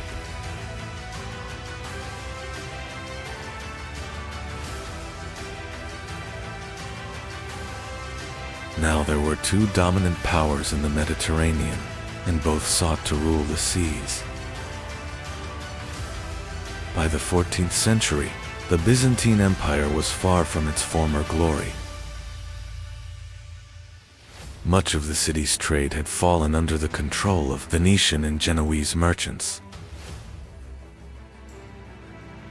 the Byzantine emperors struggled to maintain balance between the two maritime powers.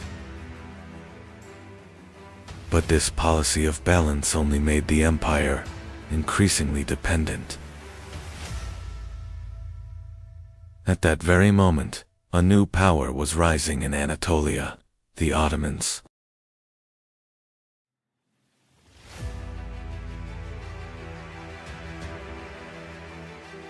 At first a small frontier principality, the Ottomans quickly gained strength along the Byzantine borders. Bursa, Nicaea, and other key cities gradually fell under Ottoman control. This rise represented a new threat to both Venice and Genoa. In 1354, the Ottomans established themselves in Gallipoli, gaining a permanent foothold in Europe.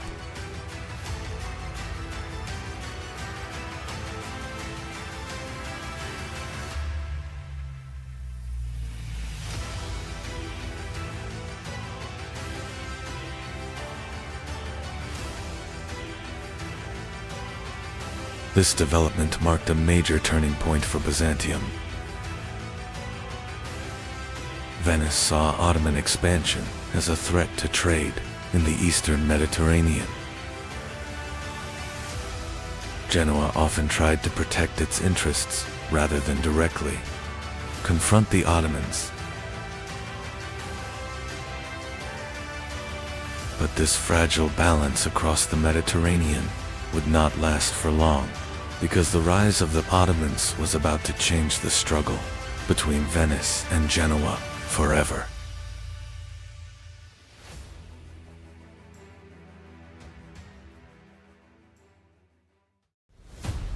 In 1378, one of the greatest wars between Venice and Genoa began, the War of Chioggia.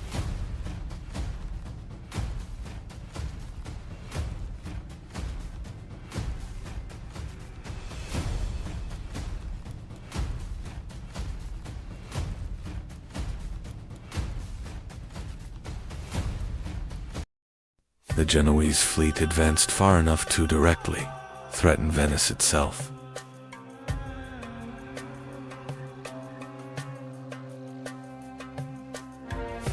But Venice refused to surrender and prepared for a final massive counterattack.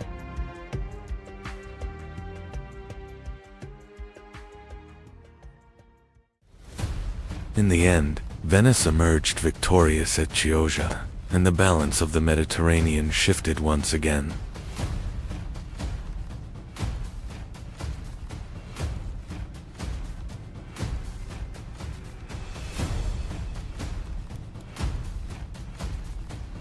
After the War of Chioggia, Genoa struggled to maintain its former power.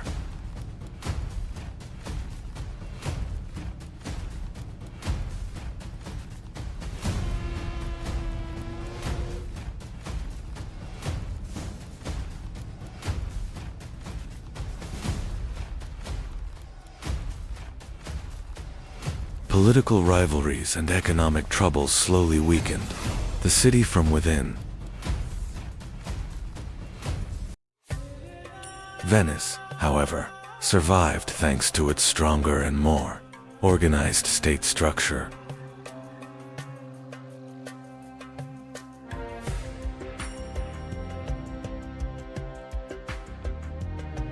But the true rising power in the Mediterranean was no longer Venice or Genoa. It was the Ottomans. By the late 14th century, the Ottomans were advancing rapidly through the Balkans.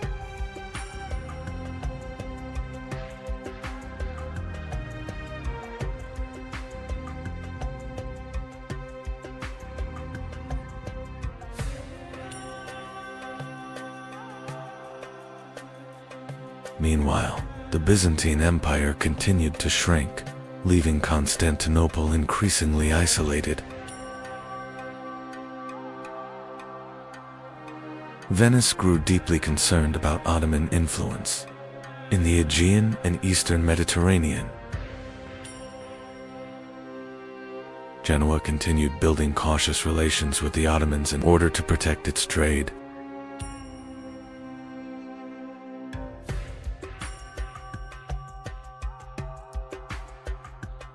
By the 15th century, Constantinople was far from its former glory.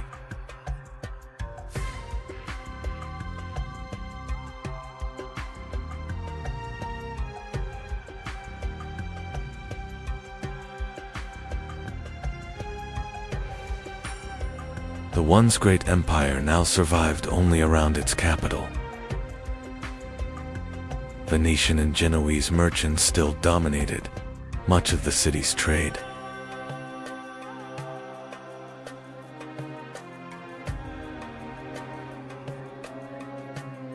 Meanwhile, the Ottoman state was growing stronger with every passing year.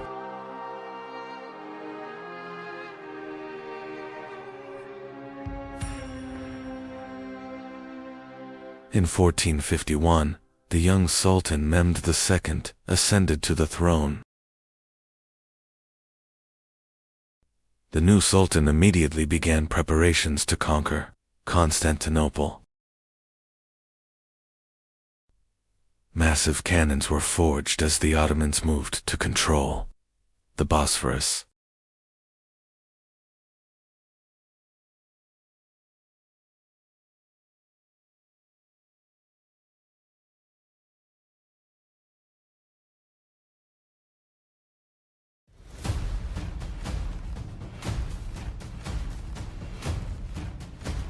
Constantinople knew that a great siege was approaching.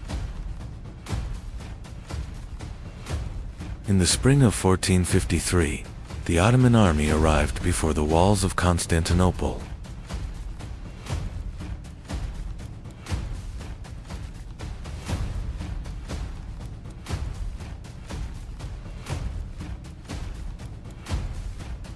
Inside the city, the defenders prepared for their final great resistance.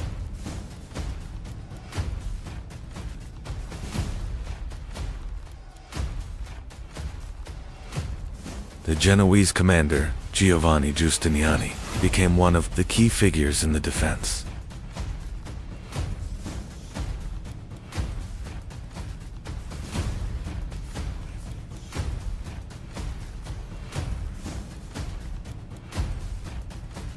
Venetian and Genoese fighters also joined the defense of the city.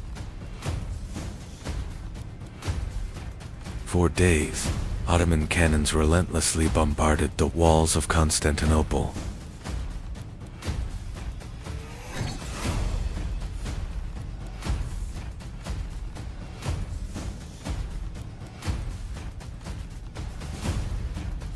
The defenders struggled through the nights to repair the shattered walls.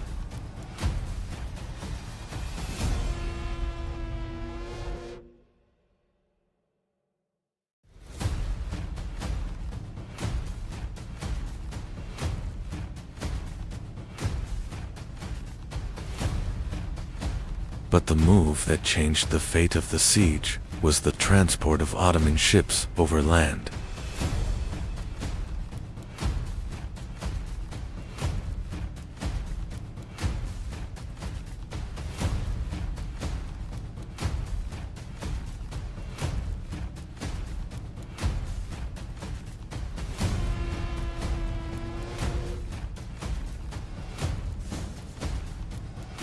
The arrival of the Ottoman fleet and the Golden Horn shocked the entire city. On the morning of May 29, 1453, the Ottoman army launched its final assault.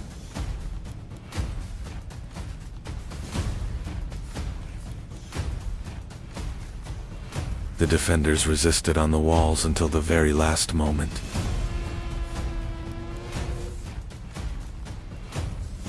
The severe wounding of Giovanni Giustiniani shook the balance of the defense.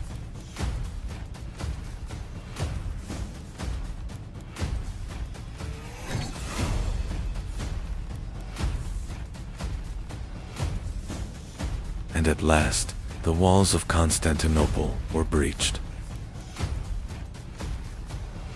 As Constantinople fell, Chaos spread throughout the city. The young Sultan Mehmed II had opened the gates to a new era. The Genoese colony of Galata had now fallen under Ottoman rule as well. 1453 marked not only the end of Byzantium, but the end of the old Mediterranean order itself. Constantinople was now the new capital of the Ottoman Empire. For Venice and Genoa, the balance of power in the Mediterranean had completely changed.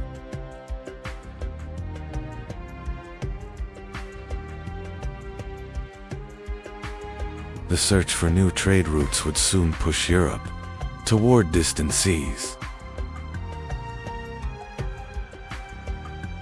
The centuries-long rivalry between Venice and Genoa had given way to a new age shaped by Ottoman power. The maritime republics that once dominated the Mediterranean were now losing their former power.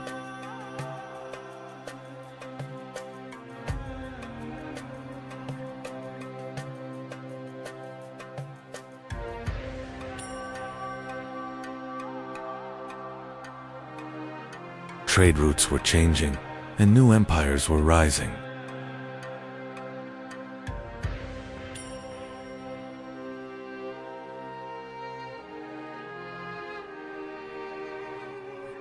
After 1453, the Mediterranean world would never be the same again. But when the city fell to the Ottomans in 1453, both Venice and Genoa saw the end of the old world. There was no longer Constantinople, but Istanbul. The Battle of Kosovo was over. But the price of victory had been heavy. A new ruler was now rising to the Ottoman throne. His name would be Bayezid the Thunderbolt. Victory at Kosovo had been secured. But the state now required a new decision. Bayezid wasted no time, because a new objective awaited in Anatolia. The Ottoman army moved swiftly, and a new era was beginning in Anatolia. Fortresses across Anatolia were joining the Ottomans one by one. City gates opened one after another. Bayezid advanced without stopping. That is why he would be called the Thunderbolt. The Anatolian beyliks were now feeling Ottoman power. Some submitted without resistance. Others agreed to join the Ottomans. Unity in Anatolia was rapidly being established. Yildirim's plan was grand. But there was still a powerful rival in Anatolia. The Karamanids stood against Ottoman expansion. Bayezid would not accept this resistance, and he moved toward the last great obstacle in Anatolia. Bayezid now marched toward the last great obstacle in Anatolia, the Karamanids. The Karamanids were the strongest force, still resisting Ottoman unity in Anatolia. With a swift campaign, Bayezid brought Karaman lands under Ottoman control.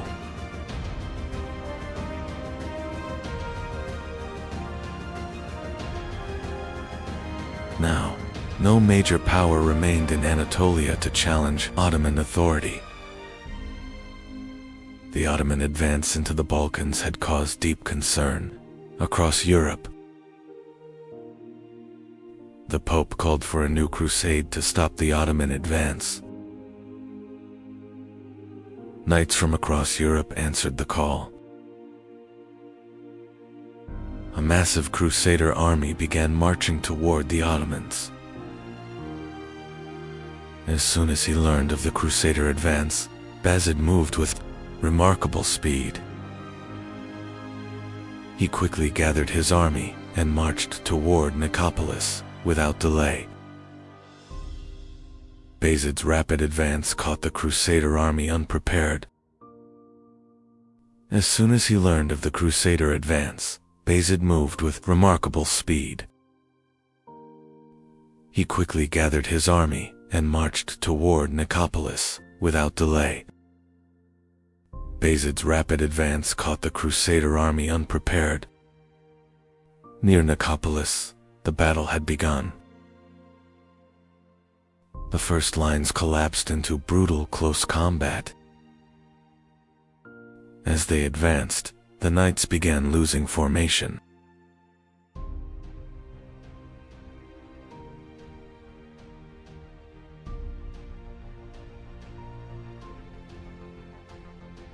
Ottoman forces closed in from every direction.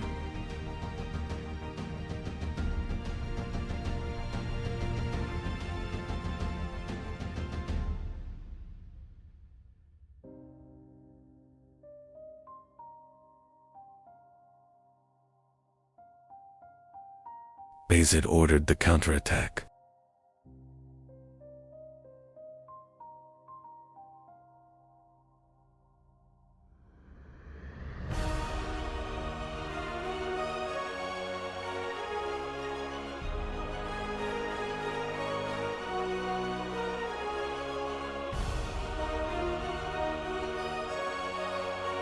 At Nicopolis, victory decisively belonged to the Ottomans. News of the defeat at Nicopolis quickly spread across Europe. In the courts of Europe, Ottoman power was now clearly felt. Bayezid's reputation spread across all of Europe. With the victory at Nicopolis, Ottoman dominance in the Balkans was firmly established. After the victory at Nicopolis, Bayezid turned his attention back to Anatolia. Ottoman authority over the Anatolian beyliks began to strengthen.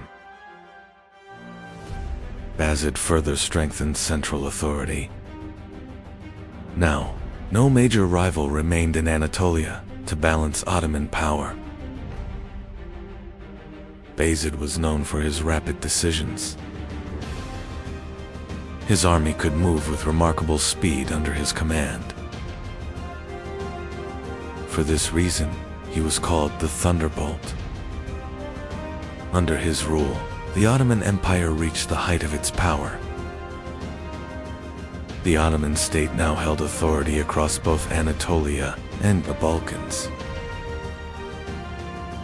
The Ottoman army could now operate on two major fronts at once. Strategic passes and frontier strongholds had fallen under for Ottoman control. The Ottoman state had now become a true imperial power. After the defeat at Nicopolis, Europe began reinforcing its frontier defenses. European states began preparing defensive plans against the Ottoman advance. The balance of power in the Balkans had now shifted in favor of the Ottomans. Under Bayezid's rule, the Ottoman state stood at the height of its power. But reports from the eastern frontier demanded attention. In the east, a powerful new army was on the move. At the head of this army stood Timur. And the Ottoman state was now facing a new trial. Timur's army was advancing rapidly from the east. This movement signaled the beginning of a great campaign. The threat was now approaching Anatolia. The coming confrontation would change the fate of the empire. Two great armies were now moving toward the same land. Bayezid accelerated his preparations for the coming confrontation. Timur's army was also advancing rapidly toward Anatolia. The great confrontation had become inevitable. Envoys began traveling between the two rulers. Bayezid was clarifying his decisions for the coming confrontation. Timur continued, preparing for the Anatolian campaign. War had now become inevitable. Timur's army began crossing into Anatolia. This advance created great movement across Anatolia. Timur directed his army deeper into Anatolia. The great confrontation was now very close. Some Anatolian beyliks began making contact with Timur. Some beyliks joined Timur's side. These developments created serious tension within the Ottoman army.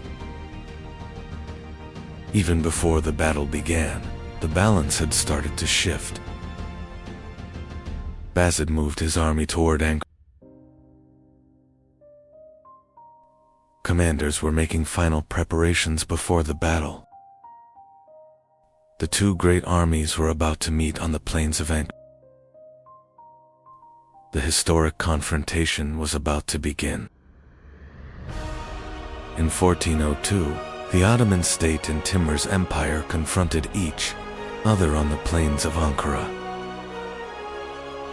During the battle, several Anatolian beyliks joined Timur's side.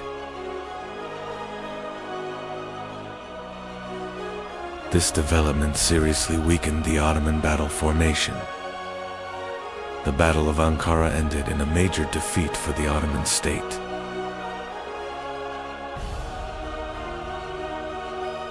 The defeat at Ankara would push the Ottoman state into one of the most dangerous crises in its history. To be continued. Ottoman Empire, Part 4. In the mountains of Europe, a small castle was rising in silence. No one knew. This castle would one day change the fate of Europe.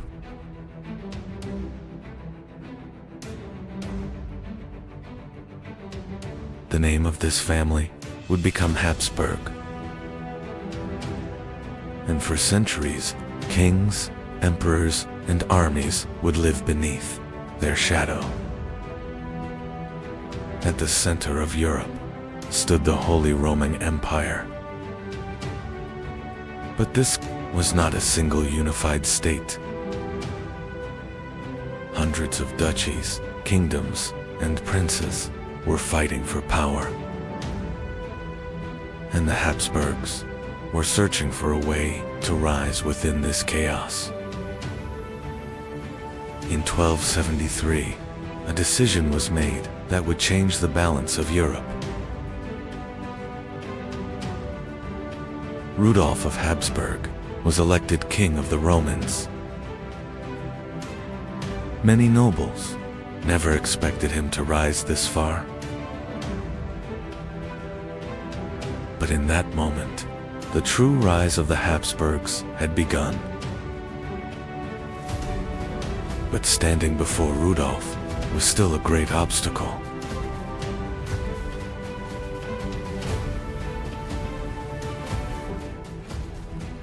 King Ottokar II of Bohemia was one of the most powerful rulers in Central Europe.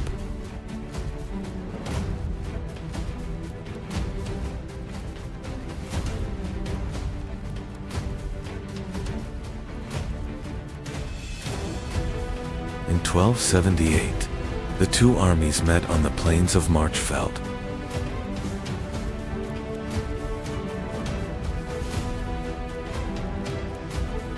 When the battle ended, Ottokar was dead, and the Habsburgs had gained Austria. With Ottokar's death, the balance of power in Central Europe began to change. Austria had now become the center of the Habsburg dynasty. The dynasty understood not only war, but also how to grow patiently. And soon, marriages would become more powerful than swords. The Habsburgs had chosen a different path. They wanted to grow without constant war. One marriage was followed by another, and the dynasty began spreading across Europe. While rival dynasties weakened through wars, the Habsburgs gained strength through alliances. And a new reality was emerging in Europe. The Habsburgs were becoming unstoppable. In the 15th century, a leader appeared who would change the fate of the Habsburgs. Maximilian's marriage to Mary of Burgundy changed the balance of power in Europe.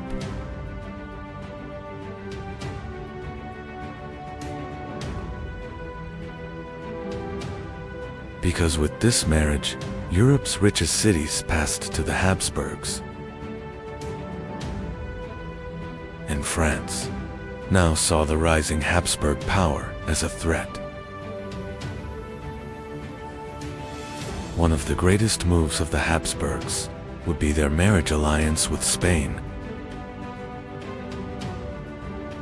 Because Joanna's family were the most powerful rulers of Spain.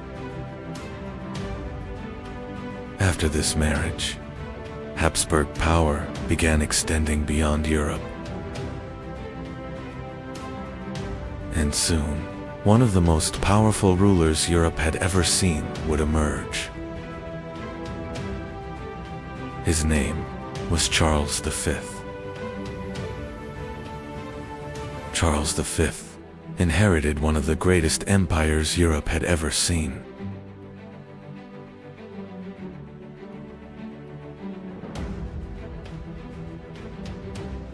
Gold and silver from the New World were filling the Habsburg inns. And across Europe, everyone was asking the same question: who could stop the Habsburgs? In 1517, an event occurred that would change Europe forever. Martin Luther was challenging the Catholic Church. Europe was now dividing in two, Catholics and Protestants. For Charles V, the struggle was no longer only about territory. At the same time, from the east, another superpower was rising. And at the head of this empire stood Suleiman the Magnificent. The Battle of Mohacs in Yiwu Harliu changed the fate of Central Europe.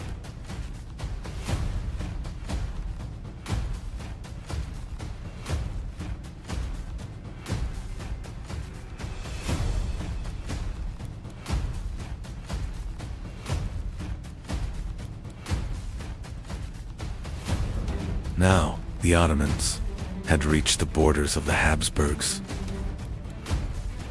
In 1529, the Ottoman army reached Vienna. Europe was terrified because Vienna could fall.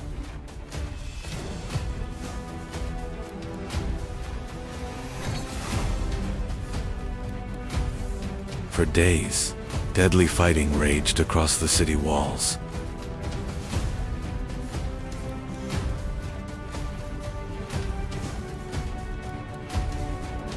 And in the end, the Ottoman army withdrew. But even after Vienna, the war did not end.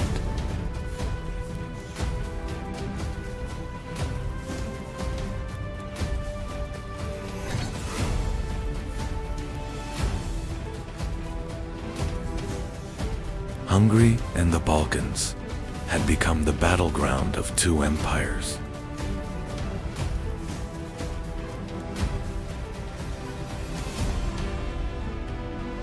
For years, both sides tried to wear each other down.